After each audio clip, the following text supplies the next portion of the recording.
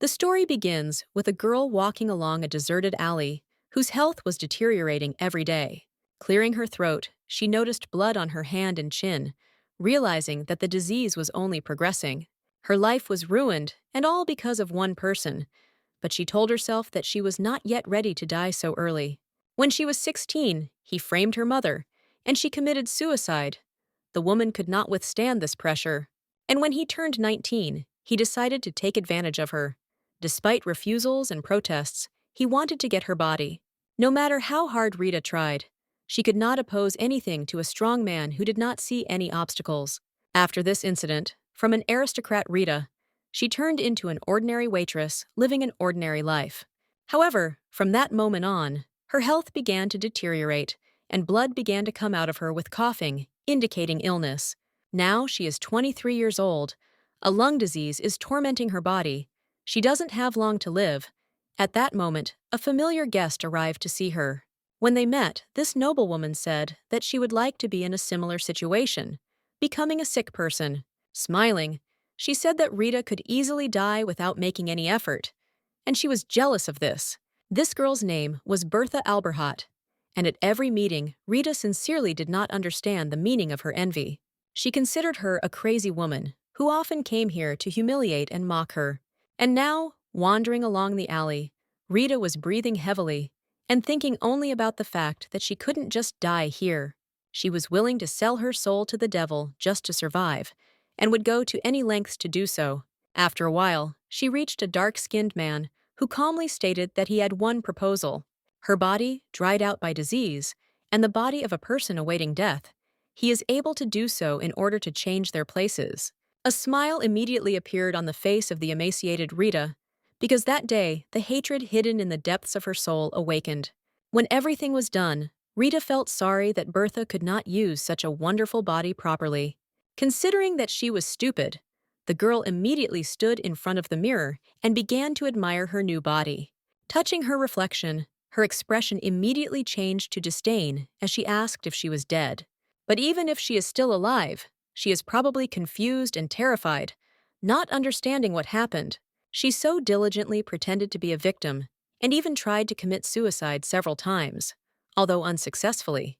But now she has given her a body in which Bertha can finally die in peace, as she wished. At that same second, the girl drew attention to her wrist, on which there were fresh wounds from cuts. They were still bleeding, so Rita decided to get the blood off. At that same second, Ian called out to her, asking if she could come in. She had not yet had time to adapt, and she did not know who he was and whether she should let him into her chambers. The butler of Alberhat County, a young guy with silver hair and a monocle, entered the room. Then he glanced at the girl, who crossed her arms over her chest, looking intently at the young guy. She noticed his disgusting look, not understanding how he dared to look at the person he served like that. Ian said that he noticed that she was in a good mood today. Bertha replied that she felt great. The guy smiled, saying that he was worried about her condition, but was glad to hear that she was full of energy again. Smiling, the girl replied that today she decided to change, then asked herself what he was thinking about. When Bertha waved her hand, the guy noticed her wrist and said loudly that my lady had hurt herself again. Taking her hand, he said that nothing could be changed. She just needed to take care of herself. Looking into her eyes, he clarified that she could not break off her engagement to Count Lawrence by hurting herself. Rita didn't know that Bertha had a fiancé, so she asked herself whether it would be better to get married than to bring herself to this point. Young said that marriage is not only love, but also other circumstances, so the Count is an excellent partner for an alliance. Rita tried to understand why he was so sensitive about the engagement, which Bertha hated so much. She even tried to commit suicide, not understanding what other benefits marriage had, if not love. While Yang looked at the girl standing in front of him, she thought that she should just watch in silence. Smiling strangely, the butler said that it seemed like she was really going to change her mind. He then asked if he could give her a massage like before, since she should be used to it by now. Before Rita had time to answer, the guy immediately picked her up in his arms, making the girl scream. He threw her onto the bed as she tried to figure out what the situation was, deciding to just wait and see for herself.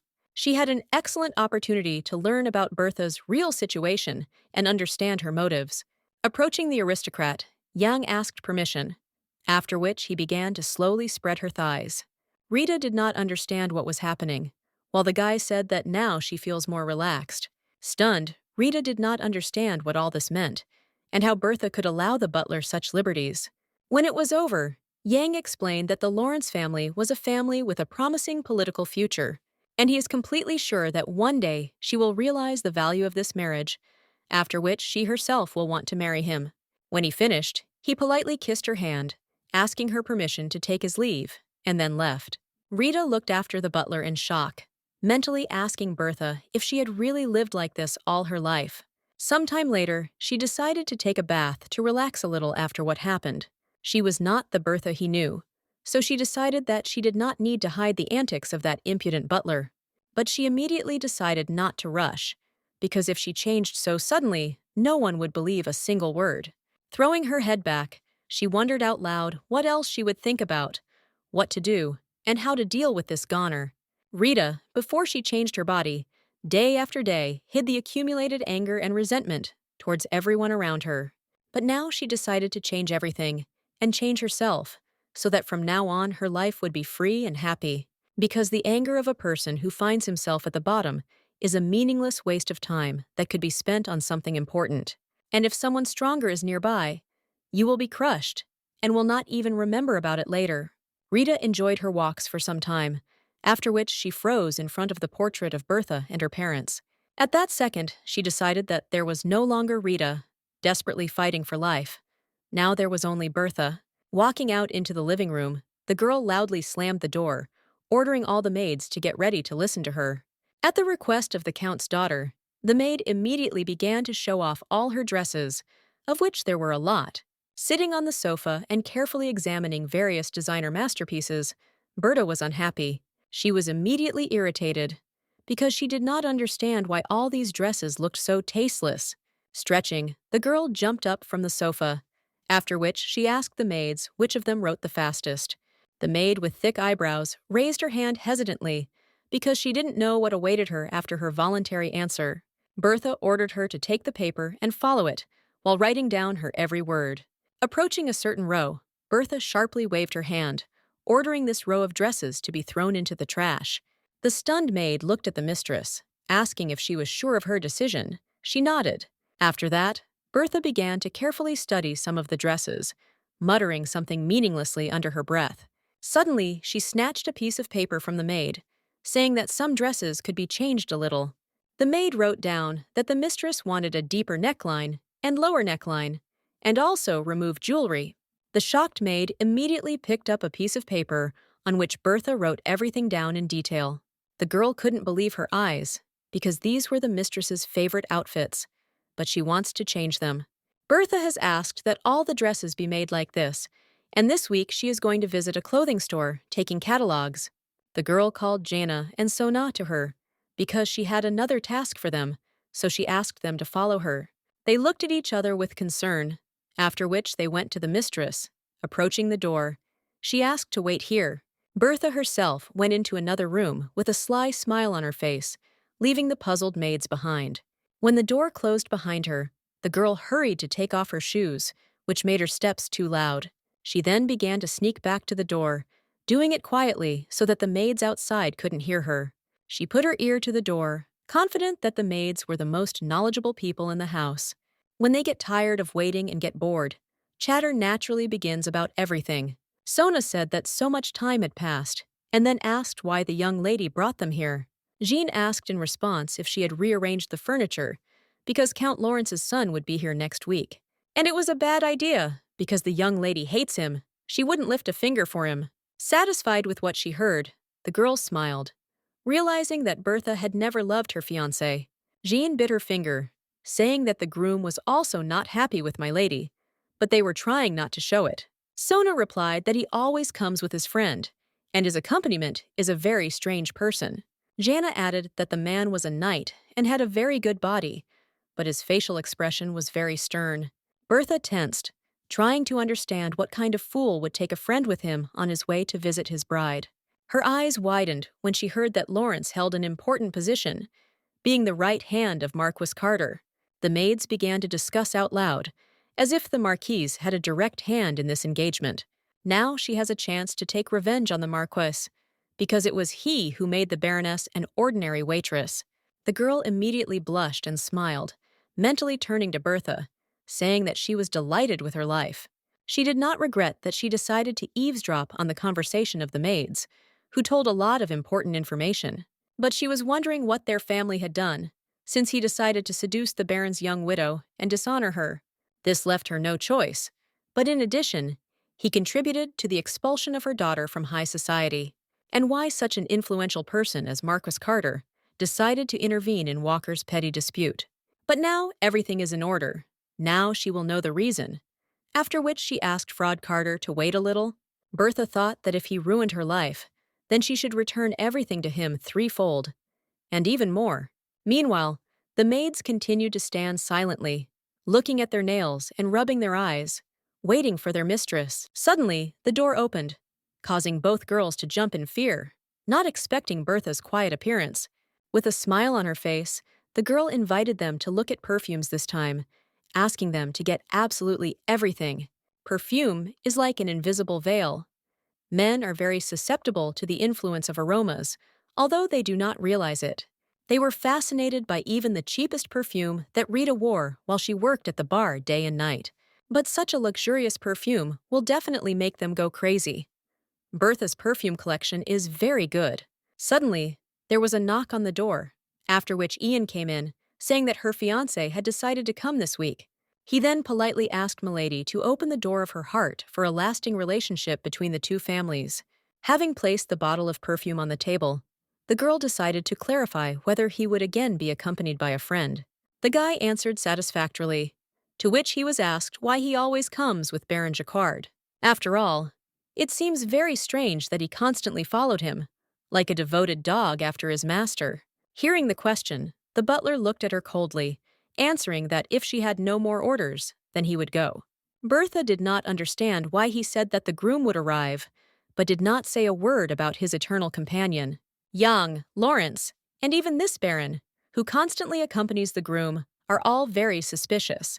A couple of days later, the girl was completely ready to meet her groom, and so she dressed up for the occasion in a black dress.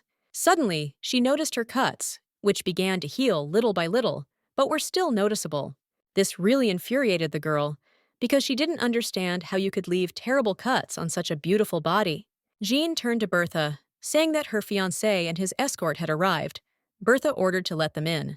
Having placed the tray on the table, the maid turned sharply towards her mistress, asking if she needed anything else.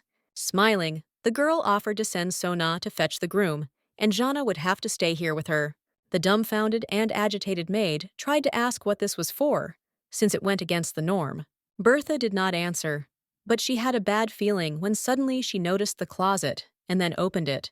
There was only one mop inside, which is why the girl chuckled, looking at the maid, who understood her hint.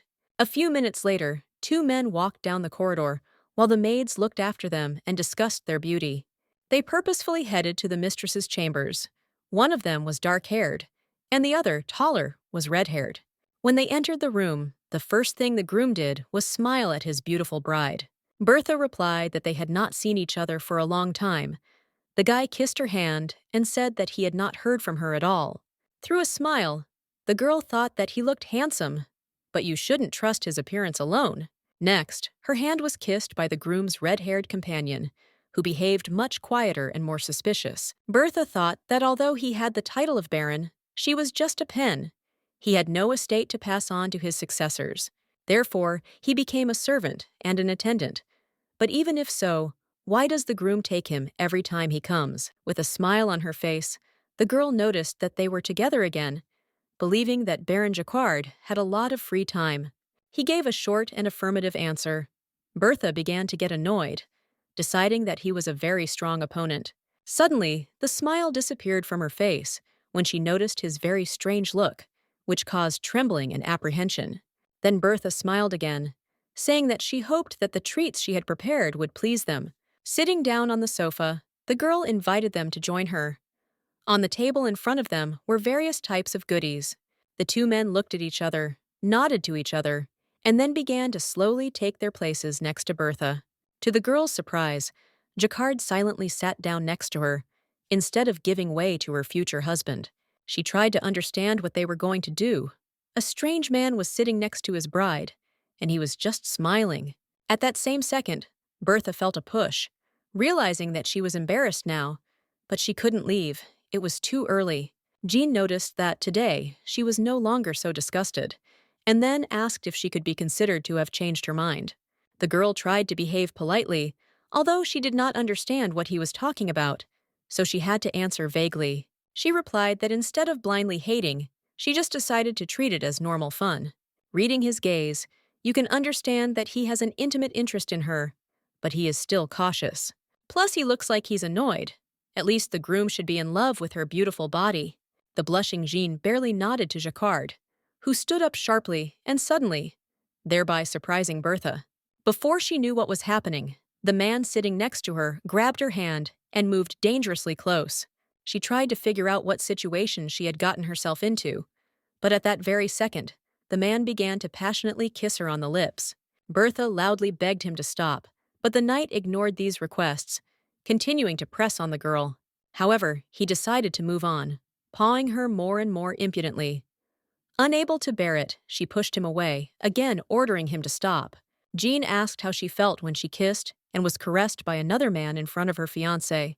Bertha shuddered, looking in horror at the guy, who continued to look at them with a smile and a reddened face. Wiping her lips, she mentally asked him how dare he ask about this, because she felt very disgusted. Jean added that her snow-white body, which melts under the hard onslaught of copper-colored muscles, looks beautiful. In his eyes, it looked like the devil was trying to dishonor an angel, and he enjoyed it. The girl couldn't believe her eyes. Because he's crazy. Now you can understand why Bertha hated him. Waving his hands, Jin decided to move on to the next stage, but the girl suggested that we stop there today. After all, she is still in the process of learning. The guy frowned, asking why she was ruining the fun. He then asked if Ian hadn't been relaxing her body enough all this time. Hearing this, Bertha shuddered in horror. He decided to find out if she slept with him, because he thought that he was quite a useful guy. But it seems he was mistaken. At that second, the heroine understood the true reason for Ian's disdainful attitude towards her person. Jian said he stressed that on their wedding night, she should demonstrate everything she had learned. Bertha jumped up. I understand that this is a trap set by the three of them, but now they seem to be going too far.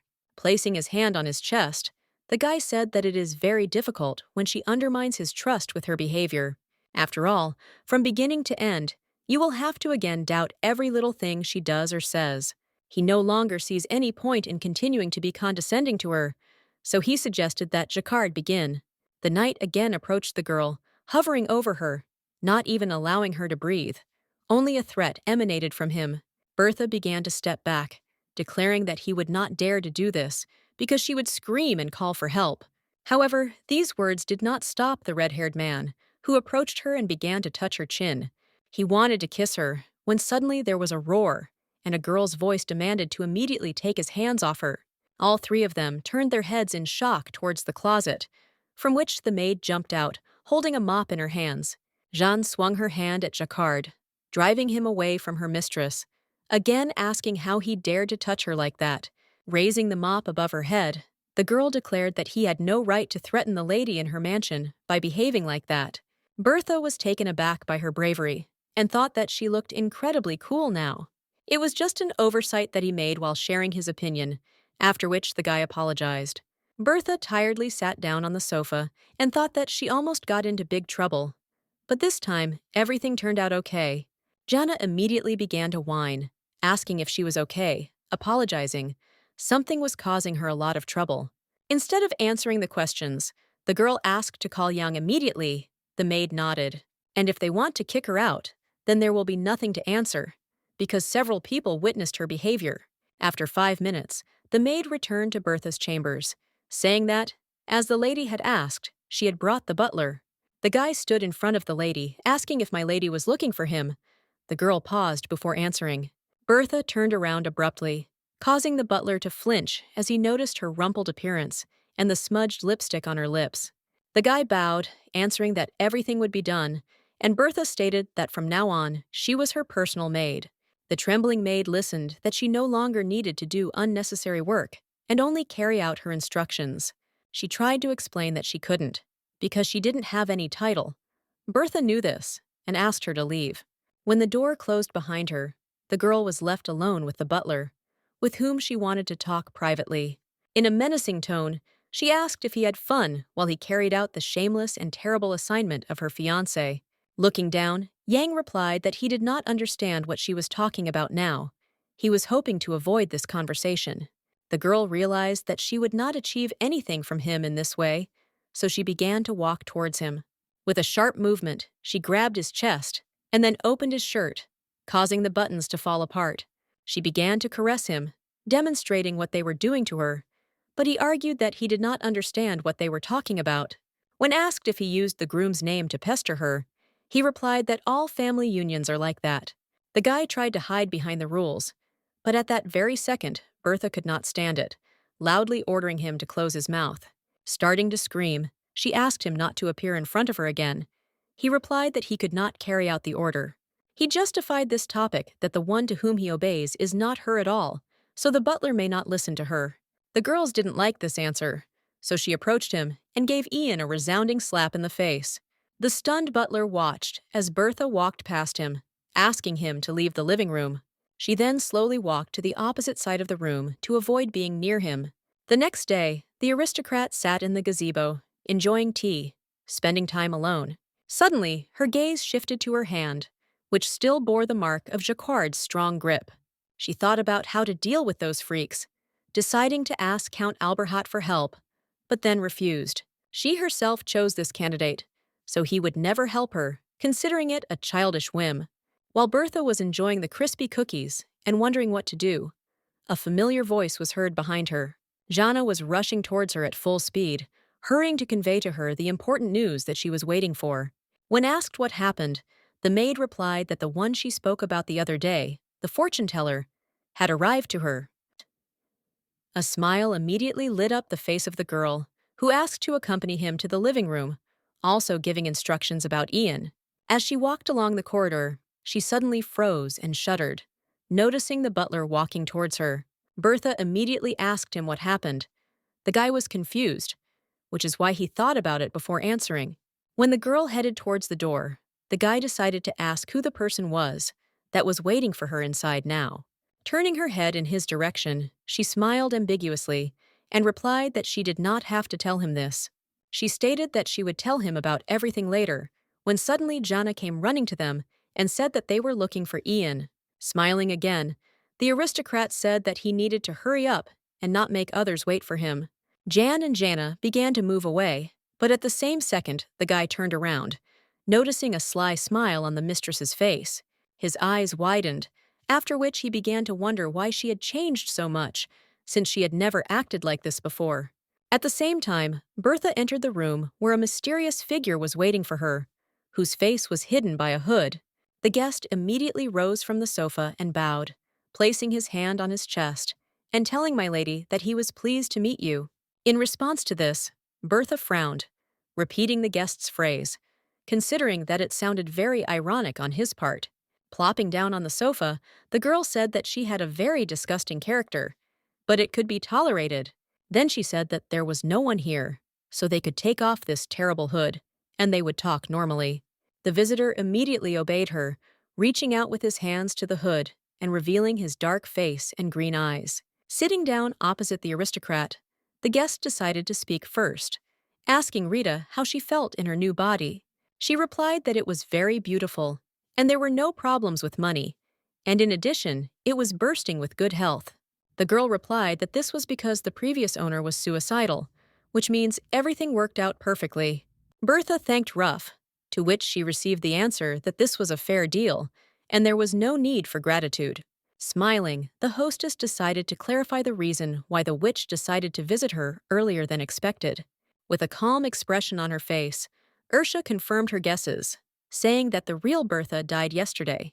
This news brought satisfaction to the face of the Count's daughter, who wanted to hear the details as soon as possible. Looking carefully at Bertha, Ursha decided to ask if she had forgotten about the deal they had managed to conclude. The aristocrat replied that she remembered everything perfectly, after which she asked what exactly she should do for her. The next day, Bertha was riding in a carriage, wearing a dark dress covering her body with blue lace. Looking at her reflection in the mirror, the girl closed it, declaring that she was also beautiful today. As soon as she arrived, she was greeted by a guy with green hair, who politely offered her his hand and helped her down. A few minutes later, she entered a cold room where the bodies of people who had passed away were kept. The guy began to explain that 2 days ago, Rita's lung disease worsened greatly, and she died at dawn. Bertha immediately covered her nose with a handkerchief, feeling the terrible and barely bearable smell of slow decomposition. She pretended to cry, saying that Rita was so young, and she should have visited her more often than she should have. The girl bent over her former but lifeless body, smiling, confirming that it was really her. Looking at her own body, Bertha concluded that she suffered from coughing to the end, and nothing else was destined for her. If you think about it this way, this life has been so miserable since that day 10 years ago when she was still a child. While Rita was playing the piano, she heard a man say that he needed to check the condition of the property. However, the journey from home to the border area takes 2 days, so he asked to be allowed to stay for 3 weeks. Rita's mother was embarrassed by the fact that a member of another family was in a mansion where there was no owner, only his wife and daughter. The young brunette replied that it depended on the reason for his stay, and besides, he personally knew Sir Charles Wicker. Hearing this name, the woman immediately tensed, because she understood that she could not so easily throw him out of the house. In social circles, it is common to stay at other families' mansions to build contacts with each other. The woman agreed, adding that the renovation of the mansion was a little outdated, but he could relax here. The man thanked her, politely kissing her hand, which caused embarrassment and slight trepidation on the face of the mistress of the estate. Mom was too naive for her age, so in less than 2 weeks she gave in under the pressure of Fraud Carter. As she was getting ready to go to bed, she heard stomping outside, joyfully inviting Fraud to come in quickly. But her eyes immediately widened when a man flew into the room, whose gaze did not foretell anything good. He stated that it was a great honor that she allowed him to enter. The woman was trying to find out why he was behaving this way, but she didn't wait for an answer, as the man grabbed her wrists tightly and roughly pushed her onto the bed. When the woman screamed, several men ran into the room, followed by Rita, who did not understand what was happening. The girl was horrified when she saw her mother in this position. Tears of horror immediately welled up in her eyes. Suddenly, one of the men shouted that this woman was making love to the servant, hiding it from his brother. The other man flinched and looked at Rita, saying that she might not be Wicker's daughter either. All the circumstances worked out so well for them that they and their mother were eventually kicked out of the family in less than 3 days. 10 years later, Rita began working as a waitress in a bar, and at the same moment, she began to be overcome by a terrible illness. She only thought that if she had hanged herself back then, like her mother did, then she would not have suffered now. Suddenly, she tore down a nearby notice to cough up blood. When she suddenly turned her attention to the portrait, she tried to remember where she could see a man named Ursha, who was now looking at her from the leaflet. While she was studying the advertisements, the bar owner called her over, asking where she had been chilling all this time. The girl perked up, immediately answering that she would come over now. She did not want to let the owner down, otherwise she would be kicked out. Putting the wanted poster in her pocket, Rita decided that she would need to go to the hospital after work. When she left the medical facility, she had the doctor's words in her head that she should prepare for the worst. She stood on the street with a blank look, trying to understand why it was her, and why the disease overtook her. She could not accept the fact that she was in an incurable condition, and she did not have long to live. After a while, that high-ranking lady who comes all the time came to see her in the isolation ward again. Rita didn't understand why she couldn't leave her alone when she suddenly heard approaching steps. Through the glass, she noticed Bertha, who looked wonderful, but for some reason there were tears in her eyes. The girl assessed the guest with a dissatisfied look, deciding that today she was going to anger her again with her speeches. Startled, she heard Bertha say that she envied her, because soon she would fall into a comfortable sleep without pain. The pink-haired girl could not understand what she was saying, because Bertha could live without denying herself anything. Suddenly, the girl showed Rita her cuts, and then asked if she understood why she was jealous of her. After some time, Rita stood near the tree, saying that she was crazy to say such a thing to a person dying. Then tears welled up in her eyes when she said out loud that she didn't want to die yet because she was still young. Suddenly, somewhere nearby, she heard the rumble of a carriage, which is why she decided to quietly see who was riding there.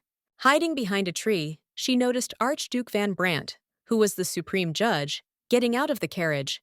Why did her eyes widen in horror when she noticed how the same fraud carter got out of the carriage after him? And now, looking at him, the emaciated girl tried to understand how and for what purpose this man ended up here.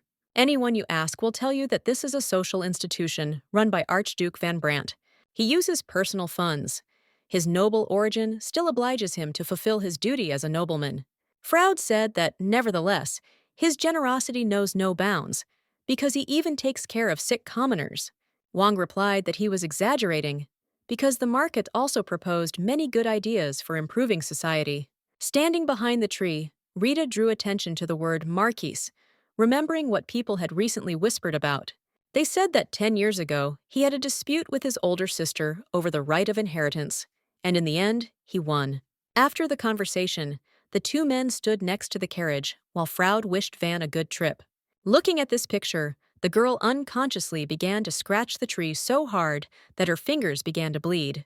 With cruelty in her eyes, she told herself that she must live, even if she had to sell her soul to the devil.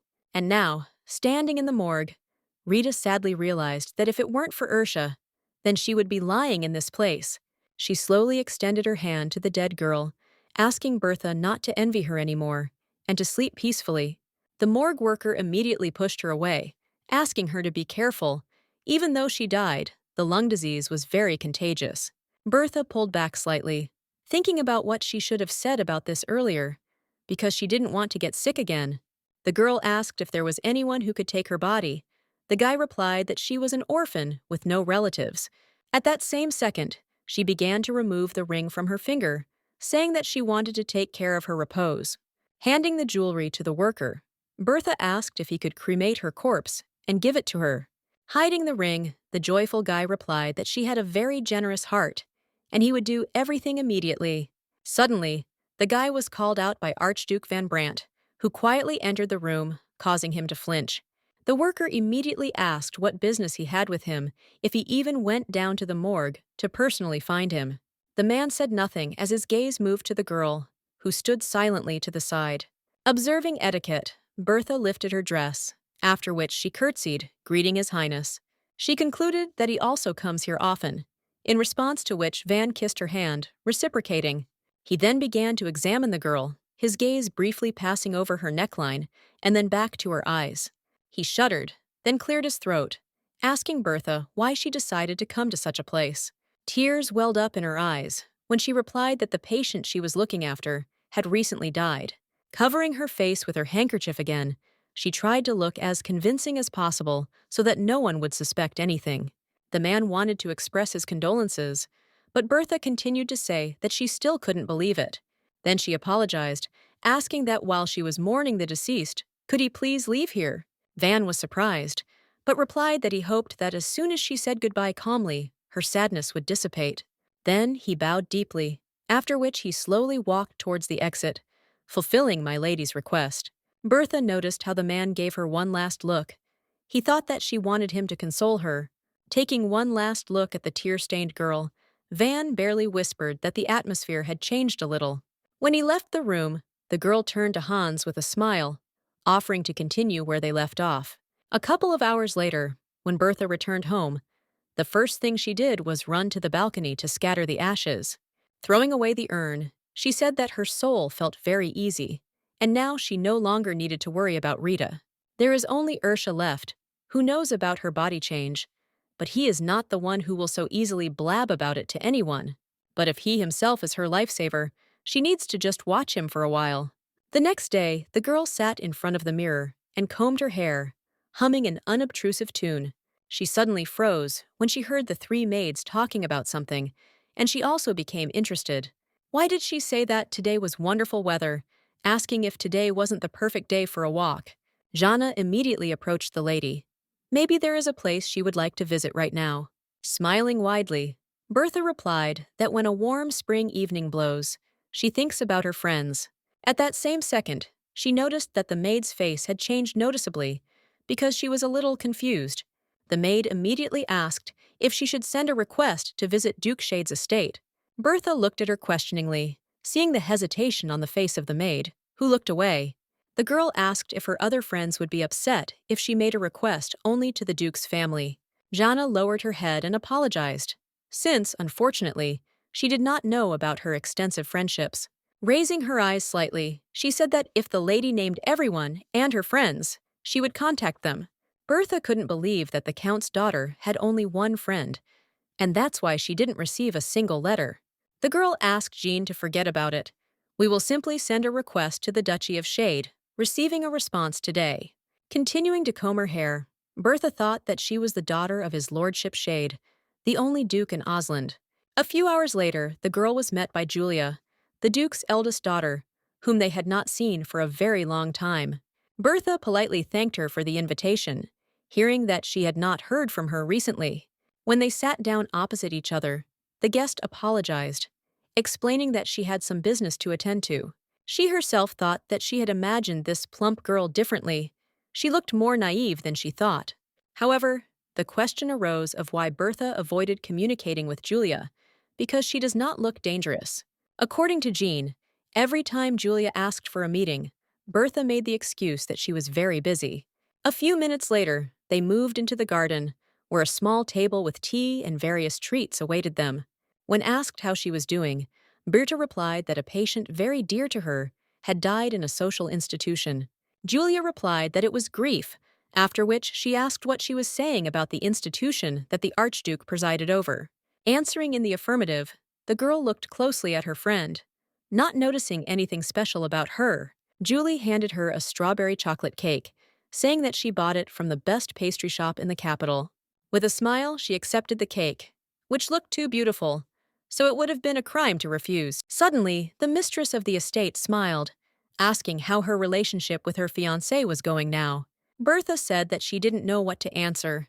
Julia smiled and said that she still didn't like Jean. Through her smile, the girl began to gradually understand why the previous owner of the body did not want to see her. She mentally turned to her friend, saying that if she were in my place, she would like such a pervert. Bertha continued to smile as she listened to Julie say that this was a typical situation for victims of arranged marriages. As she advised earlier, you need to talk directly to Count Alberhat about refusing the engagement. After all, this concerns her personal life, so she cannot understand why Bertha cannot firmly insist on her own. She needs to develop her skills, as she does. It is not at all difficult if you do everything with enthusiasm. Julie explained that she would no longer be able to reach her level of ball skills, but could still start learning. Then she can get a job as a civil servant. Thereby she will be able to manage her own life. Now the girl understood the reason why Bertha so vehemently avoided meeting her, because she also had no friends. Julie said that she would soon enlist in the Royal Guard, so she would be busy, but she could help her friend. Suddenly, they were distracted by a man's voice, who announced that the lovely ladies were out for a spring walk.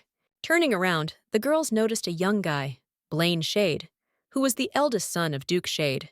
Julia glared at him with displeasure, but he did not pay attention to this. Slowly approaching them, Bertha immediately rose from her seat, holding her dress and curtsying, greeting the Duke's eldest son. While they exchanged friendly glances, Bertha noticed Julia's displeasure out of the corner of her eye. Waving his hands, the guy said that it looked like she was about to leave, so he would escort her to the main gate. The heroine happily accepted this offer, after which she smiled sweetly, saying goodbye to her friend. As they left the manor, Blaine said that her dress today was different from the ones she had worn before. Bertha accepted this compliment, answering that she had decided to change her preferences a little because spring had come. The guy said that her new style suits her, and now she looks like a beautiful blooming magnolia flower. She said that she heard that Julia would soon enlist in the Royal Guard, and he must be very worried. Blaine agreed, because his stupid sister might make a mistake accompanying the royal family. Then he smiled, looking at Bertha, that she must understand perfectly well what he meant when he spoke of his sister. A couple of minutes later, they reached the carriage. The guy politely helped the girl carefully climb inside, when suddenly he grabbed her wrist, asking her to let him know if she had any ideas to ease his worries. He then added that he would be incredibly happy about their cooperation. Bertha tried to understand the hint in his words, but suddenly she realized that it seemed that the older brother and sister were thus competing for the inheritance of the dukedom. So Julia was talking about joining the king's guard, and if she won the race, that would complicate things. Now Bertha was trying to figure out whether she should sacrifice her peace of mind to help Blaine. A few seconds later, the guy noticed that the girl had withdrawn into herself, so he asked what she was thinking about. Suddenly, a sweet smile appeared on her face, after which she replied in a gentle voice that it was nothing serious. Blaine was surprised, because before she acted like a person who was desperate for attention, now everything is different. Then, Bertha headed inside the carriage, thanking her eldest son for accompanying her, wishing her a speedy meeting. A few days later, when the sun set below the horizon, a carriage arrived at the building, with 3 people standing next to it. Blaine smiled at the figure, whose face was hidden by a hood, saying that she had arrived early. Taking off her hood, Bertha asked if he had time to finish all the preparations she mentioned earlier. The guy answered in the affirmative, after which he pointed to the carriage, offering to go and check it out together. Pulling her hood back, the girl agreed, explaining that they had a lot of issues to resolve. When the carriage began to move away from the estate, Ian was watching them, but Bertha did not notice his appearance. Blaine thought she wouldn't feel uncomfortable in such a small carriage and put on a tatty dress. Previously, he thought that she was just a stupid young lady, but now he very quickly changes his opinion about her. He then asked how she knew that there were still illegal brothels operating in their duchy. Bertha smiled, giving an ambiguous answer. Blaine realized that this girl was not telling much. Then, he decided to ask how she knew that Count Todd, the commander of the guard, was seducing minors. She replied that they say that a woman becomes more beautiful in the eyes of men if she has a couple of secrets.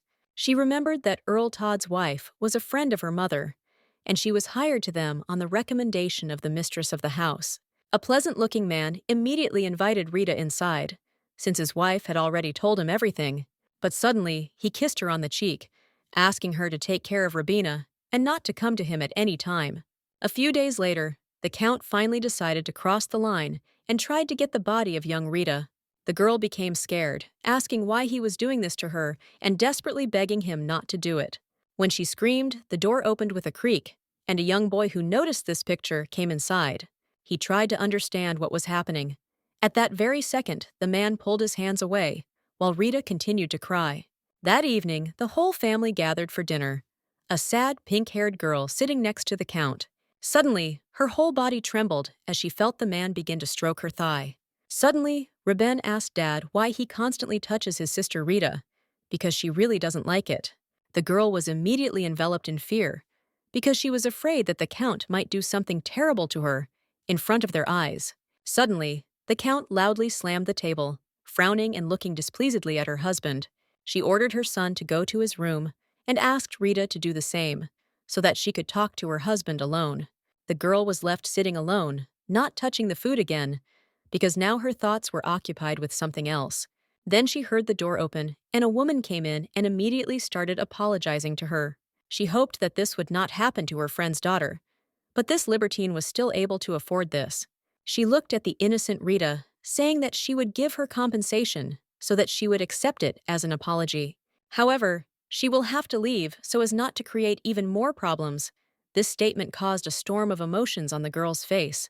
The owner of the estate promised to try to find her housing, but all this could not calm Rita down. And now, when she was riding in the carriage and remembering this, her face saddened for a moment and her smile disappeared. She did not know what her life would be like now if, on the advice of the Countess, she had gone to that family and found that person. Then she realized that working in a bar was the best option for her, and there was no point in thinking about the past anymore.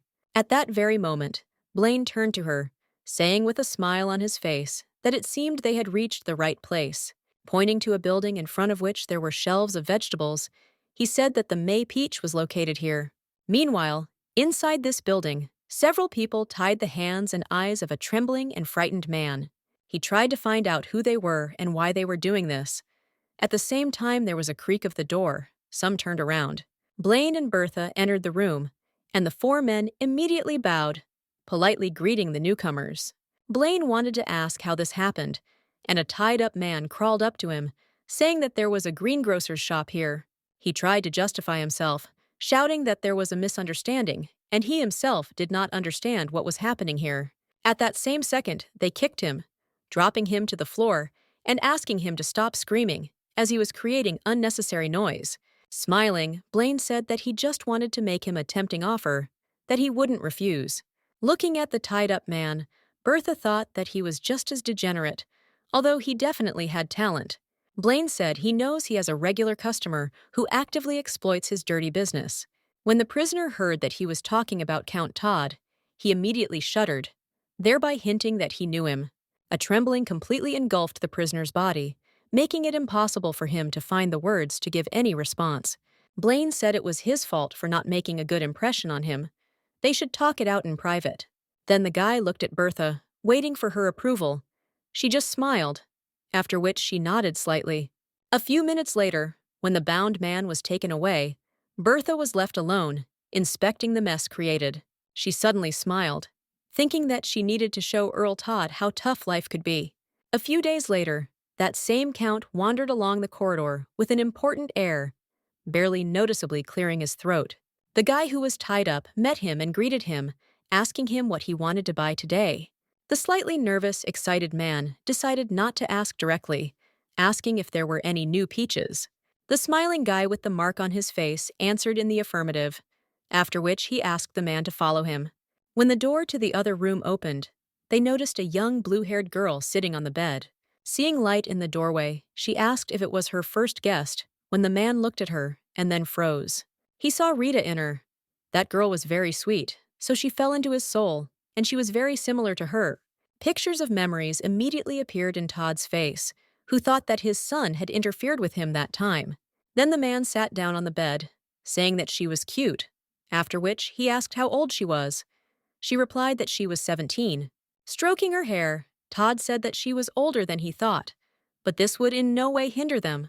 Taking a bottle of wine, the girl thought that she was actually 25, but she needed money, so it was worth hiding her age. Taking the glass from the girl's hands, he decided to ask what her name was. She answered uncertainly that her name was Risa. Putting the glass on the table, Todd said that it was a beautiful name, but it was time for them to gradually move towards the main thing. The man began to unbutton his shirt, but noticed that he couldn't do anything. His fingers seemed to not obey. Then, Risa realized that now was the perfect moment, after which she attacked Todd, knocking him onto the bed. She remembered Bertha giving her money, saying that she would double her reward if she cut off his dignity. With this money, she can stop working as a waitress and start living a normal life like everyone else. Therefore, the girl grabbed the knife and without any hesitation, did what she was so earnestly asked to do. The next morning, Todd woke up with a terrible headache, after which he tried to realize where he was. He only remembered that he had come to the May Peach, and then fragments of memories began to appear in his head. When full awareness of the situation dawned on him, the man shuddered and then screamed loudly. He couldn't believe that this really happened, and then called someone into the room. When the door opened, a smiling Blaine walked in, saying that the Count woke up quite early today. Todd was surprised to see Duke Shade's son, thinking that he was now at his lordship's residence. When he moved, his groin immediately began to hurt. Blaine told him that it was better for him to move less and relax. The Duke's son watched as the stunned man asked how this could happen to him. After that, the guy asked if the man knew about the May Peach. Hearing this name, Todd froze, after which he asked if my Lord Blaine were also visitors to this place. His interlocutor immediately frowned. Seeing his look, the man immediately shuddered, realizing that he had now shaken up more than he should have. Blaine said it was an illegal brothel disguised as a store that exploited girls. They learned this thanks to an anonymous letter, so they visited the place yesterday, and everything turned out to be true. While inspecting the room, they found Count Todd unconscious, with a rather serious wound in the groin area. The guy also added that, unfortunately, they could not catch the criminal, although they tried to trace him. He also explained that his injury was very serious, and they provided medical attention as quickly as possible. But the catch was that it would be difficult for him to acquire another heir, which shocked Todd. Looking at the calm guy, The man asked what he meant, and after realizing, he screamed loudly again. Bertha, who had been outside all this time, put her ear to the door, eavesdropping on their conversation. The girl frowned, mentally asking the Count to stop whining, because no one even died, although he could have. Todd asked about his family. Blaine replied that he sent them a message saying that he had been hurt in the raid. The man immediately thanked him for not telling the truth, to which the guy replied that he could not lie forever. He then smiled, saying that as he well knew, honesty was the family motto of the Shade Duchy. Bertha was shocked by his shamelessness, because at such a moment he manages to say something about honesty. Todd immediately began to beg him not to do this, and to put himself in his position. Blaine thought about it. Then, seemingly casually, he said that her younger sister would soon be enlisting in the Imperial Guard. Firmly grabbing the guy's hand, the man said that he would take care of his sister's enrollment in the Guards Corps. First, he offered her a promotion, after which he decided that he would immediately give up his place to her. Removing his hand, the guy asked, on the contrary, to reject her application and make sure that she could not get there. Blaine explained that he could never allow this small and fragile child to embark on a thorny path, and if she suddenly suffers in a fight with some killer, his soul and heart will no longer have peace. The image of Julia immediately appeared before the man's eyes, as he tried to realize that she was small and fragile. The guy repeated again that if some trouble happens to his younger sister, he will not forgive himself. Todd immediately shouted that he understood him, but he must definitely keep his secret a secret away from his family. A smile lit up his face as Blaine vowed this, telling him to rest because they would be coming for him soon. Closing the door from the outside, the guy smiled, thinking that Bertha never ceases to amaze him with her actions. Then he went to another room, where a girl in a white dress stood by the window, waiting for his arrival. She immediately curtsied, in response to which she received a bow, and, in addition, gratitude for her help. Bertha answered my lord that she was immensely glad that she was able to help him in such a delicate matter in whatever way she could. Suddenly, Blaine began to stare at the girl, receiving a questioning and uncomprehending look in response. Then he smirked, mentally asking himself if it would be too wasteful to give her to another man. Smiling, he said that if she needed his help, she could contact him at any time. Since she helped him, he will not forget to show her his sincerity. She replied that she would show it right now. Taking her by the waist and pulling her towards him, Blaine asked in a gentle voice what he could do to help her at this moment. In response to this, the girl took off her glove, showing a hand mark. The guy immediately began to ask where she got it from. Pictures of recent events immediately flashed in front of her face. Then she thought that she would repay him double. Clasping her hands, Bertha replied that her fiancé had paid her a visit, and something happened between them by chance. Blaine said that it was terrible, and that he seemed to be very strong, and then asked how he could still help her. Taking off the second glove and placing it on the back of the sofa, Bertha asked with interest if he knew Baron Jacquard. The guy was surprised that she was asking not about the groom, but about his henchman, the Baron, who was always following him around. He replied that he knew that he was one of the poems, that they could directly pass on the title to their descendants. He is also the personal guard of her fiancé, Count Lawrence, and wherever the Count is, he will be next to him. Listening to this information, Bertha smiled. I understand that everyone knows this, but he didn't say anything interesting. Blaine said that this is his cover, but in reality, the Baron owns a secret store where they sell dream gifts. If she knows how to get there, she can buy very interesting things that cannot be found in a regular store. Looking at her reaction to the above, the guy thought that Lady Bertha was no different from other girls. Blaine remembered attending one reception where there were a lot of high-ranking people, including himself. Many guests, in particular young girls, whispered that today the eldest son of Duke Shade was incomparable. Approaching them, the guy said with a smile on his face that he really hoped they were having fun. The girls were immediately glad that he addressed them, answering that they were talking about his masculinity. And now Blaine was thinking that he already had many fans, besides Bertha, although she was talking about another man. After all, she is just trying to attract his attention. When suddenly the girl asked what he knows about her fiancée Gina. This question made the guy shudder, because she did not plan to make him jealous, but only to find out everything. With a sweet smile, Bertha politely asked him to tell him honestly and in detail what he knew about her fiancé. Blaine replied that it was a little frustrating because the girl kept talking about other men and not him. Laughing innocently, Bertha asked if she should make amends to him a little in this case.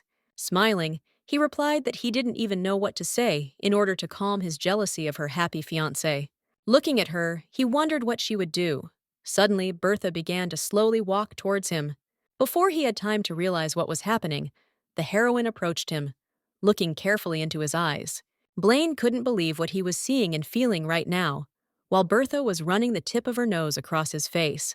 The guy tried to understand how he could be so scared at such a moment, while the girl increased her pressure. For some time, she caressed his face and neck with her lips, making the guy melt from the pleasant sensations. When suddenly she came close to his ear and whispered to him to wake up. This made the guy shudder. Moving away from him, she said that she had paid in full for the provision of detailed and reliable information. Then the girl headed towards the exit, putting her gloves back on, simultaneously saying that she shouldn't be seen off. At this moment, the flushed Blaine was at a loss, continuing to smile awkwardly, looking at Bertha. Having opened the doors, the heroine turned her head towards the guy, said goodbye to him, and then headed away. Towards evening, standing at the window, Blaine recalled the events of the past day, in particular Bertha's unusual behavior. He was careless, which is why he fell for her trick so easily. Its action defies explanation, and this is very dangerous. Then he decided that for some time he should stay away from her, without making any attempts to get closer. Meanwhile, Bertha appeared in the living room of the Alberhat mansion, returning home after a hard day. Plopping down on the couch, she sighed. Thinking it had been a rough day, although it was refreshing at the end, Bertha fell asleep when she suddenly felt someone gently touching her head, and the aroma of herbal oil filled her nose. The girl decided that it was Jana, but at the same second she heard a man's voice, who asked if she had woken up. It was Ian who smiled, saying that she seemed tired to him, so he decided to give her a massage. The heroine was very tired and did not have the strength to answer anything, and besides, he did a very good head massage. He then stated that recently she had become close to the eldest son of the Duke of Shade. This immediately cheered up the girl. Yang said that a young lady who has a fiancé spends time with another man, and this threatens her reputation.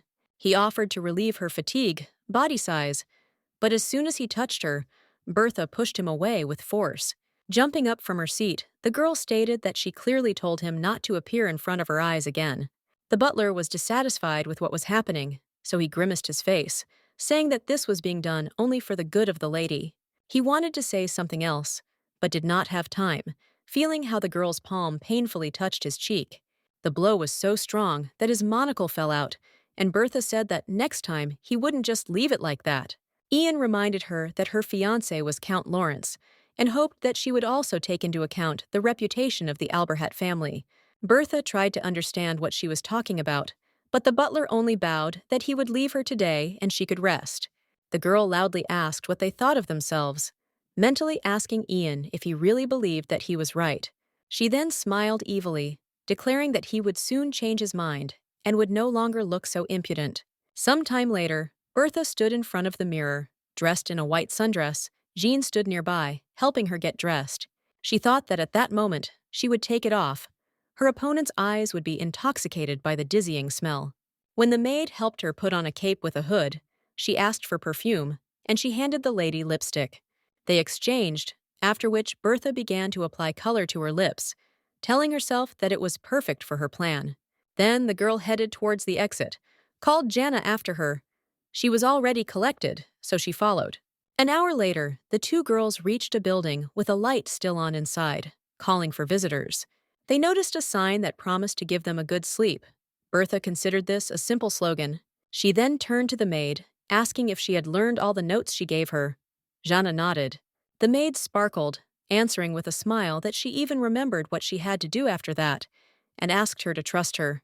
Bertha was pleased, because it is not without reason that she really likes Jana. And with these thoughts, they slowly entered the room. Waiting for them inside was a young guy who was happy to see new customers, asking if he could help them with anything. While looking around the store, Berta asked if these were all the goods that were in the store's assortment, and he agreed. Suddenly, the salesman noticed the girl's bandaged wrist. causing him to subconsciously wince. Suddenly, Jean stood in front of her, displeasedly declaring that the item her mistress so needed was not here. The owner of the store immediately began to apologize, deciding to clarify what exactly they wanted to purchase. Berta smiled slightly. Suddenly, the heroine suddenly stepped forward, which is why the guy immediately became embarrassed, looking at the client in surprise. With a pleading look, Bertha said that she needed a product that would give a beautiful woman a good sleep. Looking at the girl, the guy was shocked, but she continued to clarify that she had been looking for the sleeping witch for a long time. Previously, Blaine told Bertha that this secret store sells forbidden medicinal elixirs. The girl was immediately interested in this shop, which in the future could help her fulfill her plans without difficulty. There may also be powerful hallucinogens, sleeping pills, and stimulants that fuel your stamina throughout the night. Blaine heard that there is a poison there that supposedly kills. Even though a person is sleeping, he looks like a corpse. The name of the suicide-simulating poison is Sleeping Witch. Bertha thought this name was too ironic. Suddenly, the girl grabbed the owner of the shop by the hand, again asking him to help with her request, because only he could do it. The guy was surprised by such close contact, and therefore could not refuse, asking the client to wait a little. When they left the shop, Bertha turned to Jean, asking if she had taken what they had talked about earlier.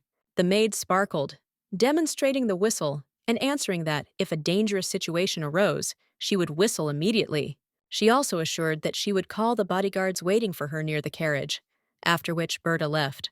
Entering the stream of people, the girl was lost in her thoughts, asking herself whether he would take her bait or jump off. Suddenly, footsteps were heard behind her, and after that someone called out to her. A smile immediately appeared on the hypocrite. Bertha jumped back, holding out her bandaged hand in front of her, and the man immediately smelled a pleasant aroma. He addressed her again, causing the girl to flinch, after which she was grabbed by the arm and dragged into an alley. Pressing her against the wall, Jacquard said he heard her buy the elixir, thinking it was another suicide attempt. Turning her head away from him so as not to make eye contact, Bertha replied that this had nothing to do with him. However, instead of backing down, the man extended his hand, asking him to give it to him as long as he spoke kindly. Tears immediately welled up in the girl's eyes when she decided that she would act according to her plan to the end. Jacquard began to move closer to her, saying that if she did not give him the elixir right away, he would take it by force. He then stated that she herself provoked such a situation, so she should not hold a grudge against him. When suddenly, he grabbed her by the collar of her cape, after which he sharply tore it off, giving himself a view of Bertha's cleavage. Pulling her towards him, he began to paw her again, but the girl sharply pushed him away, stutteringly asking him not to do this. However, the man only increased the pressure, pressing her against the wall, after which he began to feel her, as if searching her.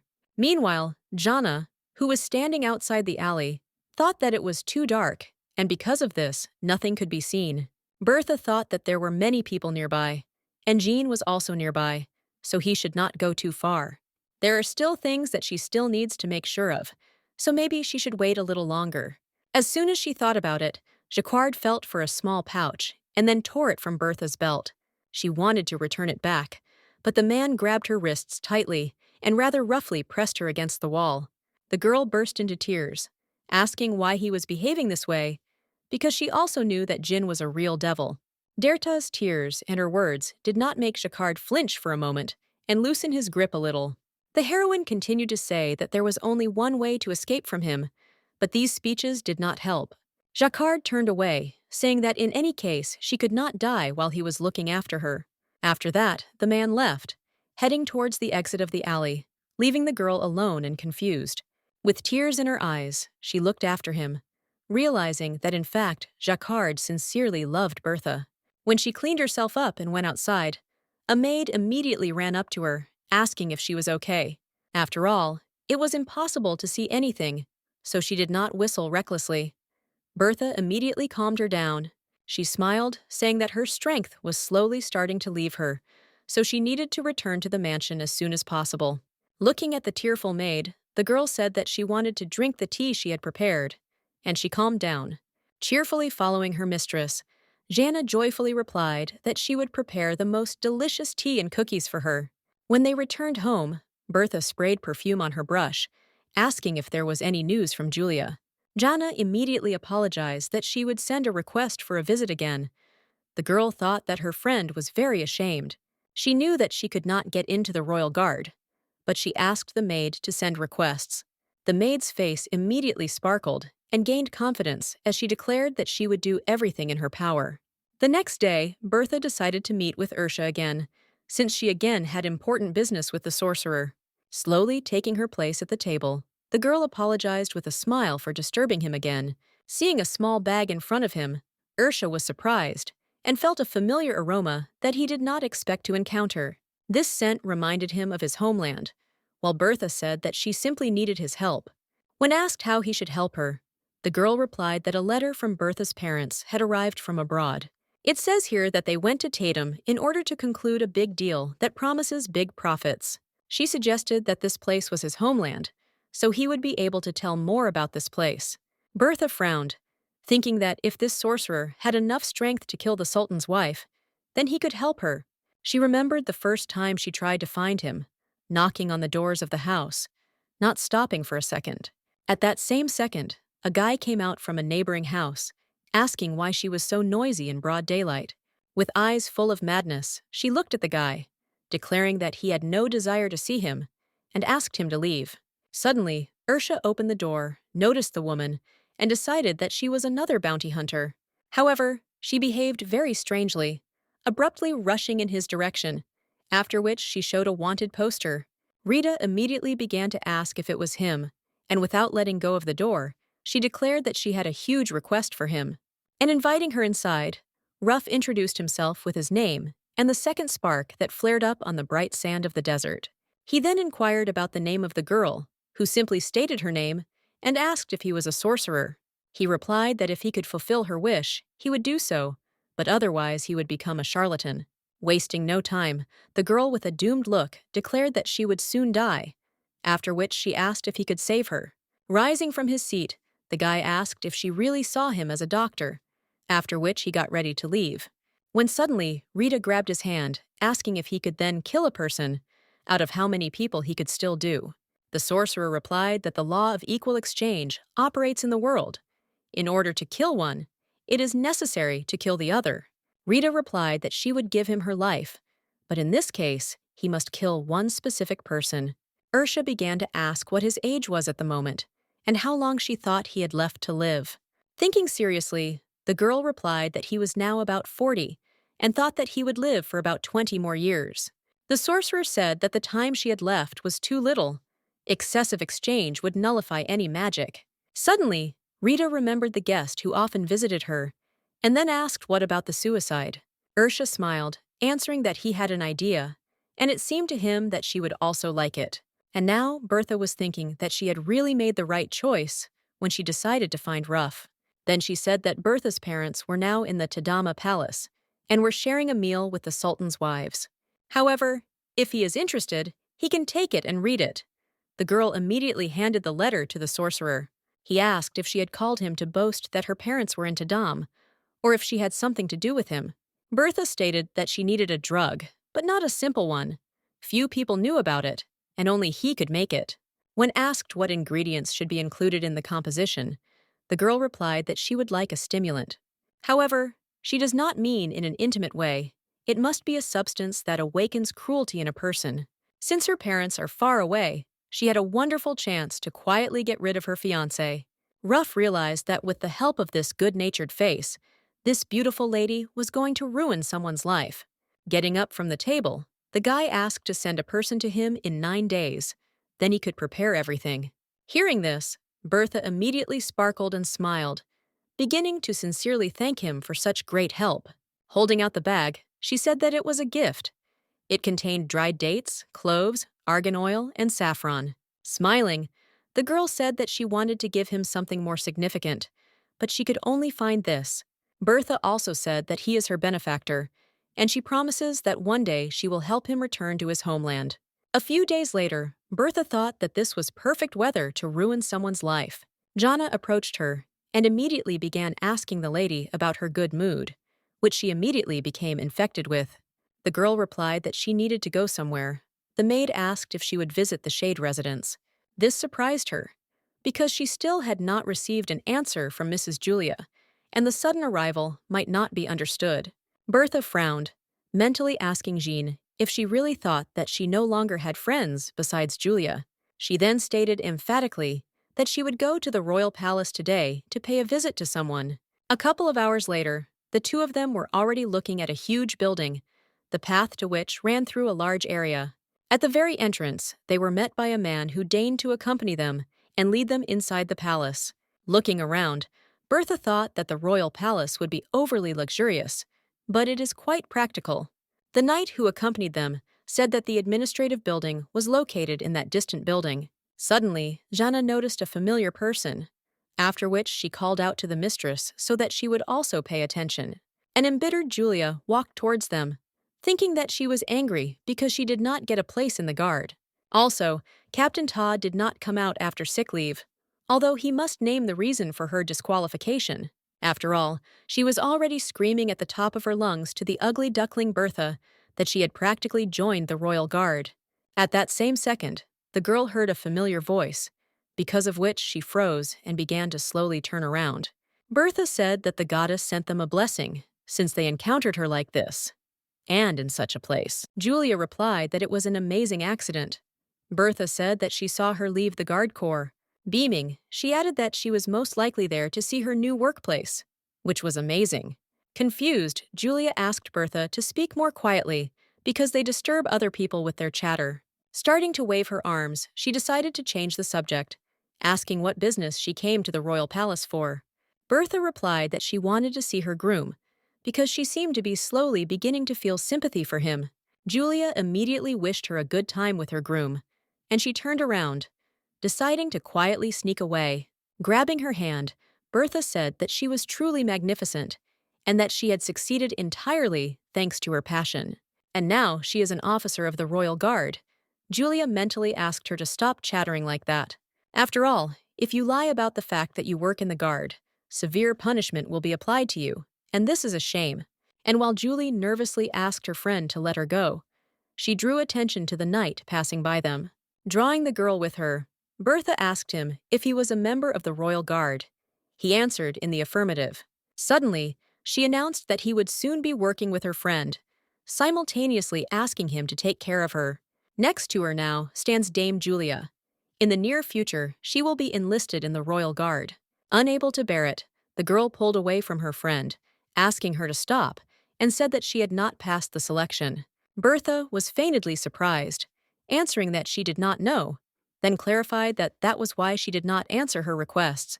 Julia replied that that was not the case. She was a little busy, but now it was time for her to visit her fiancé. Looking at her friend unfolding, the girl with a smile invited her to drink tea together later. Bertha happily thought that her soul had become very light, but now it was her pervert fiancé's turn. A few minutes later, two girls approached the knight, asking if the administrative building was located here. Bertha explained that she had come to see the deputy director of the administrative building, Jean. The smiling guy replied that the deputy's office was on the 4th floor, so he would accompany them. The girl responded with a smile, politely refusing, explaining that she could easily find her way herself. When she moved some distance away from him, the smile immediately disappeared from her face, replaced by coldness. Meanwhile, the genie, who learned about Bertha's arrival, asked himself what wind had brought her here. After all, last time in the mansion, and recently she had become unusually active, which aroused suspicion. He believed that the stupid girl did not understand at all what was good for her, and continued to stubbornly reject him. Having reached the desired room, he opened the door, seeing a lonely bride sitting inside, waiting for him. He asked with a smile what happened since she decided to come here, and he was very happy to see her in front of him now.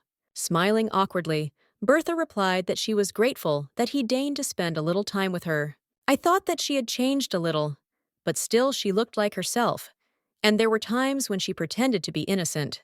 When the groom took his place opposite her, the girl said that the aroma of tea was incomparable and offered to pour it for him. Jin replied that he would do everything himself, after which he picked up the teapot and began to pour the still hot tea. When he asked what happened, the girl began to cry, and he asked not to behave like that and to tell everything. After all, he must know what happened in order to help her.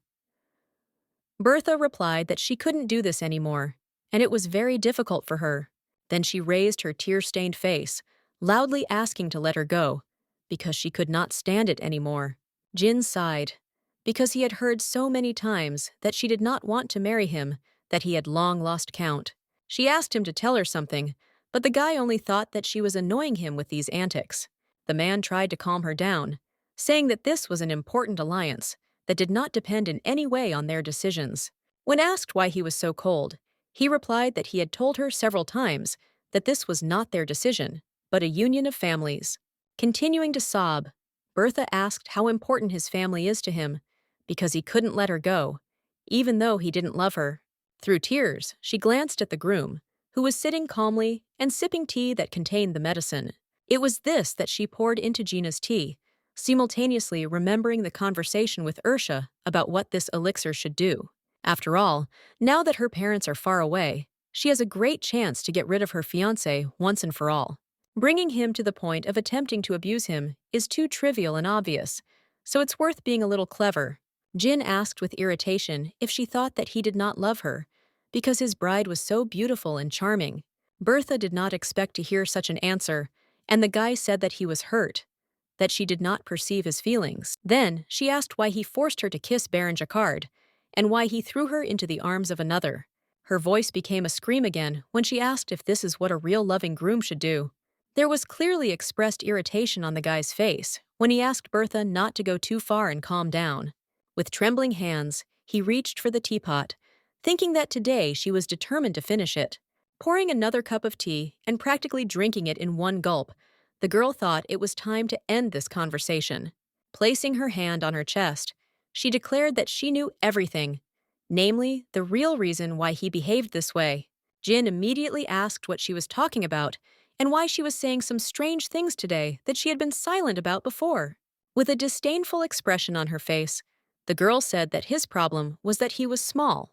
This statement stunned the guy, who could not understand whether he really heard exactly that. Bertha jumped up, shouting that she saw everything. He asked his friend for help, because he himself was not able to. Clenching his jaw tightly, the genie felt anger wash over him as he asked what she just said. To deliver the final blow and drive him crazy, Bertha shouted that he had little dignity. As soon as the last word came out of her mouth, Jin jumped up and immediately gave the girl a rather hard slap in the face. Unable to bear it, the guy shouted that she herself was to blame for this. Such a statement stunned the lying girl. Heading towards the exit, the guy asked her to watch her language in the future and not start a conversation about it. Slamming the door loudly, Jin stopped, telling himself that this woman really didn't understand words. Meanwhile, Bertha went to the mirror, thinking that although his gait was unsteady, his fist was heavy. Even after drinking a stimulant, he limited himself to this. He truly has nerves of iron, which was to be expected. I went down to the first floor. The girl stopped on the stairs, thinking that even the sky was especially beautiful today. At that same second, Jean came up the stairs, holding several sheets of paper in his hands, clearly carried away. When suddenly, he noticed a lonely girl who was staring fixedly out the window, not paying attention to him. He decided to come closer, and as soon as Bertha noticed the Archduke, he immediately curtsied to greet him. The man asked to lower the greeting, but the friend froze, noticing with horror the severe beatings on the girl's face. He immediately ran up to her and grabbed her hands, loudly asking what happened to her face and who could have done this. Bertha asked him not to pay attention, thinking at the same time that she was bumping into him at the wrong time. The man asked who dared to hit her, offering to help her file a complaint for causing bodily harm. The girl also began to wave her arms, answering that she just made a small mistake, nothing special. She understood that this kind of intervention would not help her, and Wang asked if she was going to open a case. She replied that he was too caring, thinking that she couldn't get caught here because she had everything planned out. Holding her cheek with her hand, Bertha smiled sweetly and apologized, saying that she urgently needed to return home. As the girl began to descend, the Archduke asked her to be more careful next time. No matter how much he thought about it, someone had definitely hit her. But the question arose as to who dared to do it. Raising his head, he noticed that she had come down from the fourth floor, and Jin occupied the leadership position there. The next day, Bertha put on many layers of clothing and covered her head with an iron helmet, stuffing it with cotton wool. Somehow he turned his head. She asked what about the other servants. Jana replied that she told them to leave by order. She made so much effort to make the royal palace appear in all its glory, and returned with a mark from the slap. Looking at the crying maid, the girl thought that she had no idea that she was also part of her plan. Yesterday she cried all the way home because she was hit, and she hoped that today nothing worse would happen. Trying to sit down, Bertha groaned, because the clothes fit too tightly, which is why her body did not want to bend. Sitting down on one knee in front of her, the maid offered her help, after which she began to help her put on her shoes. Bertha understood that now the only one she could rely on was the devoted and innocent Jean. When the gathering was over, the lady asked the maid to go down the stairs and wait for her there until she came down. And as soon as she is downstairs, you need to take her to the room and take off everything that she is currently wearing. She understood everything. As the maid hurried downstairs, Bertha looked after her, which made her feel momentarily sorry for the maid. Jana tried to understand why the lady put on so many clothes, deciding that she was trying to lose weight. Bertha thought that the connection between noble houses was not so simple that it was possible to break off the engagement with one blow. Yesterday, she deliberately allowed him to remove herself. The next step is necessary in order to gain enormous power. When the girl finished her thought, she immediately stepped forward, flying down the stairs, stunning the maid. However, it was too late. Bertha was already flying down, hitting the steps with her whole body, experiencing severe pain. When she was downstairs, Jana immediately ran up to her, hysterically asking if everything was okay with her. Looking at the mistress, who was in pain, the maid decided that she had made another suicide attempt. Opening her eyes, Bertha noticed a sobbing maid above her, thinking that she had definitely broken something. Then the girl turned to Jean. Remind me that now she must do what she was ordered. While raising the mistress, the maid said that if she had broken something, then moving around without permission was a bad idea. Bertha thought that there was logic in her words. She could not carelessly mutilate a body obtained with such labor. Squeezing her hand, the girl felt that it hurt and tingled here and there, but it seemed to her that nothing was broken. Rising with great difficulty, Bertha declared that everything was fine with her, so she could carry out the order. Having raised her mistress with difficulty, Gianna asked her to be patient a little longer, after which they headed to her chambers. Having laid the wounded girl on the sofa, the maid felt her for injuries, but found nothing. Bertha asked her to take it all off. Jean first took off her helmet, which made the mistress dizzy. The girl again turned to the maid, asking her under no circumstances to do anything like compresses and ointments. Before falling asleep, Bertha thought that she had sacrificed this priceless body just for this by rolling down the stairs. When the girl came to her senses and woke up, she first of all asked the smiling Jana to bring her a mirror. A minute later, the maid held a huge mirror in her hands so that Bertha could see herself in full size. As she examined the bruises and contusions, she thought that the marks didn't stand out as much as she thought, but they would be useful. She decided to find out what time it was. Looking out from behind the mirror, the maid hastened to answer that it was exactly 3 o'clock in the afternoon. Smiling, the beaten girl asked her to prepare everything for leaving the residence as quickly as possible. An hour later, she arrived at a huge building. A man was already waiting near her carriage, who bowed deeply to her. The mustachioed man greeted Bertha and asked her why she had arrived here without warning. The girl was demonstrably embarrassed, giving the man time to examine all the abrasions and bruises on her body. Looking at her condition, he said that she looked bad and should call a doctor or take her to a medical center. Bertha replied that everything was fine and she did not need help, adding that she could take care of it. And she thought that she had done special makeup to highlight the bruises, and he suggested calling the doctor. Having heard the refusal, the man still volunteered to accompany her, and then led her along long corridors into an empty room. Bertha apologized for coming so unexpectedly, and then asked if Jean was at the mansion or now. He replied that the gentleman was in the palace, and he would immediately send an urgent message about her visit. She deliberately arrived at a time when he was working, but still thanked the butler for it. Before the man had time to walk out the door, Bertha decided to ask if it could be that Baron Jacquard was here. When asked whether to call him, A slight smile immediately appeared on the girl's face when she gave an affirmative answer. A few minutes later, Jacquard stood in front of the door where Bertha was. I don't know what he would say to her. He remembered Jin saying that she really annoyed him. She didn't even need to drink alcohol to do it. Because she is in a state of intoxication with her own misfortune, you will not find such an empty head anywhere else. He didn't understand how you could moan so much because you were marrying not for love, but by family agreement. The genie then approached Jacquard with a smile on his face, asking him to satisfy her properly instead of him. The Baron knew that he had strange preferences, but playing his games was not a pleasant pastime. Patting him on the shoulder, Jin asked him with a smile to carefully study the essence of women in order to be prepared. Jacquard had previously had fun with bar waitresses, but he could not imagine that he would mock the bride. And when he stood outside the door, he heard the girl say that he didn't even love her properly. Looking through the crack in the door, the Baron noticed that the cash cow was much smaller than he thought. The man flinched when the girl turned to face him and asked Jin that all he cared about was the state of his family. And now he was thinking that he did not expect that someday they would meet alone like this, without her fiancé. Jacquard shook his head, deciding that he couldn't even think about it, because he had climbed so high with such difficulty. While he was thinking that giving up everything because of unrequited love was stupidity, Bert was already pouring an elixir into his tea. When the girl heard a knock at the door, she immediately hid the bottle in her purse and invited the man to come in. Jacquard slowly entered the room, noticing a familiar girl who was sitting with her back to him, without turning around. Remembering their recent meeting in the alley, he felt a little ashamed, but he took a place opposite her. Bertha mentally addressed him and said that even though he was sitting in front of her, she had never looked into her eyes. She also noticed that he pretended not to notice anything and would decide that at the moment he was simply afraid of her. Looking somewhere at the floor, the man asked in an unsure voice what business she had arrived on and why she had called him. Bertha apologized for calling him, but she definitely needed to tell him something right now.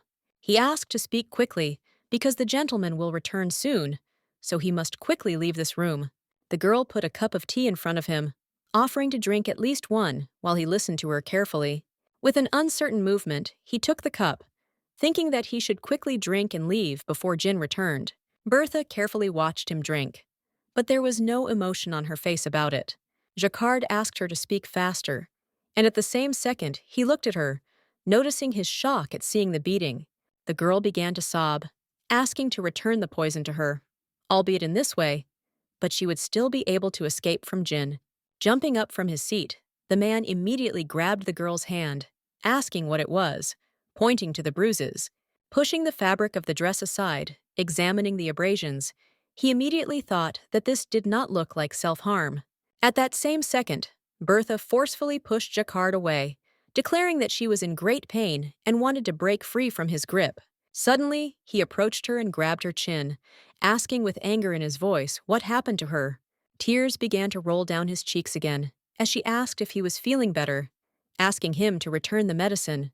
The girl clarified that whether she dies from his beatings or from poison, nothing much will change for him specifically, because he is not even a real knight and is not able to protect anyone.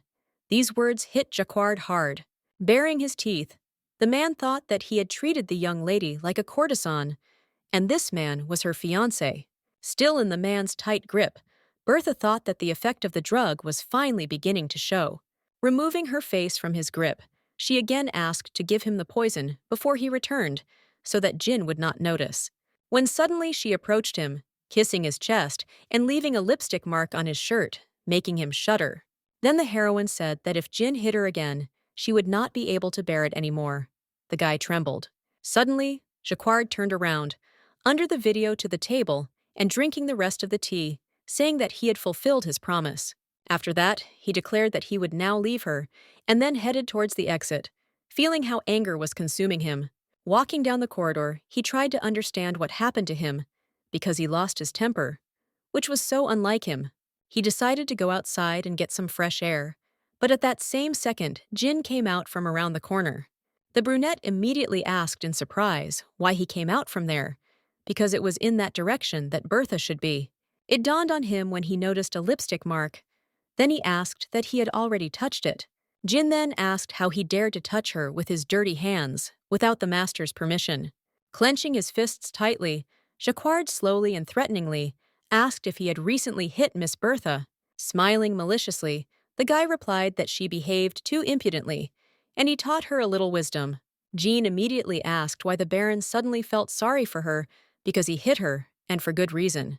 He became active when he found out that she was beaten, and it turns out that mocking her is normal. But beating her is a pity. He then stated that Jacquard was his dog, so he should know his place and obey his master. The brunette wanted to say something else, but did not have time. Noticing only a fist that was flying very quickly towards his face, Jin did not expect that his subordinate would use force against him, so he did not have time to prepare for the gate. Seeing that the gentleman was being beaten, the other knights shouted in shock that they needed to protect him and drag that scoundrel away. Watching this, Bertha could not even imagine that he would go so crazy that he would start beating the master. She decided that there was no need for her to go out there, and she was left to watch as they tried to stop Jacquard. From what she sees, he'll be heading to the afterlife before he even lifts a finger. Entering Jin's room, she continued to listen to the hubbub, deciding that the commotion, it seemed, would not subside soon. Since the Count is the Marquis's right-hand man, with a little search she might find something useful. Entering his bedroom, she found some rather hard pleasure toys, and a satisfied smile spread across her face. Perhaps she will find something interesting in his room, because she needs to get at least something incriminating. Suddenly, her gaze lingered on the flowers, because usually nobles put only effort into the interior decoration of the house. And they want to say that in the bedroom of Jin, the heir to the Count, someone would dare to put drying flowers. When she tore them off, she again heard how outside they were still trying to pull Jacquard away from the master. Bertha decided that she should go out quietly before it was too late, and no one caught her. Having soaked the handkerchief in water, the girl immediately blotted her eyes with it to create the effect of flowing tears. When Jacquard was finally able to be restrained and pulled away from Jean, the Count's heir's face was completely covered in blood. However, the Baron was still full of rage, continuing to wave his fists towards the gentleman, who was no longer breathing. Suddenly, he heard the familiar voice of a girl urging him to stop and not let things get to that point because of her. Bertha ran up to him and touched his chest, again asking him to stop. This helped to cool his ardor a little. After a few minutes, the man completely relaxed, while the knights ordered him to be tied up quickly. When suddenly, Jacquard was abruptly thrown to the ground so that he could not escape or attack their master again. A few days later, Bertha stood in front of the mirror, examining her body, and noticed that the bruises had almost disappeared.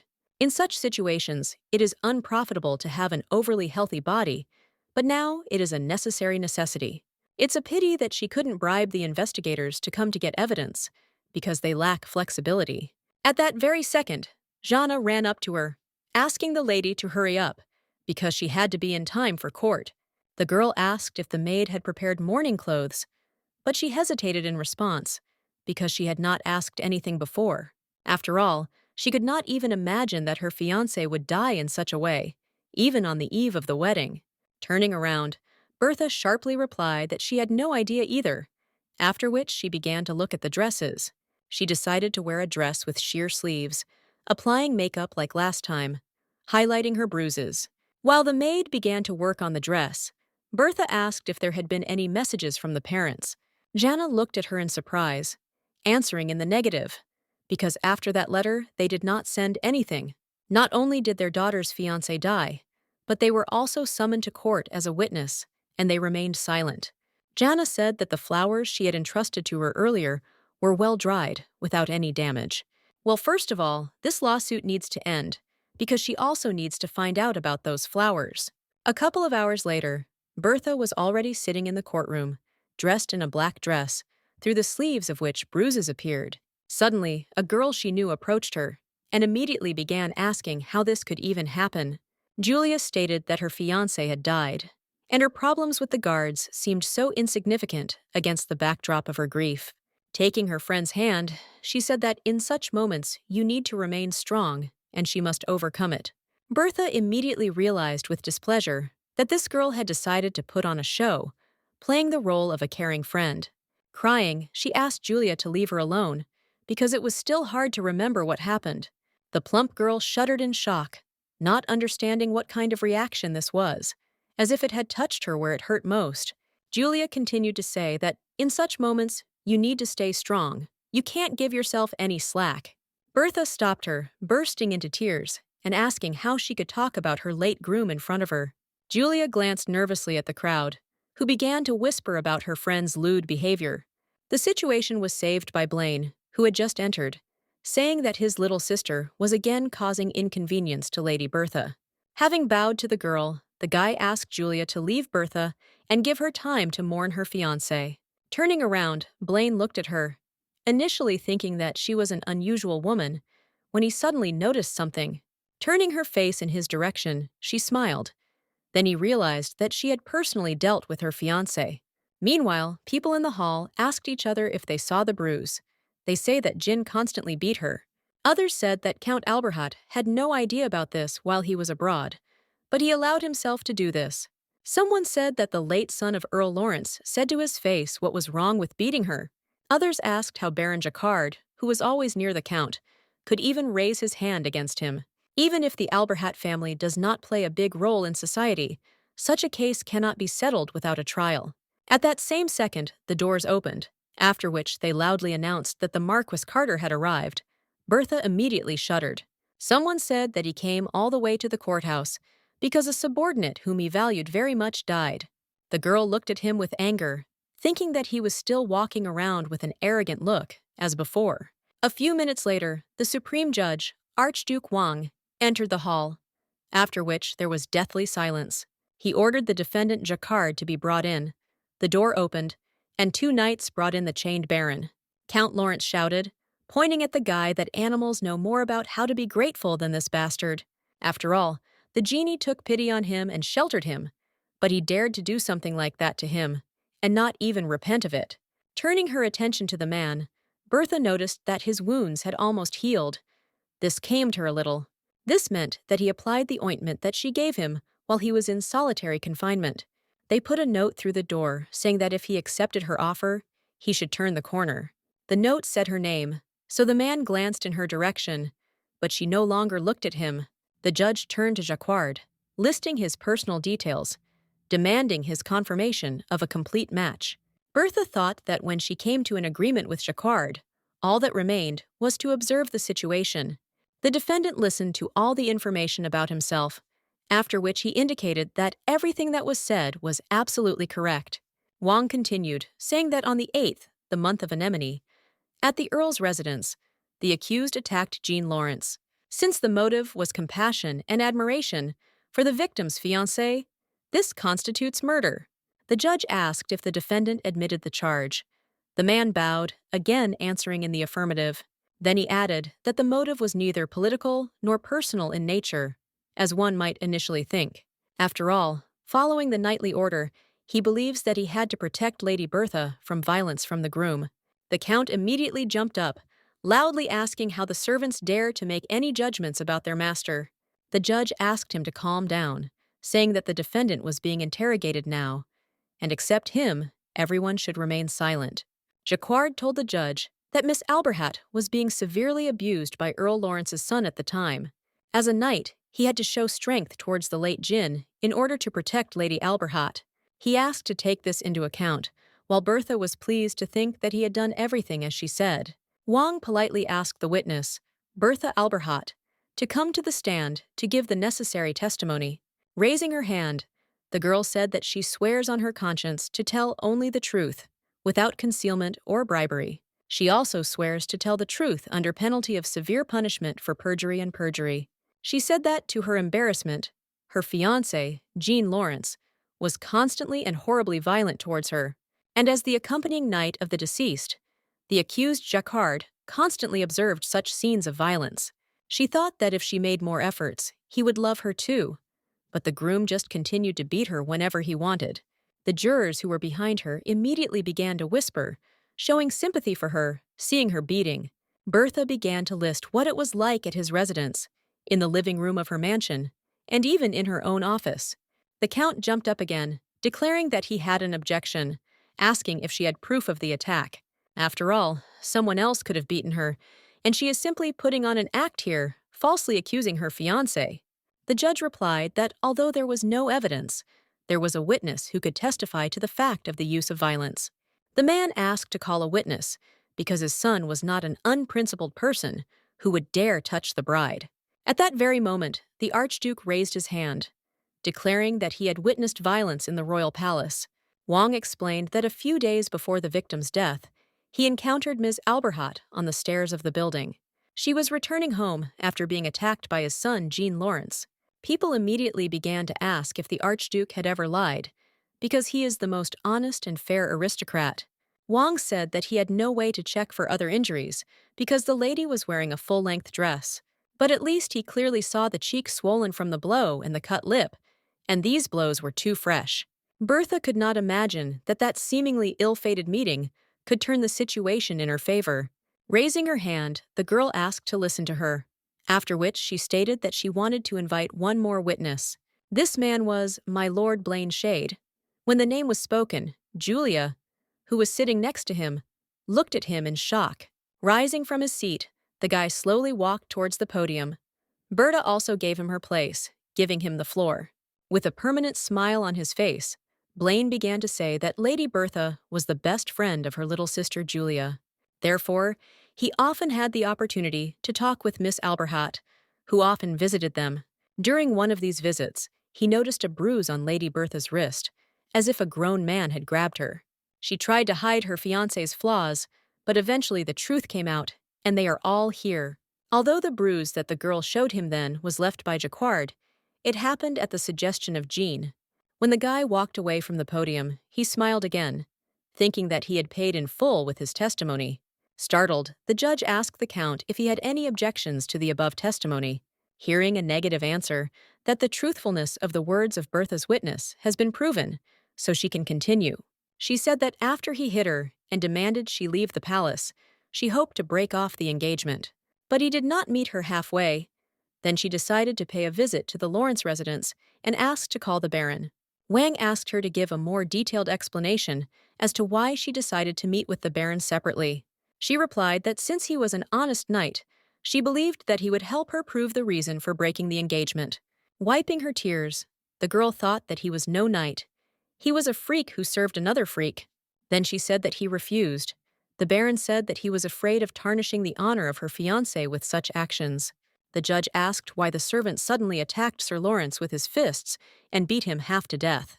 Bertha continued, saying that at that moment, Jean entered the room and found them talking alone. When he saw them together, he called her a woman of easy virtue and used violence, and the Baron wanted to stop him. Jacquard left the living room to call the servants, but Jean chased after him and hit him in the face, trying to stop him. He said that if she behaved like this here, he would immediately order other men to dishonor her. And he added that she would walk in circles until there was nothing left of her. Bertha immediately began to cry. From the last story, everyone sitting in the hall was shocked and horrified, unable to believe their ears in such a statement. The jury immediately began to whisper, asking whether the son of Earl Lawrence had really said something so disgusting. The Archduke began banging his gavel, demanding silence, explaining that the trial was not over yet. Bertha continued hesitantly, saying that at that moment the Baron lost control of himself and could not restrain himself. Everything happened only because he tried to save her, and she believed that Baron Jacquard was a real knight. Therefore, she asked to take into account the pain brought to her and to be more lenient. But the Count was not satisfied with this. He asked how she could stand up for this scoundrel after spreading such lies about his son. Without holding back his emotions, the Count shouted that she had conspired with Jacquard, so together they were able to kill his son. Through tears, Bertha said that from swearing to aggressive behavior, he behaves exactly like his son. The man could not believe that she was going to act like this until the very end in order to denigrate him. Minutes later, the court announced its decision based on self-defense against the actions of victim Jean Lawrence. For the desire to protect the lady because of the knightly oath, the Osland court is already ready to pronounce a verdict for the defendant. The Archduke loudly announced that the defendant, Jacquard, would be sentenced to 20 years in prison.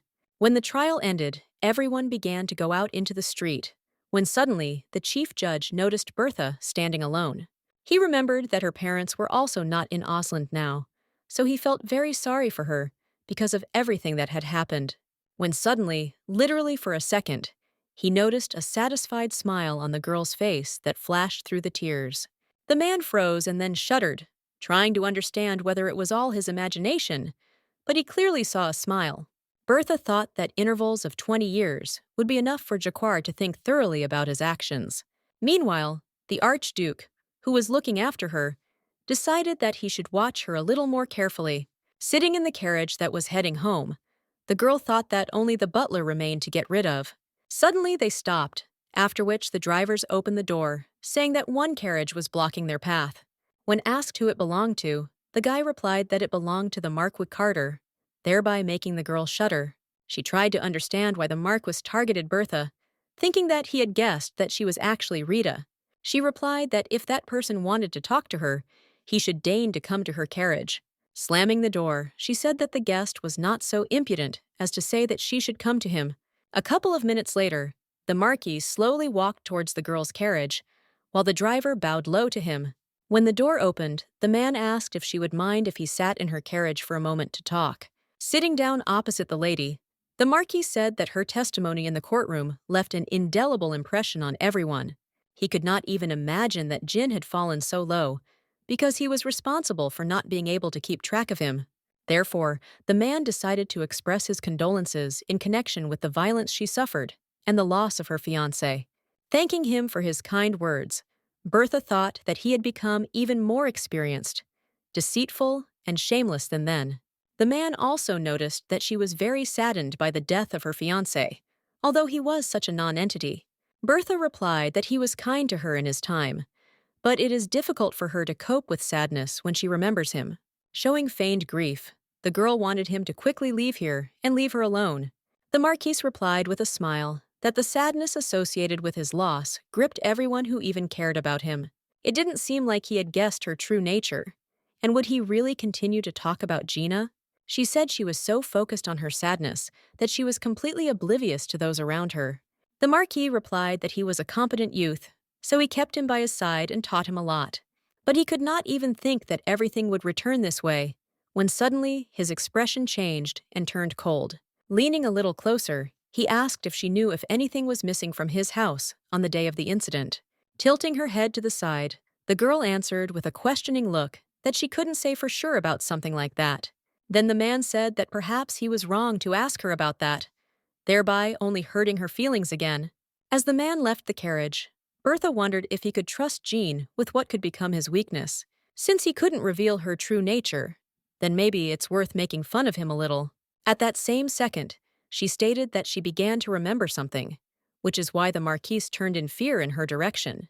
The girl started talking about Jin's room, when suddenly the man approached her, asking if there was something in the room.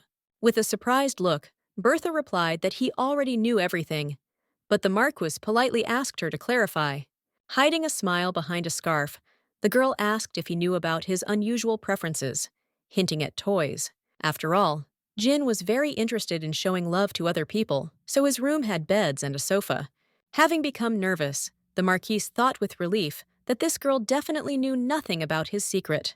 The man got out of the carriage again, saying that he was pleased to talk to her, after which he politely said goodbye. As soon as the door closed, the smile immediately disappeared from the girl's face, who immediately suspected something was wrong. Deciding that those dried flowers she had picked in his room were what Carter had been so enthusiastically looking for. Towards evening, Bertha went to the library, trying to find a botanical encyclopedia among the many books. When Jana asked if she had found what she needed, she replied that tomorrow she needed to go to the Royal Library. The maid replied that she would prepare everything. Bertha said that she would not go with her, as she needed to visit one place. Still, she was a little worried about Ursha, from whom there had been no news or letters recently. The next day, in the library of the royal palace, the king of the country, Charlotte, was talking with someone. The Marquis told him that his father had died of pneumonia due to an aggravated cold, advising him not to catch a cold. He asked his uncle if Carter really had anything to do with his father's death. The maids who were responsible for the late king's food went missing, and problems also occurred with the doctors from the empire. When the previous king needed emergency help, they were involved in some strange incident. The Archduke added that it was obvious that without the intervention of someone influential from within, this would not have been possible. The guy thought that he dared to say something like that to his king's face, although he was sincerely worried about him. Clenching his fists, Van listened as Charlotte said that a couple of days ago, he even proposed marriage to his niece. Sitting down on his knee, the chief judge took the king's hand, after which he said in a submissive voice that there was nothing to worry about. Wang told His Majesty that he would try to find a way to bring the Marquise to clean water as quickly as possible. He will do everything possible to bring Carter to his knees before him, because traces of his atrocities must be found. After some time, Bertha reached the library, after which she collected a stack of books and various records. She found out that this is an unusual indoor plant. She has absolutely no time, and she also needs to pay a deposit for Jacquard. Suddenly, she came across a parberre flower, a biennial herbaceous plant with ovate-shaped leaves. It is written that if you take it for some time, symptoms of poisoning will appear, damaging the lungs. Because of this, diseases like pneumonia can develop, and if you stop taking the plant, you can die from shock. Although she thought that the plant looked a little suspicious, it turned out to be a hallucinogen. At that same second, the Archduke entered the library, who immediately drew attention to the girl sitting alone. Noticing the cover in her hands, he thought that she was interested in very unusual books like this one. Meanwhile, Bertha was reading the notes without stopping, not paying attention to the fact that a man was now watching her. If he pretends that he knows her well, then she may feel embarrassed, so she will pretend that he did not notice her. When he turned around and wanted to go back, the girl looked up from the book, only now noticing Van Brandt. Jumping up, she decided that she urgently had to meet with him in order to apply for bail for Jacquard. The girl followed him very quickly, thinking that she had almost caught up with him, but the man was too fast. She wanted to address him when she suddenly turned her head, noticing another person walking in his direction. This man was Fraud Carter, who was waiting for the Archduke to talk with him privately. Bertha decided that under no circumstances should she cross paths with him, when suddenly someone crept up behind her. It was Blaine, who abruptly grabbed her hand and pulled her towards him, hiding it further behind one of the bookshelves. She wanted to turn to him, but then he raised his index finger to his lips, hinting that the girl should be quiet. Bertha thought that keeping quiet was not such a difficult matter, but standing so close was rather uncomfortable.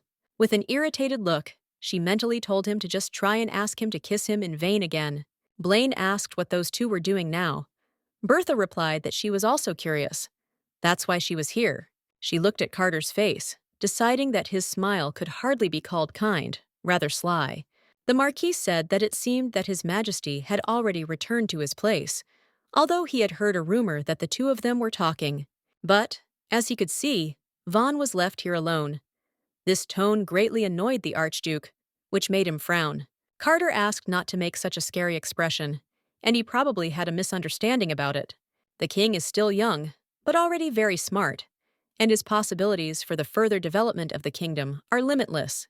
He looks forward to seeing what His Majesty will achieve in the near future. Of course, for this, he will do everything possible to help the king, making every possible effort to do so. The Archduke did not believe a single word he said, and then turned around abruptly, briefly thanking him for these words, after which he very strictly asked him to maintain unwavering loyalty, regardless of personal gain. It seemed to Bertha that their relationship was very strained, or her eyes were now deceiving, showing a false picture.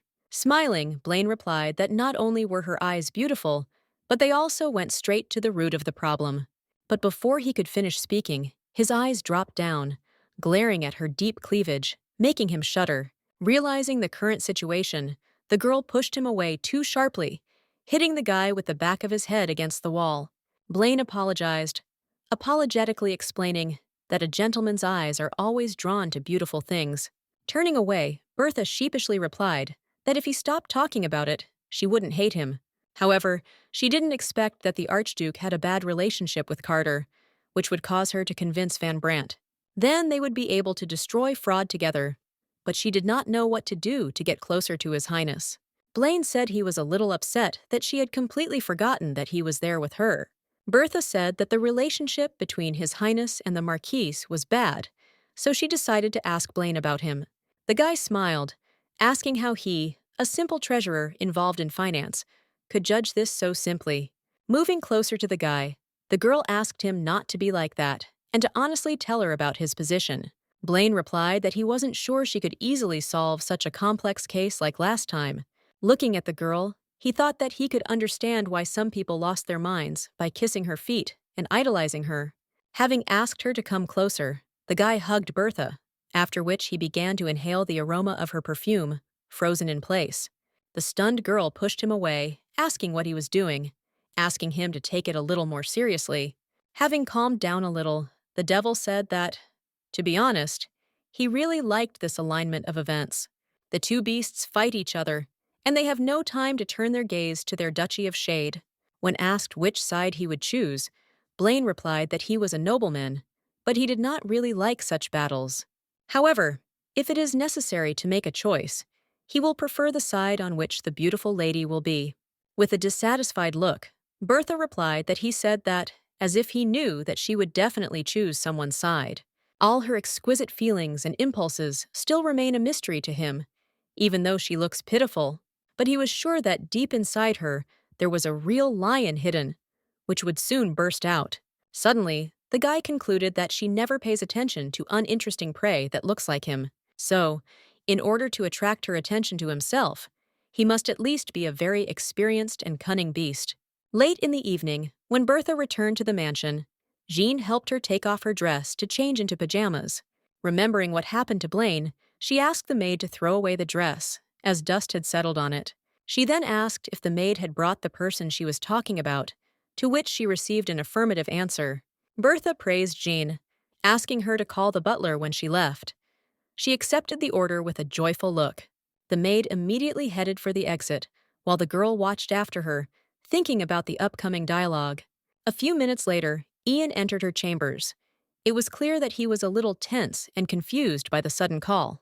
Judging by his pale face, we can safely say that the neglect operation was a major success. Usually they start getting rid of the weakest, but she did the opposite, and now she was deciding what to do with him. She said that in the courtroom, she saw with her own eyes the fate of the dog that bit its owner. He's probably wondering when the young lady who was just crying over her fate managed to change so much. Yang tried to apologize. The girl replied that she didn't understand this well, but his apology was worthless. She decided to ignore him completely, choosing to immediately push her limits and show her power in front of him. Bowing, the butler apologized again, hoping that he could avoid some kind of terrible punishment.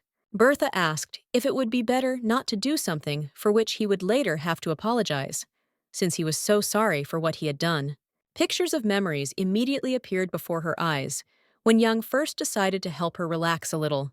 Then he looked self-confident, and his smile inspired fear and horror. But now everything was completely opposite. And now he apologizes for the fact that, if she had gotten married, she would now be walking around the hands of men, including him. She understood that if he was kicked out of the mansion, everything would be over for him forever, and his life would go to the bottom.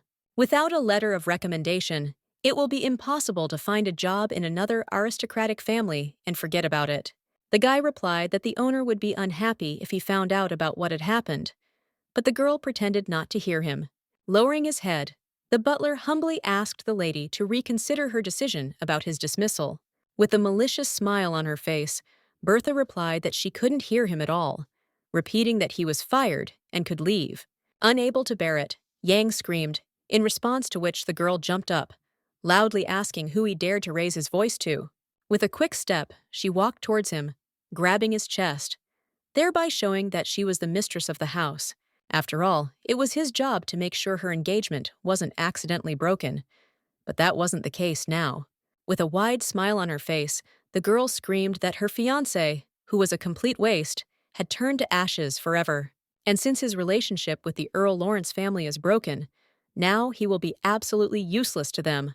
Even if he kneels down and crawls like a dog, his actions are unforgivable, and he still dares to appear. Then she decided to see what would be easier, to get rid of the family's own daughter, or to get rid of the worthless butler.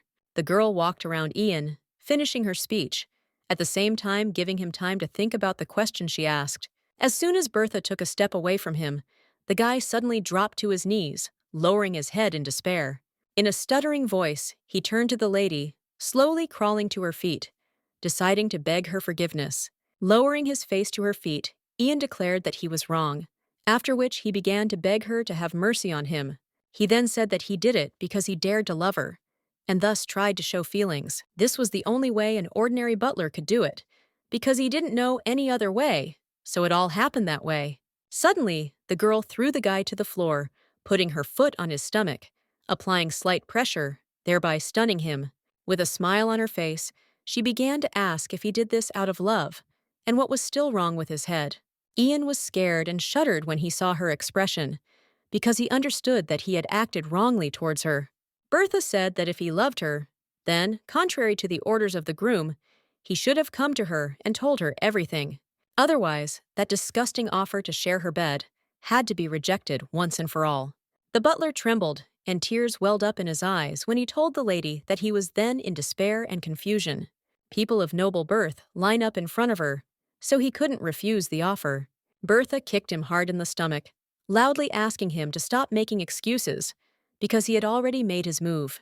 Clasping his hands, Ian said that he had made a big mistake, and now he begs to be allowed to continue being with her. With disbelief and disdain, she asked if he was really willing to do anything for this. He smiled guiltily, agreeing with her, saying that he would do absolutely everything she wanted.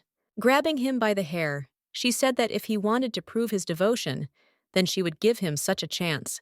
The guy was sincerely happy, asking her to order anything, and then began to ask what was required of him. She asked him to go out and receive severance pay from Zana, then go to Tadam to her parents. And after he checks how her parents are doing, he will return here. Such an order stunned the butler. Bertha added that then he must tell everything he saw, without missing a single, even the slightest detail. After all, no matter how busy they are with the development of the business, isn't their attitude towards their daughter too dismissive? There was clearly something wrong here, and she needed to find out as soon as possible about the true attitude of her parents. Ian asked if he would receive forgiveness if he followed the order. Bertha replied that she would write a letter to her parents. Hearing an affirmative answer, the joyful guy said that he would immediately go to Tadam and convey her message. He clarified that he would also be sure to check the current situation of the Count and Countess, then return to the lady. Letting go of his hair, she asked him to leave. He immediately thanked the lady for the chance. With an ambiguous smile, he added that he would never disappoint her, after which he hurried to carry out her order. An hour later, another guest entered her chambers, whom she had been waiting for a long time, and was now ready to receive him. She handed over some of Ian's hair, asking Ursha, who had changed his appearance, if this would be enough for him.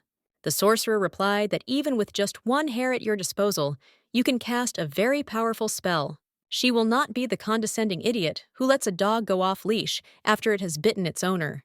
To some extent, this can be seen as a natural precaution for confidence.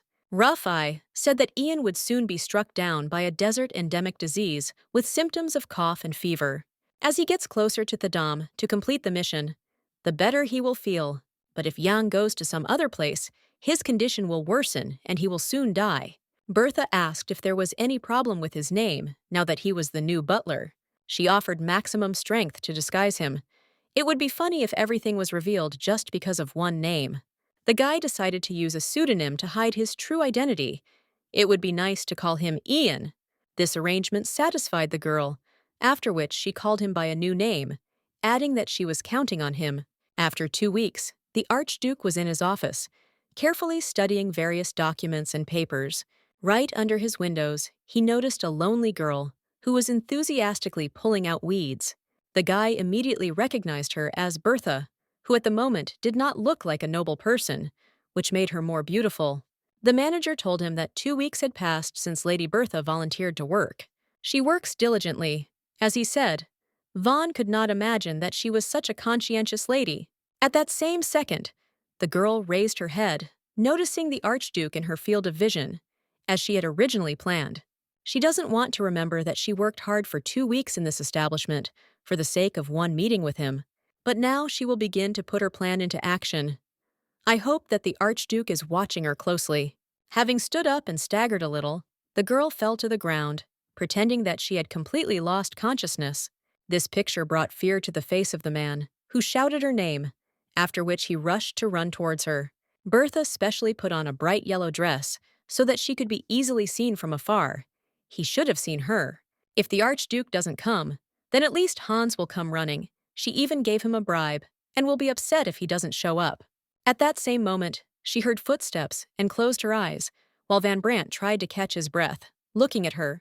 He asked if she was okay, but did not receive an answer. The girl was waiting for him to pick her up and lift her upstairs. Suddenly, he began to take off his shirt, covering Bertha's legs, lifting her, and assessing her well-being. This irritated her, because there was not a soul around them. She did not understand what was wrong with this adamant gentleman. Looking up, Vaughn thought that cleaning weeds under the scorching sun was enough to make him faint.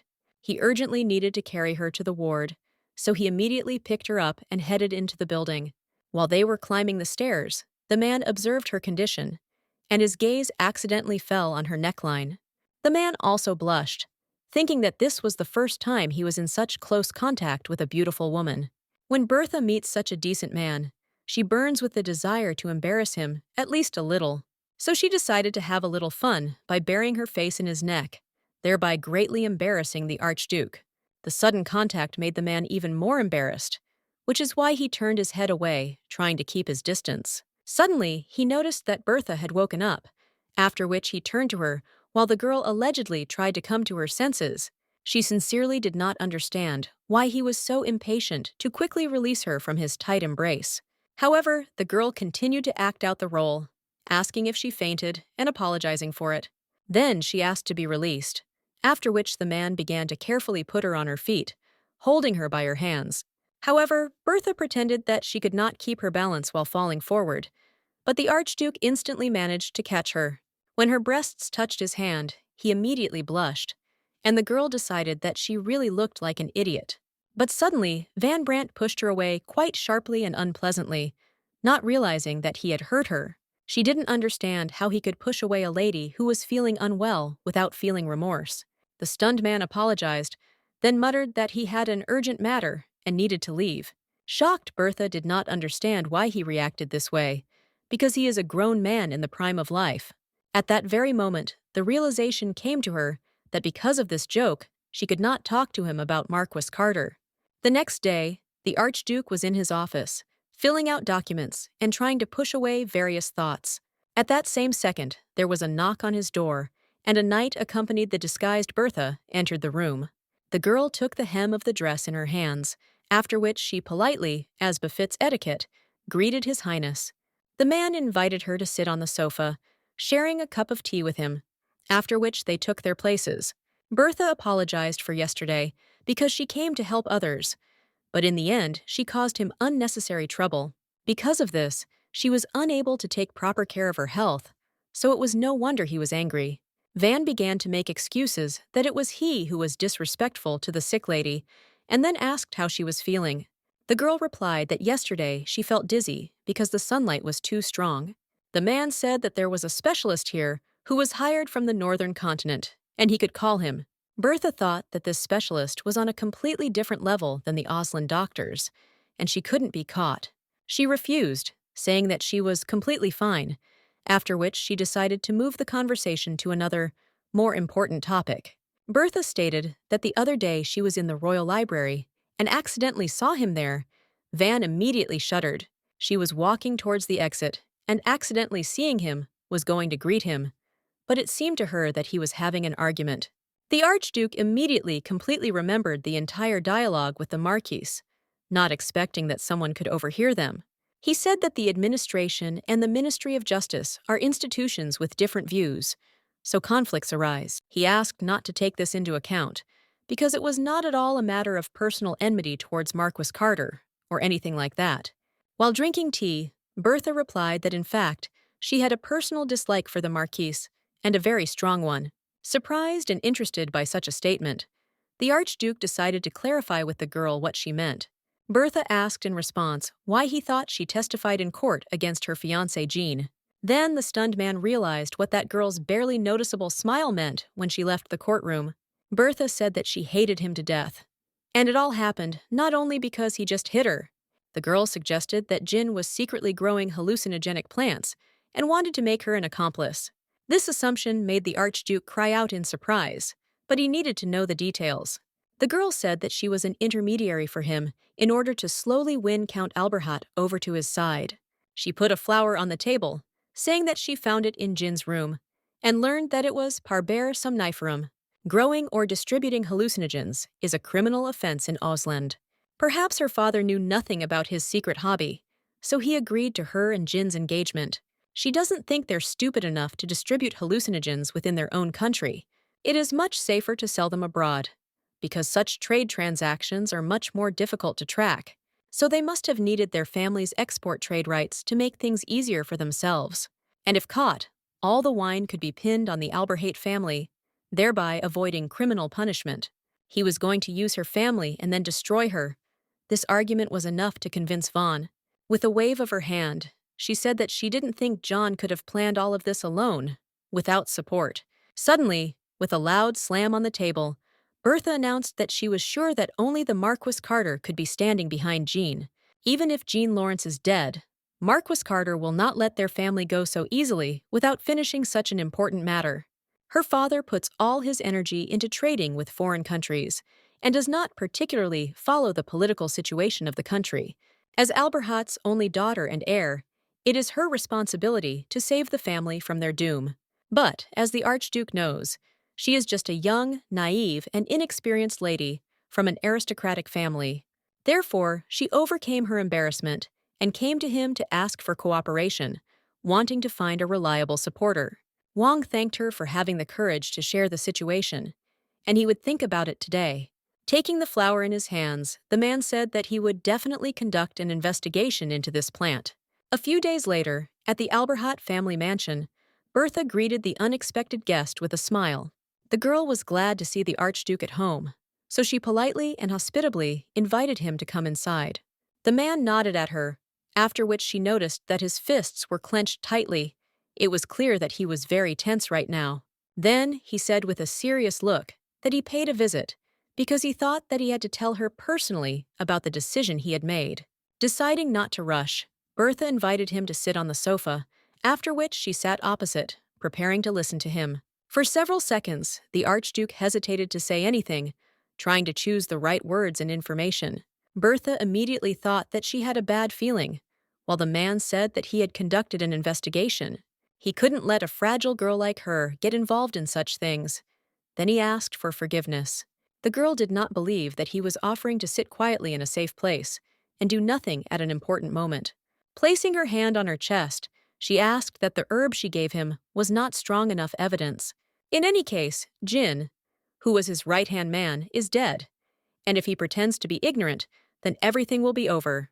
Van Brandt nervously replied that that was not what he meant at all, and that the situation was a little different and more serious than she thought. He pays tribute to her insight and subtle mind, but this business is too risky for a girl like her. Hanging her head sadly, Bertha said that she understood his intentions and had no right to argue about his decision. But until today, she had never had a chance to show him her abilities. She didn't know how he could trust her. Frowning, the man said that this was not the problem, and now he was trying to take care of her safety. He refuses to cooperate to protect her, not because she is not competent enough in this matter. Bertha didn't believe he would protect her, or if he had the ability, but she said she respected his decision. However, she still decided to ask him to exchange information on an equal basis, despite his refusal. After all, the Archduke is a highly moral person who knows what nobility and honor are, unlike others. He remembered how a few days ago he was told that prolonged use of it could cause addiction. This destroys the lungs, causing pneumonia-like symptoms and leading to death. This stunned the man, who asked if this information was accurate, to which he received an affirmative answer. The expert clarified that it is even possible to die from shock if you suddenly stop taking this plant. The late previous king was quite healthy, and he was not the type to die from some kind of pneumonia. Bertha stated that she was determined to ensure the safety of her family and immerse herself in this matter. Van Brandt on a girl who was too serious in her intentions, which is why she aroused great respect. Bertha said that if he was going to push her away, he must also give a convincing reason for this. After all, this is the least he can do in response to her sincerity, thereby helping her a little with this matter. The man was silent for several seconds, wanting to evade the conversation, but he realized that he would not succeed. He said that after the previous king passed away, the ladies of the court suddenly died or disappeared. This information made the girl flinch, because she did not expect that the situation could be so dangerous. Wang added that he had suspicions that Carter was behind his death, but after a year, he had found no evidence. However, not long ago, he found evidence that, in his opinion, could close this case once and for all. Bertha assumed that the plant given to her was that indisputable evidence. Van confirmed her words. Then she realized that the previous king was poisoned by the hands of fraud Carter. In the depths of her soul, the girl rejoiced, since now her sworn enemy was one step closer to his death. The Archduke added that the Marquis, who had lost his right hand, Gina, was now looking for a new henchman. When asked who would become the new confidant, Vaughn suggested that Baron Nathan Hector was a likely candidate. The girl could not remember who he was, and it was likely that he was a rather insignificant family. The man also secretly told Bertha that Marquis Carter has an older sister, about whom few people know. 10 years ago, having lost a dispute over an inheritance, she married the Marquis of Amber, more or less settling down. The girl asked how she related to Baron Hector, who was currently being discussed. The Archduke replied that the Marquis of Amber had a younger daughter with her, and another daughter with his ex-wife, Rosalie. Stretching his hand out in front of him, the man explained that Lady Rosalie was probably around the same age as her. Bertha suggested that this girl must be engaged to Baron Hector, which is why a chain is being built. Wang replied that she was very shrewd, but that not much power was currently concentrated in the Baron's hands. The girl realized that it was better to be the son-in-law of the Marquis of Amber, with the right of inheritance, than just the head of a baronial family. It turns out that Nathan Hector will become the next right hand of the Marquis, so Bertha must remember his name. The girl said that she had to get closer to Rosalie in order to get closer to her fiancé, Hector. Vaughn confirmed this. Smiling, Bertha expressed her deep gratitude to His Highness for the information provided. However, he said that this was a very dangerous matter for her, but the girl decided to see how far she could go. After some time, Bertha decided to visit the Shade residence and meet with Julia and Blaine. Julie said that she had previously crossed paths with Rosalie, choosing to describe her as a very typical noble and important lady. A noble lady should always be kind, but there was a feeling as if she had fallen into the framework of other people. Bertha decided that Julie had completely lost her mind after she failed the selection for the Royal Guard.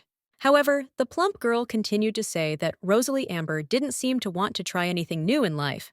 With a smile on his face, Blaine asked why Lady Bertha was suddenly interested in someone like Miss Amber.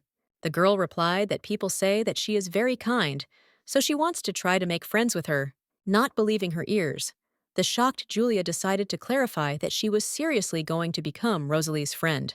A friend said that she just has a saint complex, but she has absolutely no time to make friends. Bertha feigned surprise, saying that apparently she was a lady who worked hard at public works. With a dissatisfied look, Julia began to whisper, as if in secret, that she was almost living in the Sainte Marie institution. Therefore, she asked her friend not to waste her time, and Rosalie was just a hypocrite hiding behind a mask. Bertha began to think that judging by how much Julia had told them, one could assume that she really was a good girl.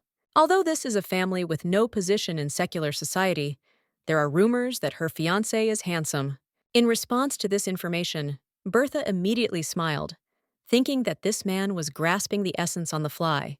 He understood what her goal was, but she only mentioned Rosalia in passing, and many women were fascinated by this face. Suddenly, Julia slammed her fist on the table, asking what is the use of a pretty face if the pedigree is not very good.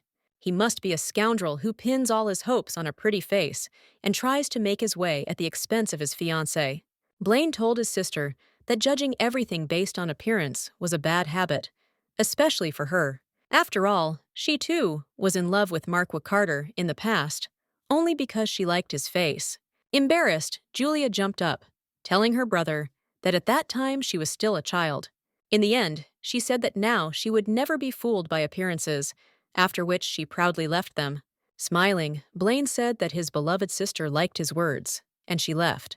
Nevertheless, since Bertha deigned to pay them a visit after so long, he suggested a walk in the garden. Agreeing, the girl took the guy by the arm, after which they headed towards the garden, smiling sweetly at each other. Blaine asked how long it had been since the Count Alberhat couple had returned home and whether they were in Tadama. Bertha replied that 2 years had already passed. They were negotiating to import local spices and cotton. Their love for their daughter cooled in just 2 years, and she did the right thing by sending John to Tadam. Looking at his face then, it seemed that Yang contributed to this, but everything turned out not to be as she expected. The guy suggested leaving this difficult conversation behind, suggesting that we take a little rest before leaving. At this time of year, you can often see migratory birds. After being here, in the fall, they fly to Tadam for the winter. He pointed his hand to the sky, asking her to look there, because they were just visible there, and the color was very beautiful. Raising her head, Bertha replied that she did not see anything, when suddenly she felt that she had tripped over something. Falling backwards, the girl felt that she had fallen right on top of Blaine, who had been standing behind her all this time. Straightening her hair, she apologized, after which she asked if he was okay, examining his shabby appearance. Smiling and looking carefully at the girl, the guy replied that, fortunately, he didn't break anything. Bertha said that he was very handsome. He replied that he would not believe her, that she had only just realized this. Suddenly, his eyes were drawn to her breasts. He didn't know if she was going to continue to stay in this position. Blaine asked if she could get off him, unless she was planning on kissing the poor guy across from him. Frowning, Bertha tried to understand what kind of baseless nonsense he was talking about at such an awkward moment. Suddenly, she realized that there was no one around here anyway, so she decided to have some fun. At that same second, she moved closer to him and embraced him in a passionate kiss, which he reciprocated. They simultaneously thought that, at this rate, the situation could really take a serious turn.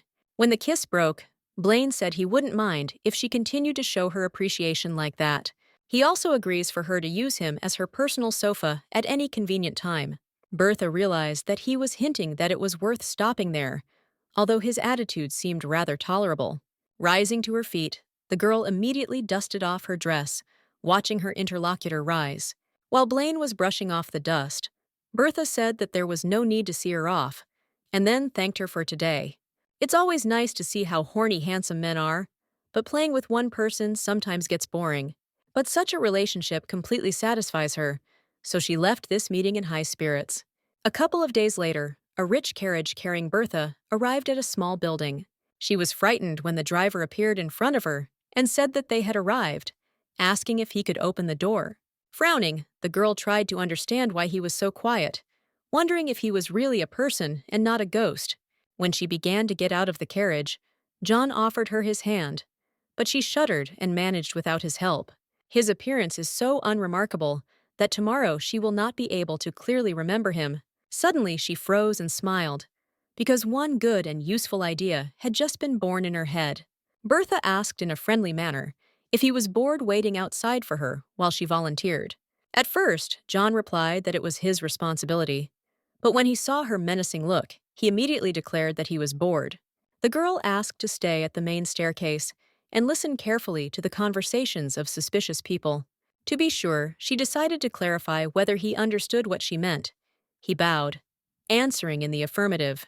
Bertha smiled with satisfaction, and then headed towards the building, hearing wishes of good luck from John. A few minutes later, Bertha was sitting on the sofa opposite the woman who owned the place. She said that this institution was created to help women. Where should I go, for example, single mothers? She wanted to say something else, but immediately apologized for her rudeness, clarifying that Rosalie was now standing outside the door. The girl standing outside the door asked if she could come in, and the owner of the establishment immediately answered in the affirmative. The door opened, and a young girl with long red hair and an embarrassed look entered the room. Someone told her that at first glance, with her facial expression, she gives the impression of a very harsh person. Rosalie greeted Bertha and said that she had seen her once at the Shade family residence 3 years ago. It was quite a long time ago, so she doesn't know if she remembers her, but she's glad they'll be working together. Why did she ask if her expression was too stern when she greeted her? Bertha was sincerely surprised that, Despite her appearance, she looked very timid and shy. She asked her not to worry because she did not have such thoughts. Rather the opposite. The interlocutor smiled, offering to call her simply Rosalie, ask if she could address her by name. Bertha immediately agreed, noticing the friendly smile on her interlocutor's face, which she was immediately happy about. Walking along the corridor, Rosalie said that the residents treated her like their own daughter or real sister. At this time, darkness was reflected on Bertha's face, because she was slowly reaching her limit in patience. Suddenly she stopped, leaning on the railing, and asked Rosalie if other people's words were so important to her. The girl turned around sharply and asked in surprise what she meant by telling her such things. Smiling, Bertha said that they usually use the expression, "Not others say, but this is my opinion." Clasping her hands, Rosalie replied that if she didn't believe her, she could personally ask those who lived here. Grabbing her hands, the girl asked if she had now accused her of lying, because on the contrary, she wanted to praise her. After all, she listens to others so well. However, she misunderstood her. Rosalie immediately smiled. Bertha said that she doesn't care about people's opinions, because why should she adapt to others in her life? Rosalie didn't understand why she kept saying things like that, thinking she didn't like her. The heroine added that it is very important to listen carefully to what others say. There are positive aspects to this. For example, if she listens to them carefully, she can do what they want for them, or vice versa. Sometimes just listening to a person's wishes can make him happy. Everyone likes someone who listens. However, if she just likes to be so obedient, then how is she different from a simple dog? When Bertha said this, she pulled Rosalie as close to her as possible, thereby putting more pressure on her. Hearing these words, the red-haired girl's face immediately took on a shocked and distant look. However, Bertha decided not to go too far, because otherwise Rosalie might simply burst into tears from this. Then she said that she had not yet met the people living here, but everyone liked her here. The girl added that she also wants to follow Rosalie's example and become a good person for the people around her. The saddened interlocutor lowered her head and agreed with her, answering that she also relied on her. Bertha mentally asked her to quickly introduce her fiancé so that she could quickly get out of here. After 2 weeks, Rosalie talked to Margot, who said that she had been feeling very hot lately. The green-haired girl replied that she was like an angel because she had prepared summer clothes for her separately. Bertha, who was in the same room with them, turned around and chuckled, drawing attention to the name Margot. Because she was pregnant, her boyfriend took all her belongings and ran away, so she came here. Margot said that she has sensitive skin, so the rough material irritates her skin. Fearing for her, Rosalie replied that she had been recommended it at a clothing store, so she bought it without thinking. Apologizing, she asked what material was suitable for her skin, not noticing the sly smile on Margot's face. She wanted to answer that what Rosalie was wearing suited her, but Bertha suddenly intervened in their conversation. She explained that people with sensitive skin are advised to wear old clothes rather than new ones. It was really very surprising, although the linen she was wearing didn't quite suit her. But it seems that when wearing coarse and cheap woolen fabric, she does not have any skin problems. Margot mentally asked how she could know so well about the commoners, even down to cheap fabric. After she appeared here, she couldn't really do anything, and this really bothered her. A few minutes later, Margot went outside and was noticed by John, quietly sitting behind the bushes on the grass. While the girl was heading to the tree, the guy decided that it had started again, because she had been behaving like this for 2 weeks in a row. Suddenly, Margot began kicking the tree with her feet, sending angry curses towards a person. She screamed that if she didn't need blood over her head, she would have already dragged her into the gateway. Watching this picture, John decided that she was very angry with someone and did not envy this person. He wanted to leave before he was noticed, but at that very second, he heard that they were talking about Lady Alberhat. Looking dumbfounded, he turned around and decided to continue watching until Margot mentioned Rosalie too. A few days later, Bertha was in her chambers while 2 maids massaged her. Jana noticed that she was in a great mood. The lady replied that she felt great, and it was all because John told her very interesting news that she did not expect to hear. Suddenly, she noticed that the thick-browed one gave a massage better than Jana, thinking of making her a personal maid too.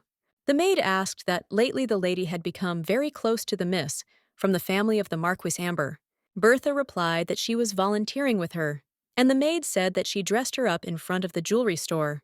She assumed that Miss Amber had gone there to pick out a gift for her fiancé. However, they apparently had differences of opinion and had a bit of an argument in front of everyone. Lady Rosalie was embarrassed and tried in every possible way to calm the angry man, but apparently to no avail. Surprised, Bertha could not understand why he began to swear at his fiancé in front of the jewelry store. He said she thought the wedding gift he bought for her was worth a pittance, and she didn't want to accept it. He doesn't care about his reputation.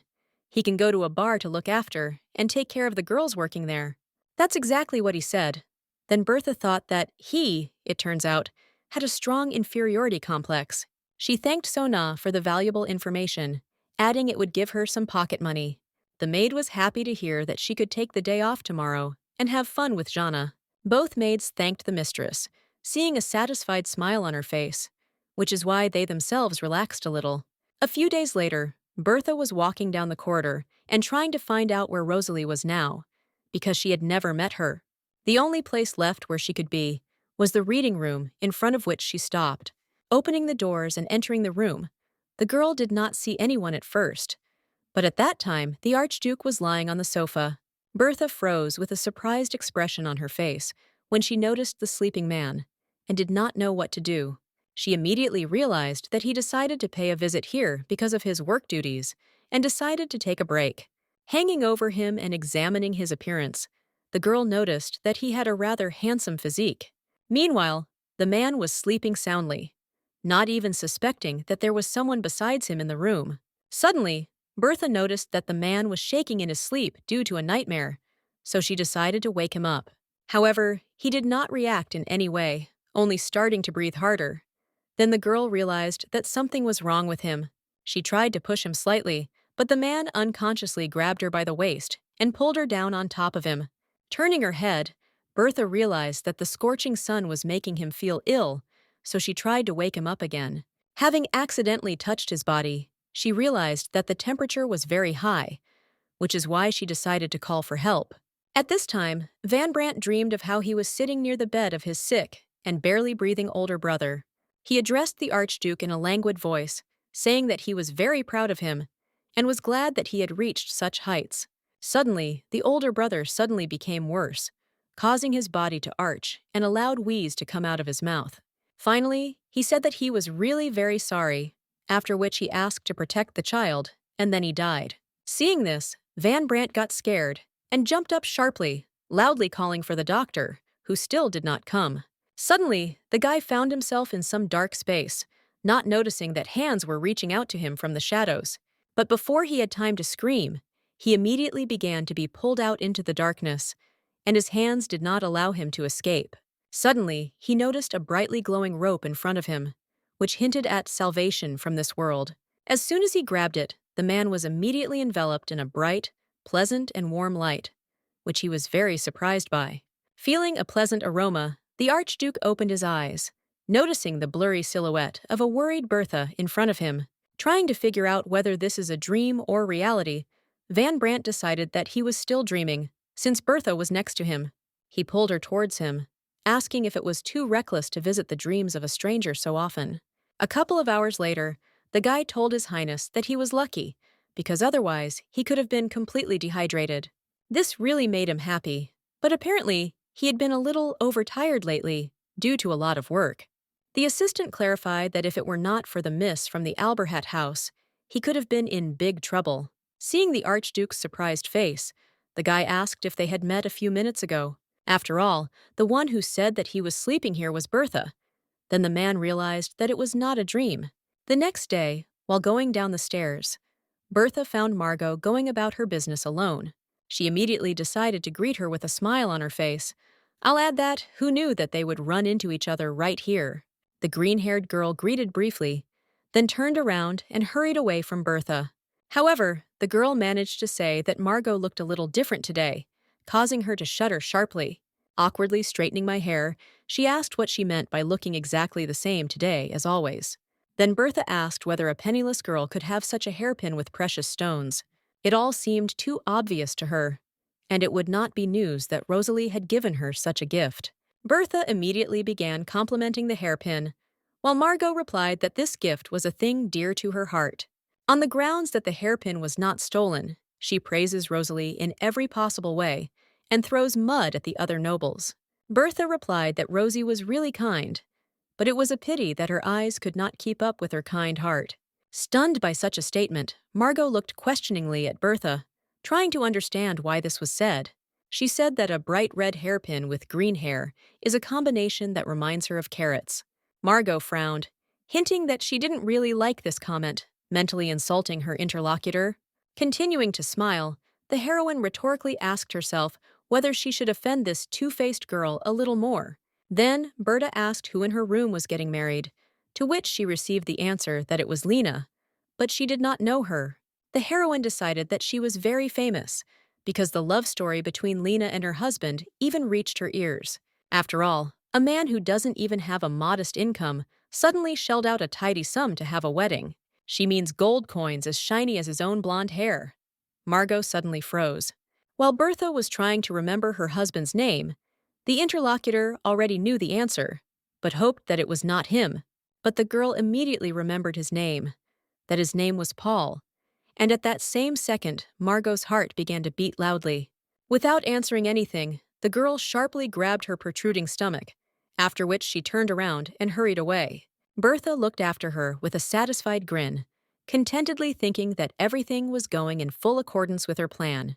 Meanwhile, Rosalie was in the kitchen, carefully packing a small bag of cookies. Bertha approached her and was surprised, looking at how diligently the girl was about her work. When asked who she had so diligently wrapped the gift for, Rosie replied with a smile that it was for Margot. The girl decided to continue the conversation, noting that they were very close to her, then asked how long they had known each other. Rosalie replied that it wasn't that long ago. Marco moved 3 months ago, although she was sold at such a young age. Bertha mentally replied that Margot lived a normal life with her parents, but she left because of greed. Rosie said that there she met a man whom she fell in love with, and even became pregnant with his child, but he betrayed her. Feigning surprise, Bertha sympathized with her, asking why so many misfortunes befell her. The interlocutor whined, answering that, nevertheless, Margot copes with all the vicissitudes of fate. Wiping her eyes, Rosie added that she would definitely love the child she was carrying under her heart. Bertha was surprised at her judgment, because it was clear that in Margot's eyes, there was only greed and a complete lie. So Rosie suggested that she at least take a hair clip, and she burst into tears, thanking her endlessly. Suddenly, Bertha said that when she was walking in the garden, Margot was dozing in the corner, sweating, and she was now alone. Rosie responded that dehydration can actually have serious consequences for a pregnant woman. Bertha added that she slept so soundly, so she didn't wake her up, but now she understands how wrong she was. Leaving the kitchen, they went into the garden, while the heroine asked Rosalie to walk as quietly as possible. The girl grabbed Rosie's hand, saying that if they woke her up unexpectedly, she would be scared and feel bad.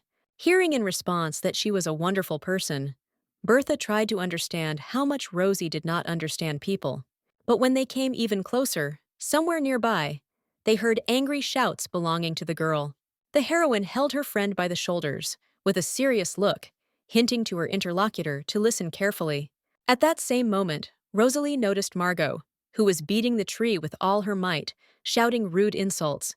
Not noticing the 2 girls behind her, the embittered woman threw dirt at Bertha, not mincing her words. Stunned, Rosie slowly turned her face to her friend, barely bursting into tears, fearing that Margot would be punished. Bertha realized that she was not able to draw the right conclusions, which is why she was being devoured by such disgusting people. The heroine invited her to listen to the end, and at that very second, Margot switched her resentment to Rosalie. The girl shuddered when I listened to the fact that she had a lot of money and could spend a little more. Margot added that she had no chance of success because of this little brat and a freak named Paul. Then she decided that if a girl was born, she would sell her to the red light district and simply kill the boy.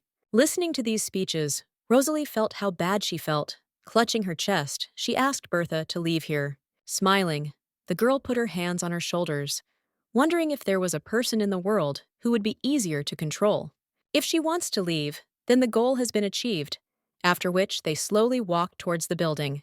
When they returned, they immediately settled down on the sofas, while Rosalie was trembling, barely holding back her tears. Sobbing, she said that she was very embarrassed, even though she had already had similar unpleasant experiences several times.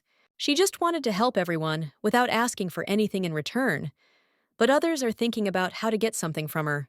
Bertha replied that she absolutely does not see how you really are as people and is very bad at assessing others. Rosie replied that she does not lead an active social life, and with her passion for volunteering, it is difficult to maintain relationships. After all, it can be difficult to understand a person when they have different priorities in life.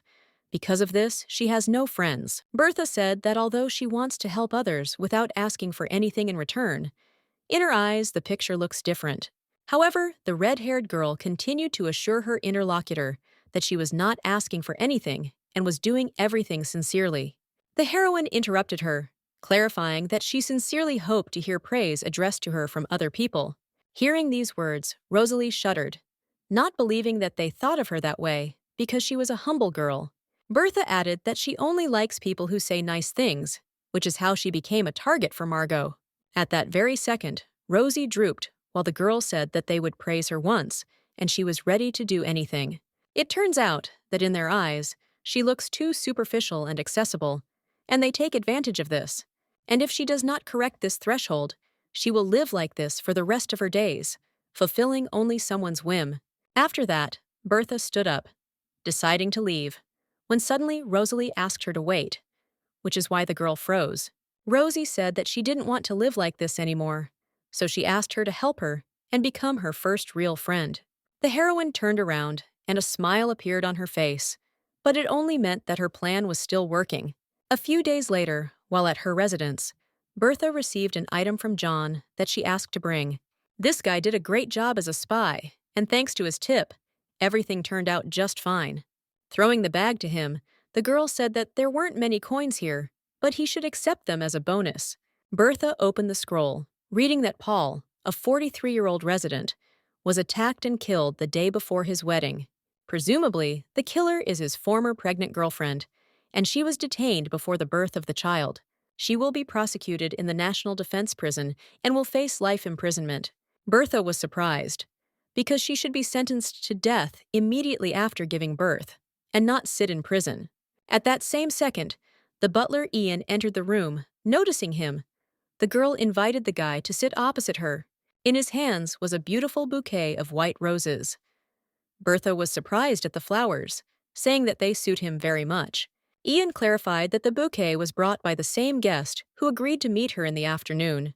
The girl immediately remembered how the Archduke sincerely apologized for acting somewhat frivolously. She decided to ask if Van Brandt was here, to which she received the answer that he was waiting for her in the living room on the first floor. Patting the sofa, the heroine invited Ian to sit down and said that she needed to show him something very important. Opening a piece of paper in front of the butler, she showed him a portrait of a young man with dark long hair. Looking closely at Ian's face, Bertha asked if he liked it. He was embarrassed, but answered in the affirmative. Then she asked how far the work on the rosary had progressed. The guy replied that they were almost completely ready. A smile immediately appeared on Bertha's face when she asked them to try to handle this matter with a bang. The girl clarified that she remembers very well the promise to send him to his native land as soon as everything is over. A few minutes later, the heroine went to meet the Archduke, who was obediently waiting for her in the living room. Embarrassed, he was the first to speak, saying that he had indeed shown unheard-of rudeness towards her. He didn't feel very well that day, and he behaved impudently, although he didn't realize whether it was a dream or reality. Looking at his reaction, Bertha wondered if he was embarrassed because he had made one minor mistake, or he doesn't care for her, but this simply cannot be. She must keep her imagination in check. However, the girl decided to verify this once and for all, or to refute it, turning to His Highness with a smile. She thanked him for visiting her in person and apologized, which showed his sincere kindness. Placing her hand on her chest, she said in a friendly manner that she forgives him, because all this happened purely by chance. Then Bertha said that there was a refreshing breeze today, after which she invited Van Brandt to take a walk in the garden. The guy thought that he had apologized to the lady a couple of minutes ago, so he was in no position to refuse. A few minutes later, they were already in the courtyard of a huge garden surrounded by red roses. Bertha said that she liked the tulips he sent, and for the first time, a stepbrother gave her flowers. She was very happy when she saw them. The Archduke blushed, answering that he was glad that she liked them. Suddenly, she noticed that His Highness was blushing, after which she asked if he was still unwell. He hastened to reassure her, saying that everything was not like that at all, and explaining that it was simply too hot outside. The girl said that sunstroke or dehydration pose a huge danger. Then she decided to examine him. With a gentle movement of her hand, she touched his cheek, smiling, and thinking that he really was interested in her. Looking away, the man apologized, saying that he had to leave her, after which he thanked her for the walk. Having politely said goodbye to her, he wanted to leave, when he suddenly felt a strong, girlish grip on his hand. She smiled, asking that when they see each other again, His Highness can simply call her Belle. Blushing, the Archduke said nothing, instead hastening to escape from her before something happened. Smiling, Berta thought that he didn't want to simply waste his time, so he'd think about it later. A couple of days later, Rosalie met a carriage outside her mansion, waiting for the guest she had invited to her place. When Bertha got out of the carriage, Rosie smiled and blushed, immediately rushing to hug her friend. She stated that she was happy that she agreed to come. She replied that she was also grateful to her for the invitation. Taking the girl's hands, Rosalie said that it had been a long time since she last invited her friends. At this time, the heroine smiled, thinking that all this happened only thanks to Margot's anger and efforts. Looking around the interior of the huge house, Bertha said that she could not wait to dine in such a beautiful mansion. Rosie replied that her family members were probably already excited at the thought of meeting her soon. When asked who her younger sister Lily was, the girl replied that she was not yet 11, and that she was also sweet and kind. Bertha asked if she looked like her or her father, so that now she would have some idea of her appearance. Rosalie replied that she is a copy of her mother, so she is sure that she will become the main beauty of the capital when she goes out into the world. Bertha thought that her beautiful mother was the same older sister who competed with Carter for the title of Marquise. Then, Rosie offered to look at the portrait of her family, drawn by her 2 years ago. The girl agreed. A couple of minutes later, they stood in front of a huge portrait depicting 4 family members. Looking at Felicia, Bertha was surprised to think that she was very similar in appearance to her brother. Rosie asked if her mother was fine, because when she first saw them, she thought that a princess had visited them. The heroine did not answer anything, examining the other portraits, noticing that the portrait of her fiancé Nathan was not here. When asked if the groom would also be present at the dinner, Rosalie answered in the affirmative, as she wanted to introduce them. Rosie also admitted with a smile on her face that she had not seen him for more than 2 weeks because of work. Bertha thought that she liked him, so, throwing away all pride, she followed Nathan everywhere. At that same second, a maid approached them, notifying the mistress that dinner was ready, and everyone had already gathered at the table. The heroine thought that she had spent 3 weeks volunteering just to see Nathan's face. Delighted, Rosalie turned around, inviting her friend to follow her into the dining room. She agreed with a smile. A few minutes later, the whole family sat at the large table, enjoying their meal in silence for a while. When Bertha finished eating, she thought it was a perfect dinner. Except for one thing, Nathan was not present. Rosie asked the maid what about the groom. She replied that there had been no messages from him today. With a sad look, the girl said that he promised to come to her today, but, apparently, was unable to keep his promise. At that same moment, the butler entered the dining room, apologizing to Madame Rosalie and approaching her. The guy handed her a letter, after reading, which Rosie shuddered, and fear was reflected on her face. Jumping up from the table, she said that she needed to leave for a while, and, apologizing, she left the room. Bertha did not expect such a turn of events, so she looked at Rosalie in surprise, following her with her gaze. Even if something upset her, how could she run away and abandon her invited friend in such an environment? The head of the family addressed her, thanking her for visiting Amber's residence and apologizing for Rosie's behavior.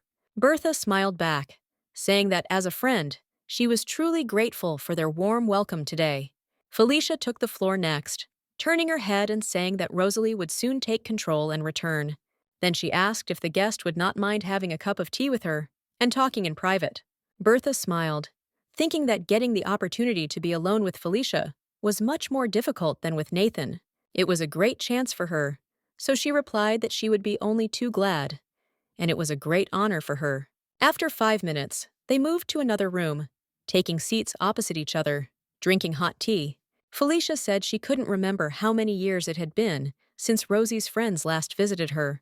Then she thanked Bertha for becoming her friend. She replied with a smile that friendly ties are the will of the goddess. The woman added that although she is not Rosalie's biological mother, she took care of her for more than 10 years. She loves people very much and has a soft heart, so there were many who wanted to take advantage of her. Therefore, it seemed that she was not at all tired of this, but rather, on the contrary, she was happy about it.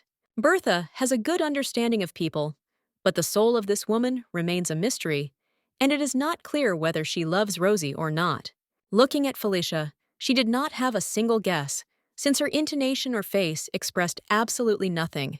Felicia said that she doesn't know what it looks like from the outside, but in fact, she really values Rosalie. Smiling, she remembered how 10 years ago she was sitting at an open-air table, enjoying a cup of tea.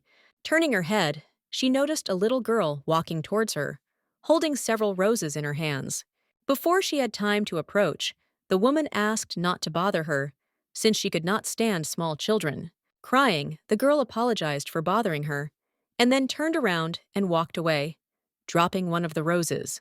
Frowning, Felicia thought that, in any case, she was just fawning over her and demanding attention. At that same second, Rosalie's father approached her, carefully asking her what happened and why she was crying. The woman didn't understand why the hell she was forced to marry that ordinary man with a child. Felicia leaned back in her chair, tried to relax, and unconsciously fell asleep, hearing voices in her sleep. The woman tried to listen to the voices, deciding that during her sleep, they noticed some flaws in her. She mentally asked him to just try to say at least one insult, and she would give him a sweet life. Meanwhile, the father turned his head and asked his daughter with interest why she was looking at her mother so intently. The girl replied that she really liked her new mother, and she would really like to hug her tightly once, but she was scared. After all, it seems that she will wake up her mother if she does this, so she can only imagine hugging her. Covering his wife with a thin blanket, the man said that Mom also needed time to get used to it, but now they can only wish her good dreams and return home. Rosie liked this idea. They moved away for some distance when the girlfriend returned to her mother, again wishing her pleasant dreams. They then headed towards the house. The second Felicia opened her eyes, looking intently after them, she looked at the fallen rose. I understand that she could not love Rosalie as much as her own daughter, and yet her love can also be described as the affection of an older sister for a younger one. That's why Felicia worries about her. And the Count's family of Alberhat is a wonderful family with no flaws. Therefore, it gives her peace of mind that such a beautiful lady has become a friend of her, although not her own, but her daughter. Bertha realized that the meaning of her words was that since she was the daughter of a rich family, she would not rip off Rosalie. The girl said Rosie was upset because her fiancé didn't come today and asked what kind of person he was. The woman frowned with displeasure when she heard the question about whether he was taking good care of his bride. Then she answered that there are idiots in the world who do not know how to be grateful for the good fortune that befell him. Bertha agreed, adding that Rosie was too good for such people. Felicia asked what she thought about it. The girl replied that in that case, it would be great to get rid of the flies entangled in their precious rose. Pointing to the portrait, the woman said that not even a month had passed since she became friends with her, and for good reason. Then Bertha declared that she hated His Excellency Fraud Carter, who was her younger brother.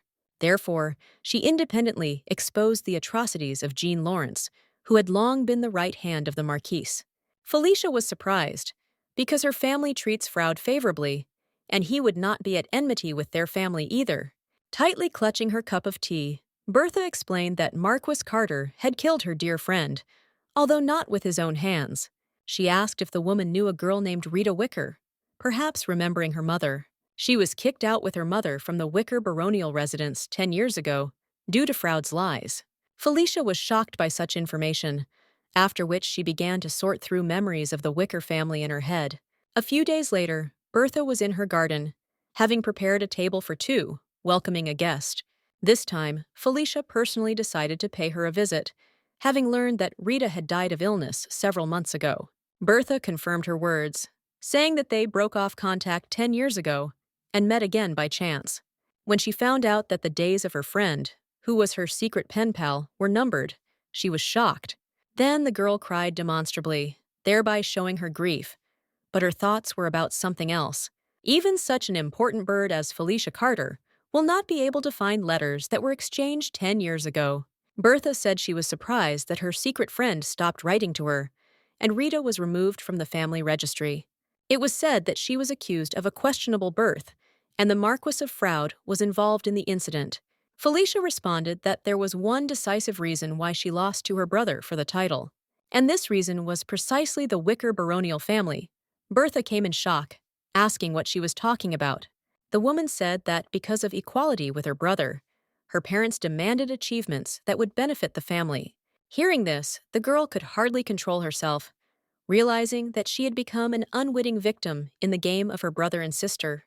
Then Bertha realized that the reason that killed her and her mother was such an achievement in the struggle to inherit the title. While Felicia tried to secure a new trading post for the family, Froude stopped his influence on the Wicker baronial family. The stunned girl thought that this man had ruined her and her mother's life because of some achievements. Peering into the reflection in the tea, Felicia said that she felt painful regret about that girl Rita. If she were still alive, she would try to provide her with at least some compensation instead of her brother. She then thanked Bertha for her honesty, even though the story was hard for her. The girl replied that, on the contrary, she should thank her for showing understanding for her offense. The woman replied that she had nothing to thank her for because she was no longer part of the Marquis Carter's family, and now she doesn't want to destroy the happiness that she finally gained after going through a very difficult path. She simply gave her her hand, but she must take care of the rest herself using her powers. Bertha thought that in the current situation, her heart was satisfied just from one tender look from the Marquise. The woman added that her words do not mean that she has no expectations for her. Placing the letter on the table, she added that her younger brother was the head of the administration, and Nathan was just a dagger. Felicia clarified that this was a letter of recommendation for a job as a temporary assistant in the administration. She asked to use it to free Rosalie from Nathan. Bertha accepted this offer with a smile. After some time, Rosie, leading Lily by the hand, froze, noticing her new friend not far from her. The little girl immediately seriously inquired whether Miss Bertha had drunk tea with their mother today. Rosalie was surprised that they were dating, wondering why her mother didn't tell her about it in person. Bertha replied that my lady was very glad that after so much time, her daughter's friend had visited the residence again. Hearing this answer, a smile appeared on Rosie's face, after which she asked whether it was true or whether her mother had said so. Belle replied with a mutual smile that she had a very good mother who wished her daughter's happiness. Then she called John, asking him to bring the box that she asked him to take before leaving. A few seconds later, Rosalie turned her head, seeing the terrifying face of an unfamiliar guy in front of her. Frightened, the girl immediately hugged and pulled her younger sister towards her, wanting to protect her and not let her be offended. Suddenly, Berta explained that this was her coachman. He always behaves like this, so she asked her not to pay attention. The stunned Rosie was still trembling, thought she saw a ghost, and now tried to calm down. Then the friend asked if she liked gifts. The red-haired girl was surprised to see the box. Bertha explained that the gift was ordered especially for her, after which she asked to quickly open the box. With a smile on her face, Rosalie unwrapped the gift, revealing a custom-made pair of rose gardens inside. They say that when a man and woman wear similar rosaries as a couple, a long and happy love awaits them. She then asked if her fiancé hated jewelry, to which she received the answer that he would like it. After all, she made a special order, hoping to make them happy. Asking them to wear it, she agreed. Suddenly, Rosie attacked her friend with a hug, loudly thanking her for such a generous and valuable gift. Smiling, she thanked her for becoming her friend, whom she had dreamed of for so long, and now she was very happy. Bertha mentally called Rosie stupid, adding that the rose garden was a talisman that could separate lovers. Then she asked her to wait, because very soon she would take her groom away from her, continuing to implement her plan. A few days later, Julia wandered around the square, thinking that she was forced to work as an office assistant. She suddenly stopped when she heard the other knights talking about some beauty, creating a strange atmosphere. She noticed that everyone was talking about the administrative building, which was now in turmoil. The girl decided to approach the managers James and Alex, asking where they were going now. With a malicious smile, the man recognized Julia and asked if she was going home, since her workday was over. Then, he said that he had business with the administration, so he would go. But Julie was in no hurry to let him go. Holding his hand tightly, she tried to find out what exactly happened in the administrative building. Another man replied that a new temporary employee started working in the administration as of today. When the men left, leaving the girl alone, she was so dumbfounded by their behavior that she couldn't even find words.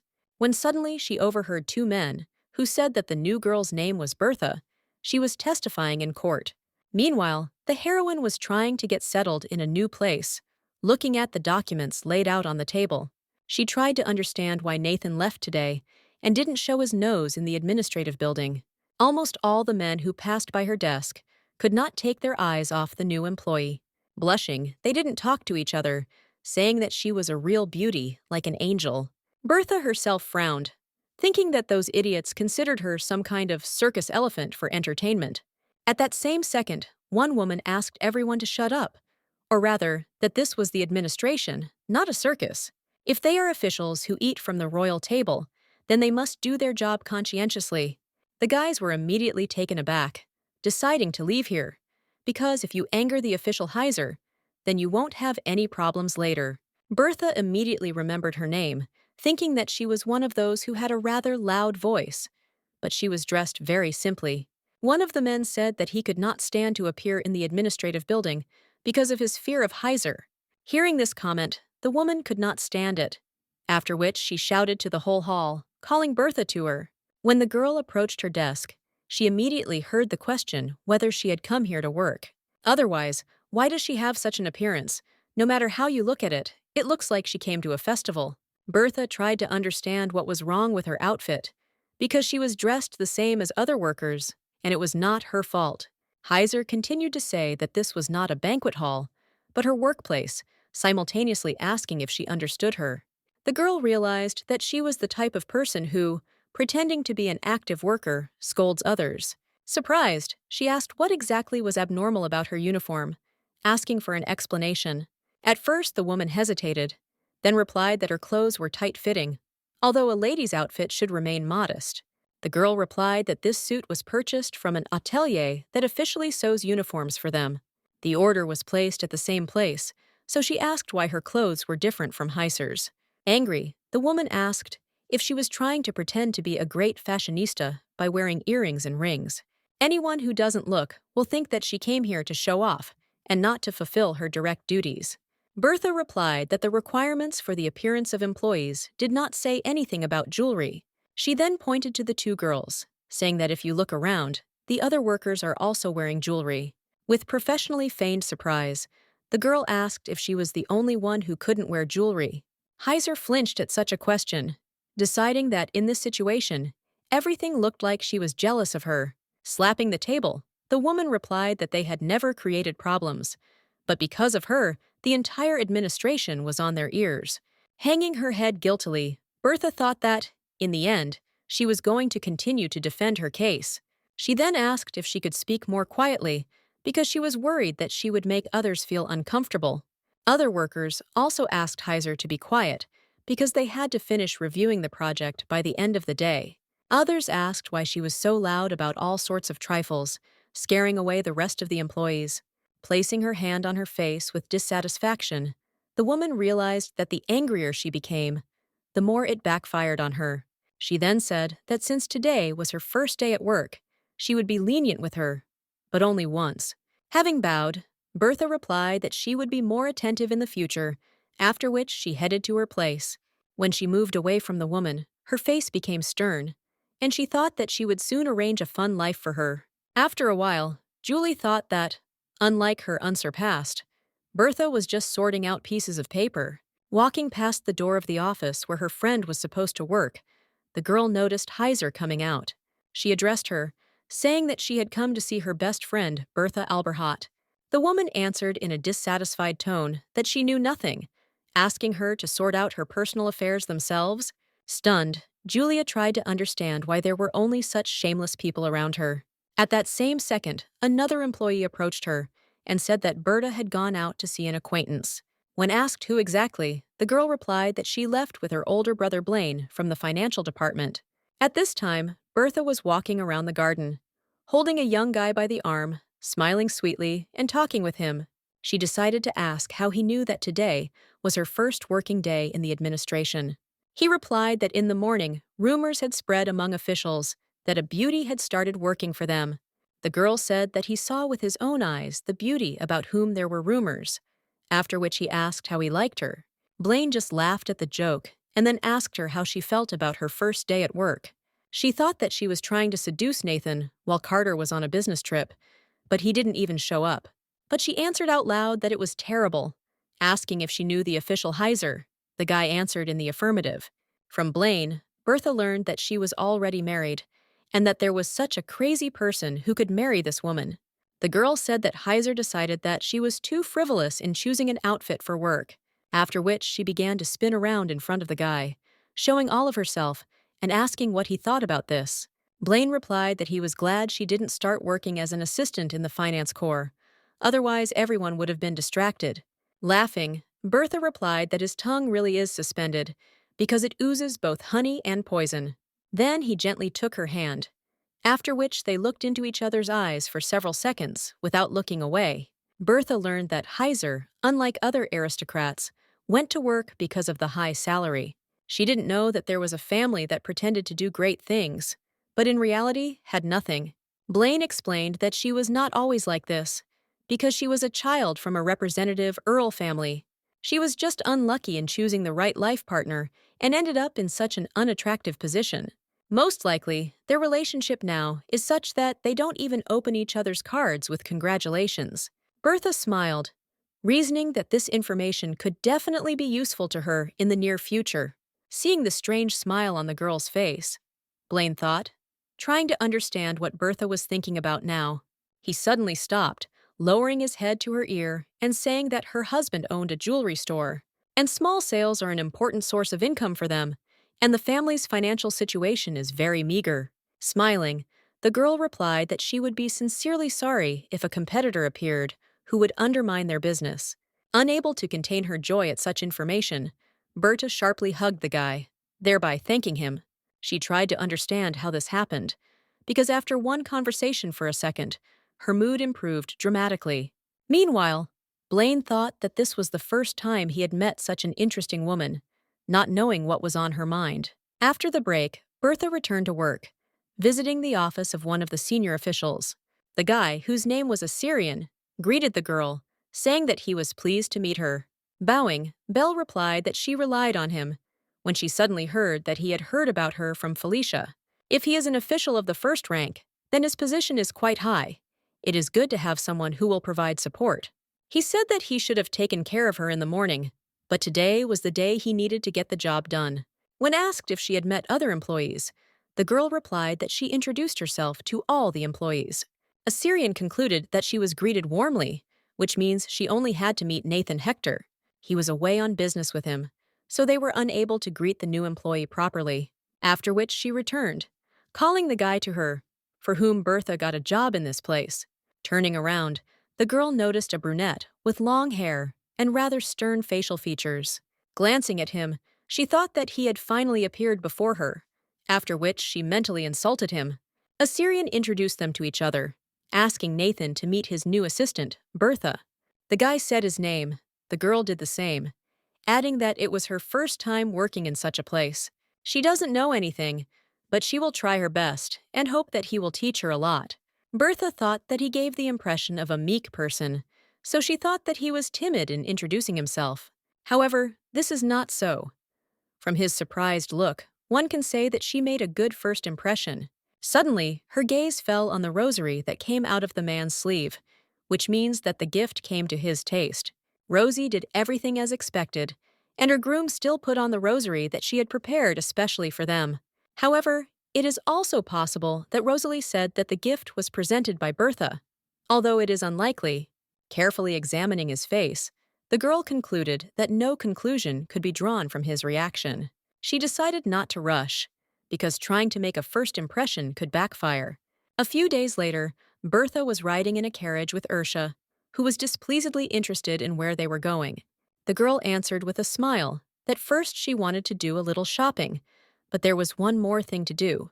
However, she does not have firm confidence in this, so she will leave this issue open, acting according to the situation. Looking at the cloudy weather, the girl remembered the conversation with Carter, who expressed his condolences. At that very moment, she thought that getting rid of Jean Lawrence was just the beginning of her sweet revenge. After all, after she destroys the Marquise's entire entourage, she will certainly make him prostrate himself before her. Looking out the window, Bertha thought that today was the perfect weather to stab someone in the back. Looking out the window, he noticed people disappearing behind the house, and people passing by, simultaneously listening to the clatter of hooves. The guy thought that 5 years had already passed since he ended up here, but he still couldn't fully get used to it. Compared to his native lands, this is quite a god, but his heart still yearns for his native expanses. Looking at him, Bertha thought that he had a wonderful profile, and who could think that Ruff was a shaman? Noticing her gaze, the guy asked why she was looking at him on the sly. She immediately apologized. Then she asked how he managed to kill the entire government of Sultan Tatum. Yen was surprised by the question. Smiling, Bertha asked him to tell him, because she had not hidden a single detail from her past from him. But he didn't say a word to himself. And how can they call themselves real partners in this situation? Noticing that he hesitated, the girl said that if it was hard for him to remember, then she might not tell him anything. She will understand everything because there are wounds that do not heal even after many years, and she knows about it. Ian decided that she was trying to make him out to be a weak man who was struggling with his old wounds. He then asked if she knew what the words he used to introduce himself meant when they first met. Bertha frowned, asking what kind of stupid riddle, because she told everything, he behaves this way. As soon as she decided to answer something, the driver stopped the carriage and informed the lady that they were there. Smiling, Ian supported him, repeating the same words, hinting to her that it was time for them to go out. The butler stepped out of the carriage first, after which he extended his hand to help the lady down the steps. They then entered the richly furnished establishment as Ian continued to lead his mistress by the hand. The owner bowed deeply to Bertha, informing him that his name was Louis and he was the manager of the Zucard store. Suddenly, he glanced at her rich jewelry, noticing pearl earrings and a sapphire ring.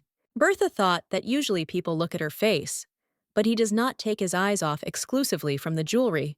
Having given him her hand, the girl realized that, apparently, he was devoted to his work to the core and understood it. The girl began to look at the interior and decorations on the windows, deciding that everything looked pretty good. A store of this class is ideal for confrontation with the Maximilian family jewelry house. Looking at the guest, Louis thought that he hated to realize this, but their clients were on another level. Therefore, he wondered why such a high-ranking guest had come to his store. The guy immediately began to ask what exactly the lady was interested in, offering jewelry for an easy walk. Then he suggested something for the tea party. He could have picked anything, but Bertha said that she was not buying jewelry. Slamming her fan and looking at the owner with a smile, she said that she wanted to get the rights to this store. This information made the guy freeze in place, trying to process the information he heard. A few minutes later, they decided to discuss everything over a cup of tea and in a more comfortable environment. Louis thought that she was asking to give up the rights to this store in exchange for the necessary financial support. Although this is a pretty decent sponsorship offer, if he accepts it, he will become an enemy of the Maximilian family. He didn't know whether he should do this, however. For some reason, he was sure that Lady Bertha would not just back down.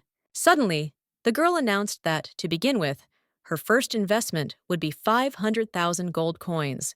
After that, an additional 200,000 gold coins would be invested every year. Such figures shocked Louis. With such financial support, his store will be able to rise to the level of a boutique. But in the world you have to pay for everything. Bertha said that she had heard that the Maximilian Jewelry House had recently purchased a large volume of red spinel. It is inferior in quality to ruby, but is also a gemstone that goes with fashion. Then the girl suggested introducing red fire opal as the store's autumn new product. Lewis replied that fire red opals were more expensive than spinel, and that this could result in losses. Bertha said that the damages could be deducted from the 500,000 gold coins she was investing in the matter. The guy thought that every phrase she said was shocking, and even for her parents, this was a rather difficult sentence. Meanwhile, the girl, drinking tea, thought that this amount was needed only to humiliate Heiser. But if she wastes so much money, then the parents, buttoned up by surprise, will have to rush here. Lewis said that he really appreciated her generous offer, but he was completely unclear about the reason for the whole act. The guy asked to tell her straight away why she should provide his modest store with such significant support. Bertha decided to ask if he knew Baroness Heiser Maximilian, in response to which the guy nodded silently. The girl said that he had recently started working with her in the administration and unintentionally made a discovery. She asked if he could promise not to tell anyone about this, since from now on, the information is confidential. The curious guy immediately swore to remain silent, because who could such a modest merchant convey her words to? Bertha continued, saying that, as he knows, Baron Maximilian's family is not very rich. When she learned that there were discrepancies in some of Heiser's accounting records, she began to have doubts. Then she accidentally learned that the Maximilian family jewelry house had suddenly purchased spinel in bulk. Lewis also found it strange how much money the Maximilian jewelry house managed to buy so much spinel. The guy replied that if she had not shared all the information, he would have continued to be in the dark. Bertha added that usually in such cases, charges should be brought in the noble court, but she did not want to. The whole point was that she was very kind to her, but in fact she remembered how she scolded her. She was so kind that she couldn't even tell who was in front and who was behind, and couldn't stay in the middle. The girl said that if their case is closed, then Heiser will again return to the appearance of a fair official. Placing her hand on her chest, Bertha stated that she believed in her honest character and that she was capable of change. Blushing, Lewis smiled and said that Lady Bertha is a true noble lady with a beautiful heart. When they finished their conversation, the girl went outside and found that it was pouring rain outside. Turning her head, she noticed Ian, inviting him to take a short walk in such wonderful weather. With a smile on her face, Bertha said that it would be a pity to return home so quickly without enjoying the walk. For some time they just stood near the wall of the house, and when asked if they were going to go, the girl asked for 5 minutes. Dissatisfied with this answer, the butler thought about leaving alone and leaving her here alone, but abruptly changed his mind. At that same second, the girl noticed one person, announcing with a smile on her face that he had finally arrived. Nathan walked towards her, wrapped in a traveling cloak, the hood of which protected him from the rain. Running into the alley, Berta pulled off his shoe, swinging his heel against the wall with all his might, thereby breaking it. With a dumbfounded look, Ian tried to find out from the mistress what she was doing now, choosing such a time and place. Instead of answering, the girl took the umbrella from him, asking him to quickly go in the other direction so that no one would see him. He again wanted to ask what was happening, but noticed how Bertha broke the handle of her umbrella, depriving herself of protection from the rain. Turning in his direction, the girl smiled and asked him to take new shoes, coming for her in 30 minutes. Bertha herself, having guessed the moment, jumped out of the walk, pretending that she had tripped, bumping into Nathan. The guy immediately recognized the assistant, whom he had met not so long ago, but clearly remembered her appearance. The girl said hello and was feignedly surprised by the unexpected meeting, while his gaze dropped to her clothes.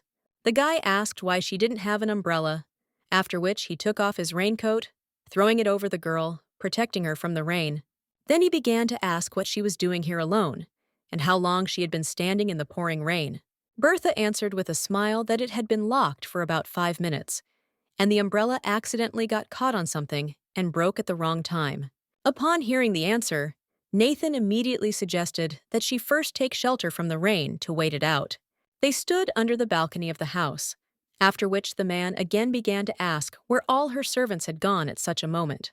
Bertha replied that she had come to pick up the ordered goods, but the road was narrow and the carriage could not drive up. There was no choice but to set off on foot with the butler, but along the way her heel broke. She couldn't get on her butler's back, so he gave her the umbrella and went to the carriage to get her shoes. Without looking at the girl, Nathan suggested out loud that at that moment, as luck would have it, even her umbrella broke. Bertha said that he was well aware, as if he had personally seen it, and then asked if he had done it. The girl herself carefully examined the guy, tracking his gaze, and thinking that something similar was his taste. Even when she worked in a bar, only a minority preferred anything other than breasts or waistlines. Now the girl is thinking about whether she should check her guess while such an opportunity exists. She said that it was raining like buckets, so all her hair was wet, and then she began to straighten it, carefully watching the man's gaze, which did not leave her neck. Bertha realized that she was right. But when their eyes met, the man shuddered and turned away sharply so as not to embarrass the girl. They continued to stand in silence, Bertha thinking that anyone looking from the outside would think he was angry. For her, it looked very banal, because he was trying to hide his interest in her with calmness. Such men usually want obedience from a woman, not love. Then they use force against her. And such a person is in a situation where his path to the top depends solely on the authority of the bride. Remembering their quarrel near the jewelry store, the girl thought that Rosalie would be undeservedly broken. However, to her great surprise, he calmly continues to wear the rosary presented by the bride. For her, it was a relief, because the longer it was on him, the stronger the effect of this amulet would be. To break up the long pause, the girl hesitantly turned to the guy, attracting his attention. He turned his head in her direction with a dissatisfied look, hearing that she did not even thank him properly. After all, it was the first time she was left completely alone on such a crowded street, which is why she was so scared. And the heel broke, and the umbrella turned out to be faulty. She was seized by a panic attack, which is why she was confused. And then, as if by magic, he appeared, who had not passed by, and politely offered his help. Bertha continued to thank him, while Nathan thought that he had only given her his cloak. The Count's only daughter, who has been immersed in luxury since birth, gives him, the Baron, a similar look. The man wanted to say something else, but at that very second, the butler ran towards Bertha, apologizing for being late. He immediately fell to his knee in front of her, helping her put on a change of shoes, simultaneously placing a new umbrella next to her. Ian thought that Nathan gave the impression of a man who was good with a sword, although he was a simple official. Compared to the image in the portrait, in reality he looks stronger, and many will like his face. She said that her carriage was nearby, so, as a sign of gratitude, she invited him to go along. The man refused, explaining that he needed to go somewhere, and he would accept her gratitude only in words. When he left, the girl thought that this was only the first spoon of honey, because if he gave up, it would become uninteresting. The next day, while in her chambers, Bertha lay on the sofa, continuing to sneeze, feeling tired. As a result, she caught a cold. However, she is happy that she is a noblewoman, because she can rest peacefully. At that same second, Jana approached her with her unchanging smile, asking the lady if she needed anything else. Bertha answered in the negative, saying that when she goes out, she should call Yen, which is why the maid froze. Jean thought that she really liked the new butler, but because of him, she began to spend less time with her. Bertha quietly whispered to herself that after so much time, she finally had no schedule. And now she can rest peacefully, and at the same time, she feels peace spreading through her heart. A few seconds later, the butler entered the room, asking with a wet expression if she had called him to her place. The girl asked if he wanted to eat something, offering chocolate and dates straight from Tadam. This proposal immediately softened the guy's dissatisfaction, and Bertha added that she tried it for the first time. Having settled down on the sofa, Ian immediately took one candy, put it in his mouth, and began to chew it. Bertha looked at him with satisfaction, after which she invited him to drink tea to relieve his dry mouth. When asked what else she was up to, the butler heard that she was simply interested in learning about his past. Anyway, it's rainy today, so she's not going out and wants to talk about him. If their plan succeeds, then he can return to Thadam, but thus she wants to know about his situation in Thadam. But he does such a troublesome job, only to return to his homeland again. The girl asked him not to be stubborn and tell him who he was, adding that she told him all her secrets. Ian said that when they first met, he introduced himself as the second spark that flashed on the bright sand of the desert. He suddenly seemed to glow as he stated that this meant he was the second child of the Sultan. Shocked, Bertha asked about the fact that she had been forcing Prince Tadam to iron her underwear all this time. Ian replied that he had never done such a thing, and strictly speaking, he was not even a prince, but a princess. In a second, the girl's face reflected a full range of emotions, from simple surprise to concrete shock. Remembering the flyer that said it was a woman, Bertha tried to put the puzzle together. Ian immediately asked if this was possible, and said that Sultan Tadam had one legal wife and several concubines. Her mother was from a noble family that did not have enough influence, so she raised her while hiding her true gender. Bertha understood why it said woman on that flyer, even though she thought the employees had made a mistake. Despite the fact that she and her mother carefully concealed their gender, the Sultan's legal wife shook their chambers with threats, because the Sultan of Ganihi, a typical desert warrior, may not have been a good father, because he did not care about his daughter. However, he was a worthy husband for her mother, who took care of her and helped her in any way he could. He loved his lawful wife most of all, and her mother occupied second place in his heart, although not so beloved. But this was a double-edged sword, which is many times worse than the lack of any favor from those in power. As a result, in a fit of jealousy, Nizer, the legal wife of the Sultan, killed her mother, not regretting her action. For the sake of revenge, she used forbidden witchcraft and killed the Sultan's wife in order to avenge her mother. The Sultan was furious that just some female offspring had done such a thing to his wife. Therefore, she went on the run and traveled a long way all the way to Osland, deciding to settle here temporarily. Bertha immediately asked since when she discovered her talent for witchcraft and whether she had it innately. Ruff answered in the affirmative. Let us explain that sometimes the direct relatives of the Sultan have magical powers. Thus, you can easily light a cigar or bring misfortune on someone you hate. The girl asked if this was strange, because she has such strong power that she can kill a person. Ursha replied that she was exceptionally talented from birth. In this regard, she was simply lucky. Bertha wondered what was going on with the butler Jan, whom she sent straight to Tadam. Judging by the state of the damned glass bottle, he did not deviate anywhere from the intended course. Ruff said that he would arrive this week, and any letter needs time to reach its addressee. Bertha replied that if her problems were not solved before he returned, she would have to help. The butler responded dissatisfiedly that decisions would be made depending on the specific situation. The next day, Bertha came to work in a different outfit, attracting glances from the men around her. The girl smiled and wished everyone good morning. Assyrian wanted to say something, but he was immediately interrupted. Heiser loudly asked if Bertha was sane now, because she did not understand what she told her last time. After all, how could one appear in such a depraved outfit at a sacred workplace, ignoring the rules? The woman shouted that the girl had lofty thoughts about herself, which is why she did not follow the dress code. While Bertha was being scolded, she noticed that Nathan was missing again and decided to confront Heiser. Suddenly, the girl smiled, telling the official that she had in no way violated their company's dress code. The rules say that as long as you don't show too much skin, you can wear whatever you like. She managed to infuriate the woman, which is why she pointed her finger at her and declared that she was not blind. Then she asked what these bare areas of the body meant, covered only by transparent fabric. With a smile, the girl explained that in order not to expose her bare skin, a lace insert was made. Clenching her hands tightly into fists, Heiser asked if she thought of telling jokes to her now, because her words were funny to her. The woman concluded that the employee looked down on the entire royal palace as a whole.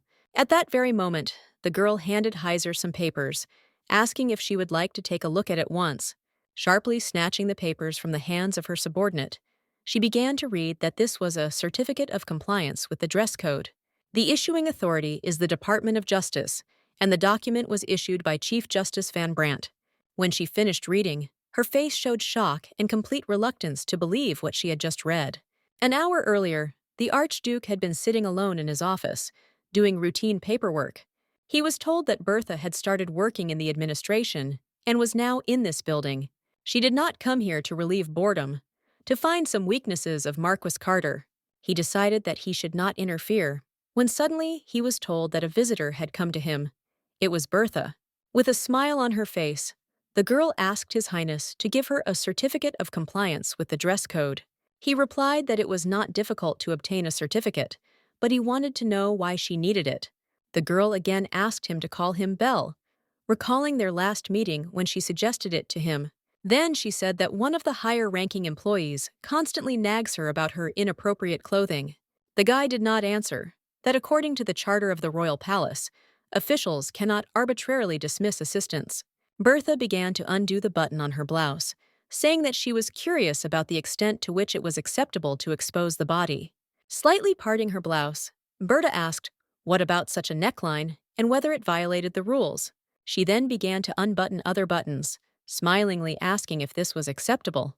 The Archduke blushed for a second, and then jumped up from his seat, not knowing what to do in this situation. He asked her to stop joking in such a strange way, because how could a noble lady flirt like that? However, Bertha decided to ignore his words, pinning the man to the shelf, not giving him an escape route. She thought that the appearance of such a noble man struggling with temptation looked incredibly beautiful. Suddenly, Van Brandt decided to take the initiative into his own hands, after which he switched places with the girl. When he lowered his head a dangerous distance, Bertha thought he was going to kiss her. But look at her eyes. He only said that provoking a man over and over again is not a very good hobby. After which he turned around, heading towards his desk, and the girl thought that he was too responsible. But if he still decides to ask her to date, then the plan to seduce Nathan may be thwarted. However, her thoughts still hovered over the thought that it would be nice to touch his lips at least once. Having approached him formally, the girl asked if he would give her a certificate of compliance with the dress code. And now the girl said that, just in case, she stopped by the Ministry of Justice in the morning to find out directly. The judge, who appreciated her efforts to comply with the established standards, personally issued this certificate to her. Heiser was shocked that she had contacted the Justice Department over such a trivial issue. And yet, she received a certificate from the Supreme Judge himself, and it was not clear whether she was in her right mind. Out of dissatisfaction and anger, the woman squeezed the papers and then looked away, realizing that she had lost. She then said that she would watch her carefully from now on, asking her to work as expected. Bertha bowed politely, but after they parted, a sly grin appeared on the girl's face. She wondered if she could remain as proud and confident after their house went bankrupt. Looking around, Bertha noticed the stunned looks of the other employees who were looking at her. Bowing her head, the girl with a guilty look asked her colleagues for forgiveness for the inconvenience caused. But they only thought about whether they would quit because of Heiser. The copper assistant is beautiful and obedient like a child. The man just decided to dress up, but Heiser still didn't like it, which is why she got mad.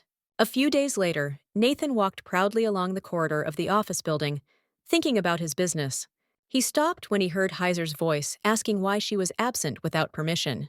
Hiding, he listened as the woman said in a dissatisfied tone that even arrogance has its limits. The guy frowned, trying to understand why she suddenly shouted in the corridor of another department. Heiser said she has no idea what the Marquis of Amber residence was thinking when they made her recommendation. He looked out from behind the shelter, but noticed Bertha there, only now learning that she had come here on Amber's recommendation. The next second, he was surprised to notice the rosary that Rosalie gave him. She said that her dear friend got it for her sake, and for her eternal worries about her fiancé. This dialogue took place while they were drinking tea outdoors, spending those rare moments together. Rosie said that this was a kind of amulet that protected his body and helped him succeed in everything. Taking it in his hands, the man began to carefully examine the rose garden, saying that it looked good. She definitely said that it was a gift from her friend. Then Nathan concluded that that friend was Bert's assistant. Heiser again asked her to be careful. The girl apologized and hurried to end the unpleasant conversation. Glancing displeasedly, Bertha thought that others also wore beautiful things, but this attitude only applied to her. The girl bowed while the official gave her an eternally dissatisfied look, crossing her arms over her chest. Heiser herself thought that she was just as good at irritating people with just her appearance as Felicia. She remembered how she got to the event, noticing the Marquis of Amber, with whom she was secretly in love. Heiser looked at him with eyes full of delight, thinking only that he was incomparable, as always. Suddenly, his beautiful wife Felicia came out to the man, whom he greeted with a sincere smile. The official's face immediately changed to anger towards the woman who was next to her lover. If only those two had not entered into a marriage of convenience, then she would never have connected her life with her current husband. And now, looking at Bertha, she mentally asked to blame Felicia for recommending her. The girl noticed that lately, she had been grumbling more and more, which hinted at the deterioration of her case. If things have started to deteriorate for the Maximilian Jewelry House, Lewis is doing a good job. The official asked her to dress nicely, as a new employee should, and to behave in the same way. She mentally told Heiser to scold her while she pretended to be a poor and unhappy girl. Bertha accidentally turned her head, noticing Nathan's face, who was quietly peeking around the corner, eavesdropping on them. She smiled that the lucky devil, no matter what she takes on, is always lucky. So she asked him to watch. Then she told the official that if she was having a hard time because of her lack of experience, she would try to make more efforts. In response to this, Heiser asked her to carry out her duties properly, and tomorrow she will also look after her. When they parted, Nathan approached Bertha, greeting her politely and calmly, thereby surprising her.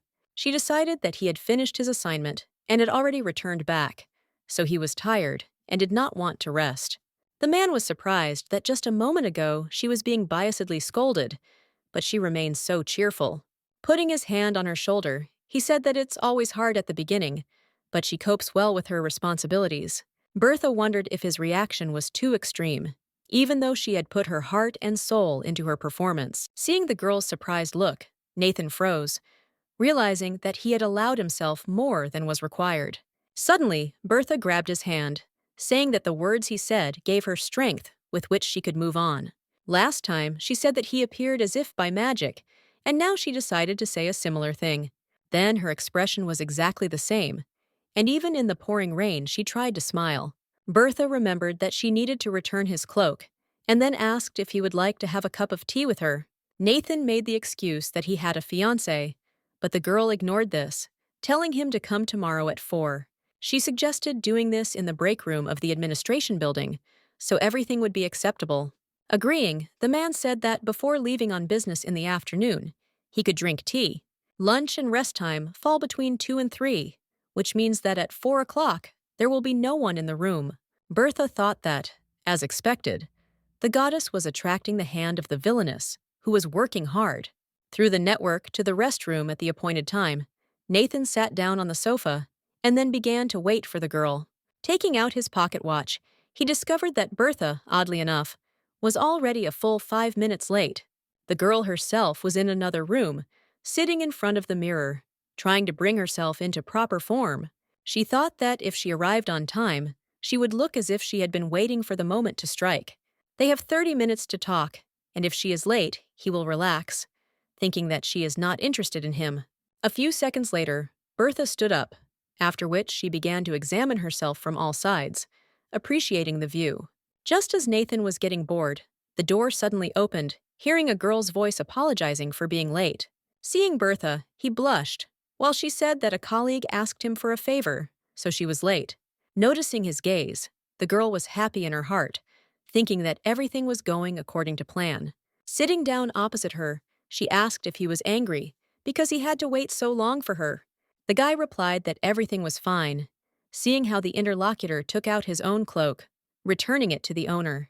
She said that she was really grateful for that time, because if it weren't for him, she would have burst into tears right on the street. Nathan asked why she went there. It was a street in the city center that was not suitable for a walk. Before answering, the girl was not a little surprised that he dared to ask the lady such a personal question. She said that after hearing her answer, he would most likely consider her pathetic, but he asked her not to worry. With feigned hesitation, Bertha first thought about it, after which she said that she would trust him and tell him everything.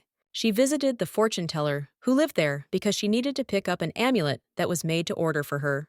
Nathan was surprised when the girl asked that he received the rosary that he now wears on his wrist. The man answered in the affirmative, adding that the amulet protects the body and makes any endeavor successful. Glancing at him, Bertha mentally praised Rosalie, who had managed to lie to her fiancé about the rosary. She lied out of fear that her gift might be rejected, because she said that the amulet caused affection. Bertha thought it was stupid, and now, looking at the blushing man, she realized that he was not worth it. She said that Rosalie was very worried about her fiancé, so she ordered a rosary especially for her. Having heard the explanation, Nathan returned to the question of that walk and why she ordered the amulet that day. Both wearing a rosary and showing interest in stories of shamanism indicate that he is a superstitious person. Shuddering, the girl replied that this was a mere trifle, and she was even somehow embarrassed to talk about such things.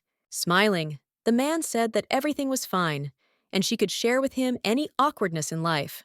Closing her eyes and clenching her hands into fists, Bertha, embarrassed, shouted that she was also now looking for new love. Nathan stood frozen as the girl continued to say that she thought the amulet might help her. She had a fiancé, but due to problems that arose in his family, she had to participate in the trial.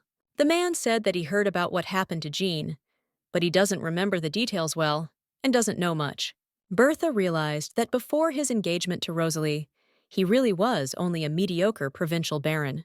One way or another, she believed that she would soon marry her fiancé, but in the end, she was left alone. Nathan said that he believes in the words that every person's attitude is predetermined by a higher power. With a sincere smile, he added that she also has a soulmate somewhere who is waiting for this meeting. Having cried and removed a tear, Bertha replied that these were the best words of consolation that she had heard so far. Embarrassed by such speeches, the guy blushed, while the girl said that Rosalie was a real lucky girl. She hoped that soon she would have the chance to meet a wonderful groom and lose her head in love. Hearing these words, Nathan's eyes widened as the girl feigned realization of what she had just said.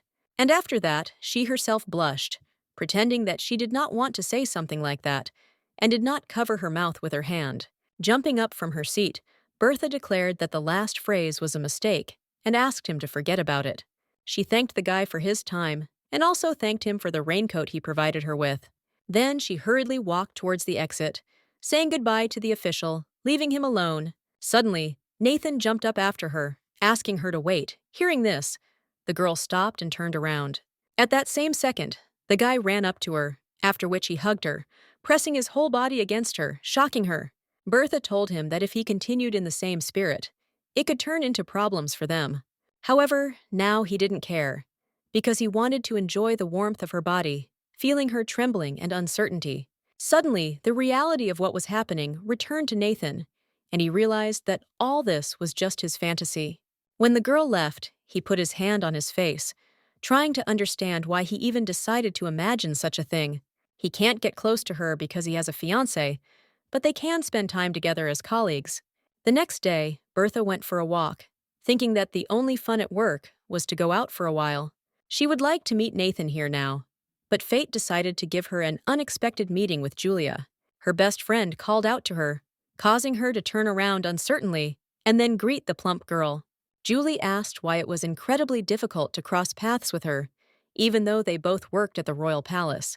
Why did she say that she heard that Bertha had recently become friends with Rosalie? She confirmed these rumors. Suddenly, Julia grabbed her friend's hand, thereby frightening her, so the girl asked what was wrong with her. In response to this, she heard a request to go with her to a birthday party and be her companion. Bertha decided that Julia's birthday was coming soon, but if she found out that her friend didn't know, she would make a fuss.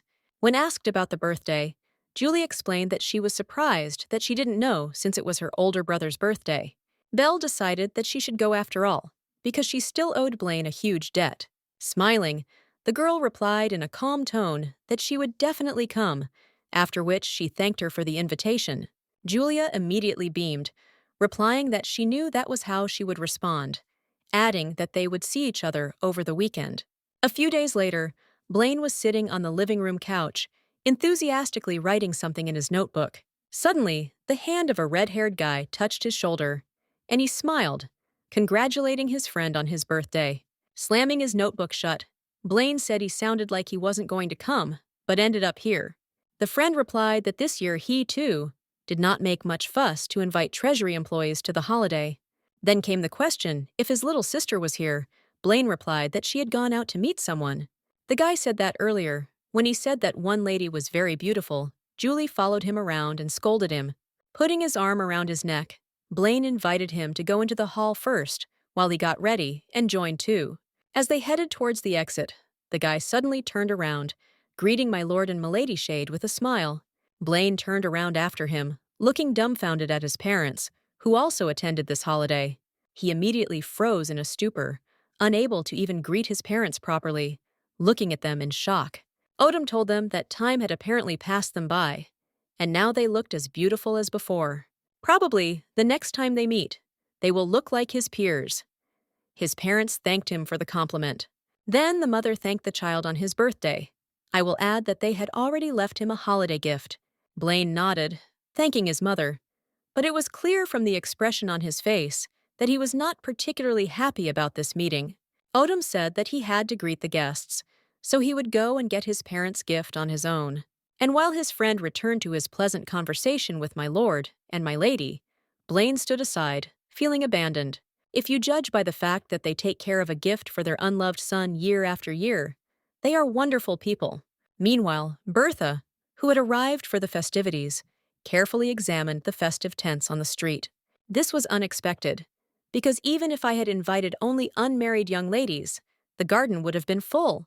Julie said that brother doesn't like crowds, so there are fewer guests than expected. Stating that she needed to change clothes, the girl left her friend while she mentally asked her to come as late as possible. Deciding not to waste time, Bertha went to one of the tables, finding a juicy steak cut on it. Feeling the delicious smell, she concluded that she had done the right thing by coming here, if only for this reason. At the same second, Blaine came out to the guests, looking at the territory and the newly arrived guests with an important look. The girl was surprised that he paid special attention to his appearance in connection with such an important holiday. Suddenly, the guy froze, and as soon as he saw Bertha, his face immediately broke into a smile, and he himself sparkled. Kissing her hand, he said that this was an unexpected joy, because he could not even imagine that she would come here. Bertha said that he didn't even send an invitation. He apologized because he was afraid to interfere with her busy schedule. He then promised that, starting next year, he would regularly send her invitations to all celebrations. The girl realized that what he meant was that she was focusing on Nathan's case. That was very smart. Blaine said he wanted to show his gratitude for her attending his celebration by suggesting they go for a walk. Smiling, Bertha agreed, saying that she was just about to give him the gift she had prepared. Then they were left alone. The girl handed him a scroll, declaring that it was her birthday gift. With a questioning look, he unfolded it, revealing a certificate of transfer of a commercial building. The girl thought that if she wanted to continue to receive help from him, she should invest heavily. She asked to simply take it for herself, sign it, and then give the documents to her family administrator. When Blaine read everything to the end, he suddenly shuddered, and then laughed, loudly and sincerely, happy about something. Bertha did not understand whether he liked the gift, thinking that there was no person who did not like money.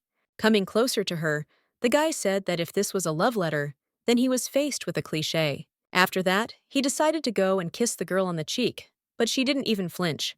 Smiling, she thought that she had handed over the task and received a kiss from the handsome man in gratitude, which was not bad. When asked if she had achieved her goal for which she started working, Bertha replied that she had achieved about half. It was much slower than he thought, because usually one smile is enough for her to succeed. But not this time. Her thoughts returned again to Nathan, who had nothing in his heart and, moreover, held himself too well. While the girl walked forward and thought about it, Blaine decided to warn her that there was a high curb ahead. But before he could finish his sentence, the girl suddenly tripped and fell straight down onto the grass. Running up to her, the guy sat down on one knee, asking if she was okay, immediately offering his help. Blushing, Bertha thought that she had given such a wonderful gift and managed to ruin everything so ridiculously. Extending his hand to her, Blaine smiled, asking her to get up, simultaneously calling her a lady who was always in a hurry. Blushing even more, the girl grabbed his hand and pulled him towards her, causing him to end up right on top of her. She said that she felt better in her soul. I heard the question why she twists all her thoughts into one manner. Placing her index finger on his lip, Bertha replied that it was a secret that he did not need to know. They looked into each other's eyes for a few seconds, after which the guy asked if he could kiss her. Without saying anything out loud, Bertha pulled Blaine close to her, enveloping him in the passionate kiss they both desired. As their lips slowly parted, the guy began to stroke her cheek with his hand, declaring that she was very beautiful. Hearing a scream nearby, Blaine looked up in shock, before a shiver ran through his body as he noticed the woman. A few steps away from them stood the boy's mother, who covered her mouth with her hands in shock, unable to make a sound. Turning around sharply, Bertha also noticed the woman, realizing that she was seriously in trouble and was unlikely to be able to get out. She hoped the woman wouldn't slap her, wailing about how she could dare do something like that. At that same second, Milady headed in their direction, looking menacingly towards Blaine, not paying attention to the girl. Suddenly, the woman pushed her son away, trying to make sure he kept his distance from Bertha.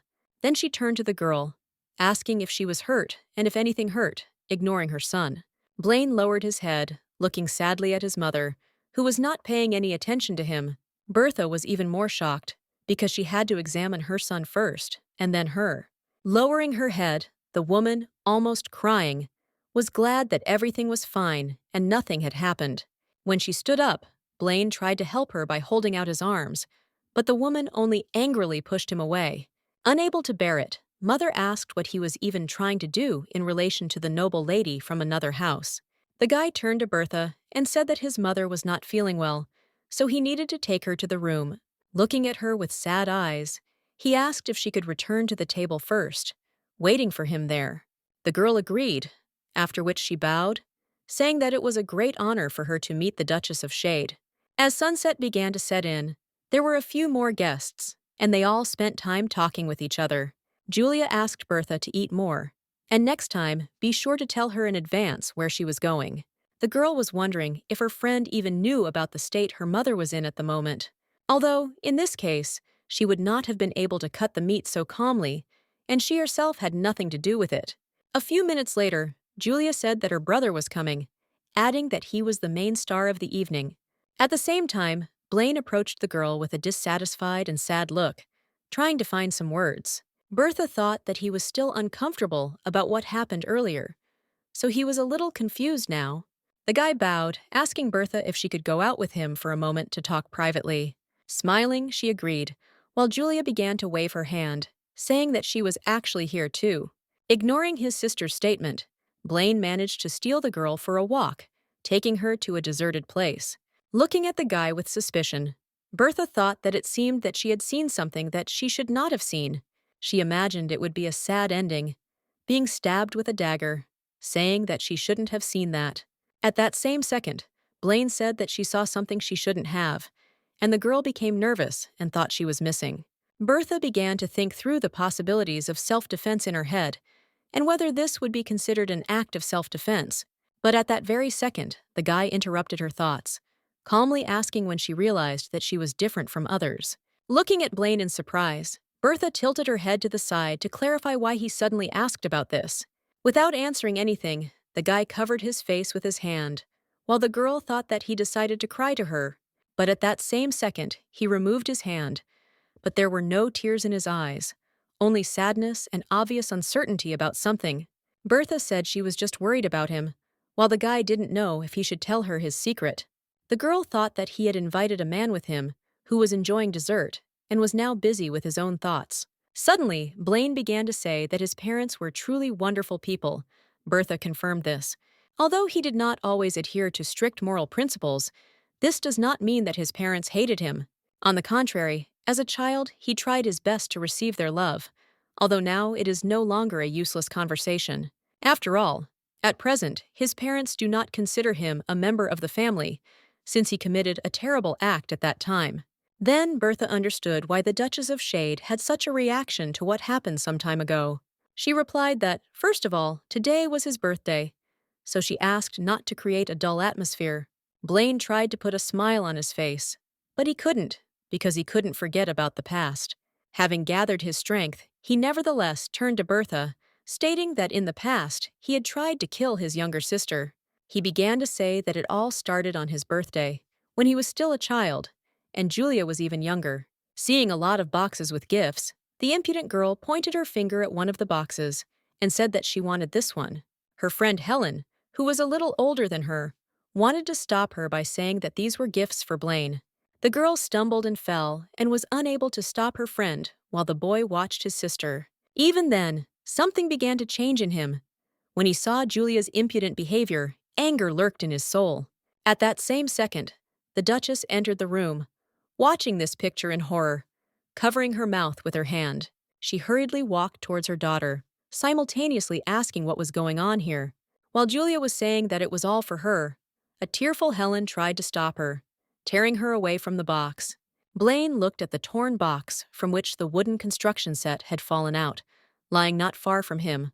The woman bent over the princess, asking her forgiveness for Julia's tactlessness. Then she glared angrily at her daughter, menacingly declaring that she was very ashamed of her and her inappropriate behavior. Since childhood, Julia has been a disgrace to the ducal shade family, but the girl did not yet realize this. When the girl burst into tears, the Duchess turned to her son, immediately saying that she was very sorry about this. Hugging him, she said that she would buy all the damaged gifts again. Hoping that this would help make amends, the boy hugged his mother, but his eyes did not express any emotion, and his mind returned to his sister's behavior. A few days later, a maid approached the Duchess, while Blaine and Julia were next to her. The maid asked if she would mind if she left rat poison in the kitchen for a day or so. On Blaine's birthday, Julia left breadcrumbs all over the place, which is why there were rats there. The woman ordered to do what was best, making sure that the poison did not come into contact with food or ingredients. At that same second, her daughter came up to her, saying in a tearful voice that she was wrong, and asked to give her sweets. The dissatisfied Duchess replied that she should apologize not to her, but to her older brother. Then she snatched the dress from her hands, adding that until then, she could expect neither forgiveness nor sweets.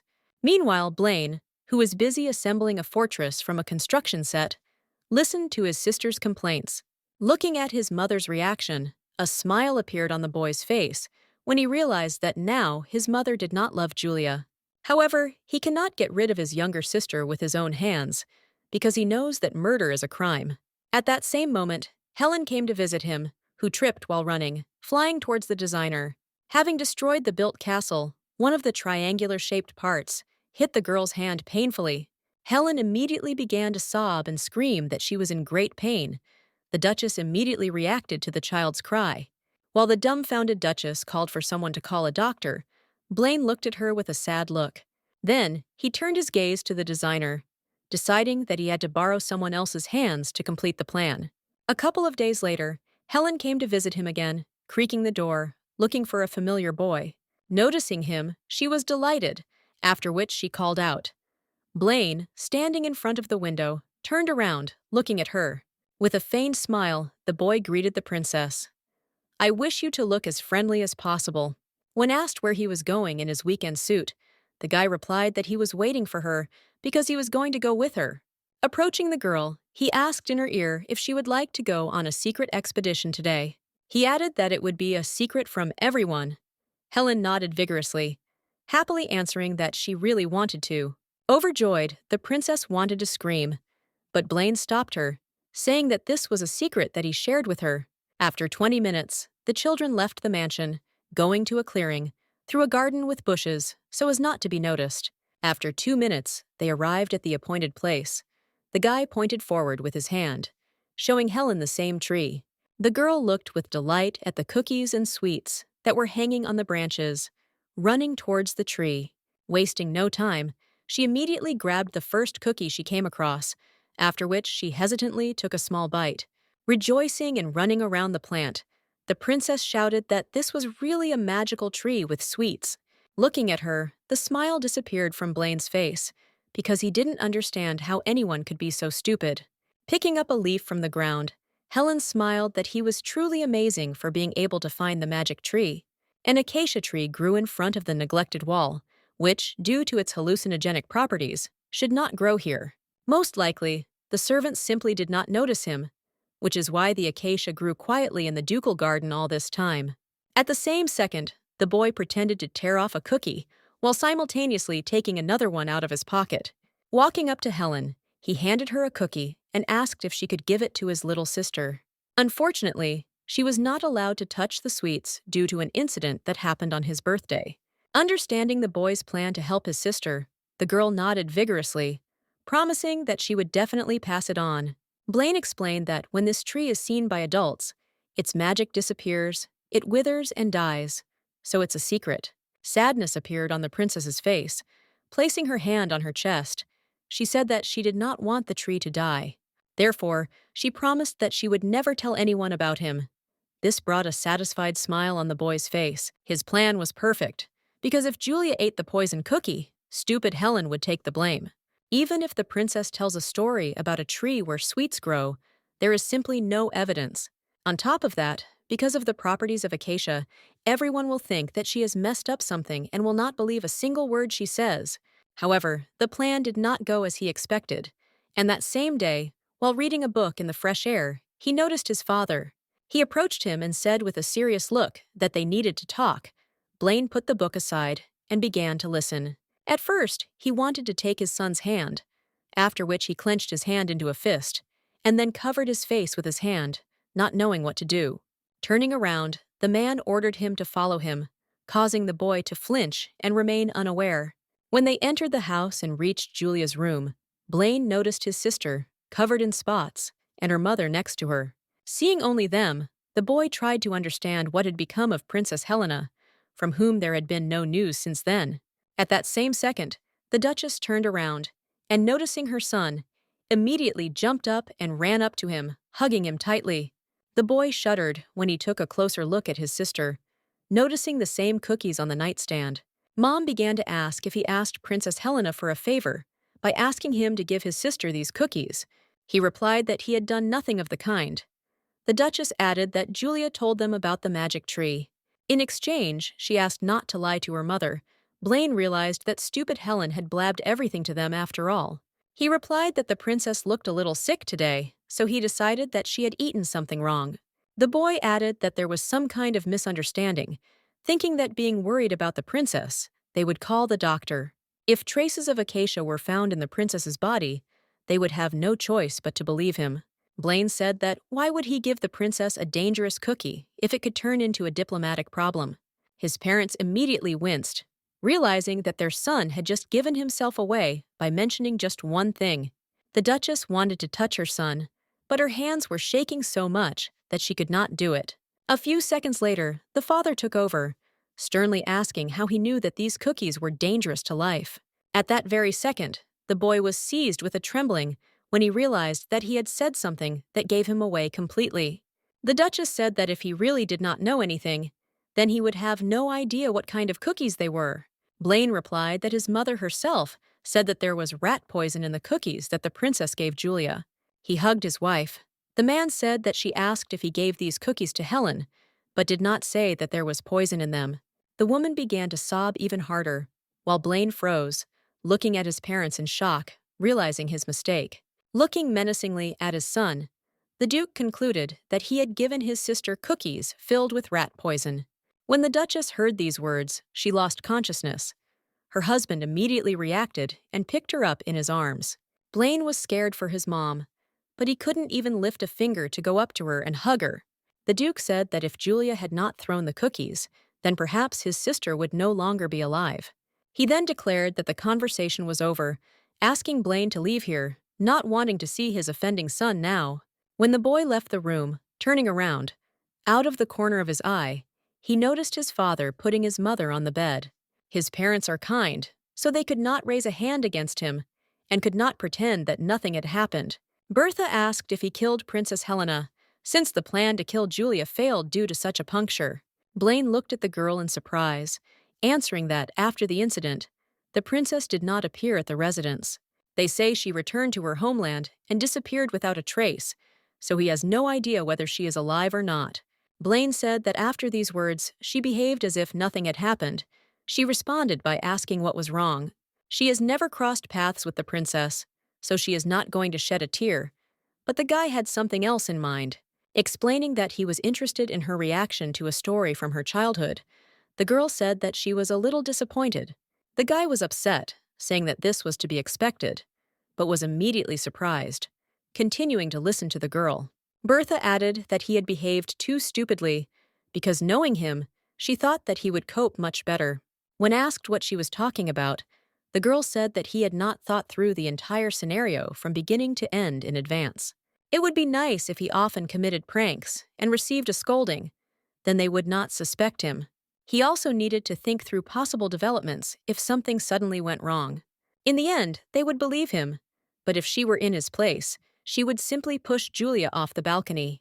At first, Blaine couldn't believe that Bertha would actually say something like that and not judge him. The next second, the guy began to burst into loud laughter, still not believing his happiness and understanding of the girl. Hugging her, he asked how such a wonderful woman like her could exist in the world. After all, she constantly teases him so cruelly. Bertha replied that she could not breathe, asking him to let her go. Stopping the hug, but holding her by the shoulders, the guy said that it seemed that he had now completely fallen in love with her. He pushed the guy away. Bertha asked if he was confessing his love to her now. He asked in response if she would accept the confession. She didn't mind having a man from another country who liked her, even despite her bad temper. However, Blaine added that now was not the right time, because she had business to finish. It was professional of him, because thanks to him, Bertha forgot about Nathan for a moment. The girl said that now it is a little difficult, to which the answer was that he could intervene. When asked if he offered to help, Blaine replied that if there is a competitor, the fire burns hotter. But in return, at the end of the matter, she will have to give him a sincere and direct answer to his declaration of love. Smiling in response, Bertha said that she might think about it once and would start from tomorrow. A few days later, the girl hurriedly walked through the administrative building with a pile of documents in her hands. Suddenly, she noticed Nathan walking towards the meeting, who, it turned out, did not notice her, drowning in his thoughts. Smiling at the chance, Bertha pretended to stumble, dropping all the documents she had in her hands. Coming out of his thoughts, the man looked in surprise at the unfolding picture, heading towards the girl. After asking if she was okay, Nathan sat down to help her collect her papers, receiving a joyful smile in response. Having received the documents from his hands, Bertha said that she had already been so grateful to him for his politeness. Returning a serious expression on his face, the man calmly replied that his help was nothing special. Looking into his eyes, Bertha turned to the official, saying that she would like to discuss something important with him. Surprise immediately appeared on his face, because the guy did not understand what she wanted to discuss, and especially with him. Taking a note from her pocket, Bertha handed it to Nathan, saying with a smile that she would wait until he arrived. Then she left, leaving the guy in the dark. Looking at the note, he decided that the assistant had fallen in love with him. On a piece of paper was written a call to meet at 5 o'clock in the backyard of the royal palace with the girl's signature. The whole day, he thought that Bertha was really in love with him and did not notice how the time had come for the meeting. He doesn't dislike her either, but there were a few things that prevented him from reciprocating. He remembered Rosie saying that it was an amulet that protected his body and helped him succeed in business. He didn't know if he could continue to be Carter's confidant after the breakup with his niece. Lost in his thoughts, he did not notice how he reached his destination, examining the surroundings. There were trees around him that had bloomed flowers, and she suggested meeting in a similar place. At the same second, he turned around when he heard a familiar voice, noticing the silhouettes of two girls behind the curtains. When the wind opened the curtains a little, Nathan found his bride behind them, not understanding why she was there. Bertha was sitting opposite her, which made the guy immediately feel uneasy, and he didn't know what was going on here. Rosalie, with tears in her eyes, asked the girl if they were friends, and how she could do this to her. Listening to her speeches, Belle thought with a dissatisfied look that Nathan should come any minute. Suddenly, Rosalie, unable to contain her anger, grabbed the girl tightly by the shoulders, ordering her not to appear near him. She begged and begged her to stop, unable to calculate the strength with which she squeezed Bertha's shoulders. At that same second, a man's voice was heard behind them, calling on Rosie to stop screaming and let the girl go. Bertha thought he had come just in time, while Rosalie looked at her fiancé in shock. The man grabbed the bride's hand quite tightly and then pulled her away from Belle. Then Nathan noticed the torn dress on Bertha's shoulder, exposing her collarbone, which made him displeased. He loudly turned to Rosie, threateningly asking what she was doing, because it was completely unlike her. Then he took off his jacket, after which he threw it over Bertha, trying to cover the torn areas of clothing. She decided to go to the end and therefore immediately began to cry demonstrably, turning to the official with embarrassment. Seeing this picture, Rosalie was horrified, since all the attention of her fiancé was not directed at her. Squeezing the hand on which Nathan's mark remained, it asked what he was doing now and how he could do this. Startled, the man pulled away from Bertha, asking Rosie in an uncertain tone to first listen to him calmly. Tears began to flow down the drawers again, when she replied that she saw everything perfectly with her own eyes. There is no longer any need for unnecessary explanations. After these words, she tore the rosary from her hand and threw it on the ground. The stunned guy tried to say something, but Rosie asked him to never appear in front of her again. Nathan thought that if he let her go now, his relationship with Marquis Carter would come to an end. He wanted to run after her when he suddenly heard a girl's cry behind him, which is why he froze, shuddering at the same time. Turning around, he noticed Bertha, who was standing on the railing, leaning her hand on the column and looking down. The man rushed towards her at all speeds, loudly calling for her to stop, having managed to grab her hand. He also began to say that this was dangerous, after which he asked what kind of stupid trick she was planning to pull. Turning around, Bertha, with tears in her eyes, demanded to let her go and give her the opportunity to finish what she started. Nathan did not back down, ordering her to go down, to which he received the answer that death was the best choice for her. After all, she had just been caught red-handed for having an unrequited crush on her dear friend's fiancé. The stunned man squeezed her hand harder, deciding to make sure whether she had just said that she loved him. Bertha shuddered, pretending that she didn't say this on purpose in order to arouse even greater pity on his part. She again asked to let go of her hand in order to be freed from such shameful mental suffering. However, Nathan did the exact opposite, pulling the girl towards him, which is why she began to fly straight into his arms. Hugging her tightly, the man, barely holding back tears, begged her not to die, since it was not her fault. Bertha apologized in a drooping voice, explaining that the truth was to blame because she had unknowingly fallen in love with him, although she herself was grinning at that time, joyfully thinking that she had succeeded, and he was hooked. Returning to the mansion, the girl thought that today had been a tiring day.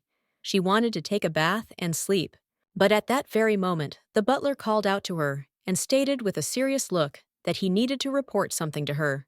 In a tired voice, Bertha asked if it was necessary to do this today, to which she received an affirmative answer. Bertha, looking dissatisfied, tried to explain that she was tired, but Ian explained that this was a very important matter. Having let him into her chambers, she sat down on the sofa, asking what he had there. The butler reached into his bosom, pulling a vial of dark liquid from her pocket. The disguised girl showed it to Bertha. When asked what kind of dark liquid was in the bottle, he replied that this bottle contained a spell cast on Ian. Because of it, he will be struck down by a desert-endemic disease with various symptoms of fever and rash. The closer he is to Tadam, the better he will feel, but if he goes to another place, he will die immediately. The girl replied that she remembered this very well, but still did not fully understand what was wrong. Ian explained that usually the water in the bottle should have a reddish tint, but now it was completely black. But such a change in color means that the object of the spell is dead, and there can be no mistakes in this. Bertha thought for a moment, saying that, if I think about it, there have been no news or letters from him recently. She then asked, stunned, if he had really betrayed her, but Ian replied that such an outcome was unlikely. If the contents of the bottle became like this, then it means that he was killed before the spell consumed his body.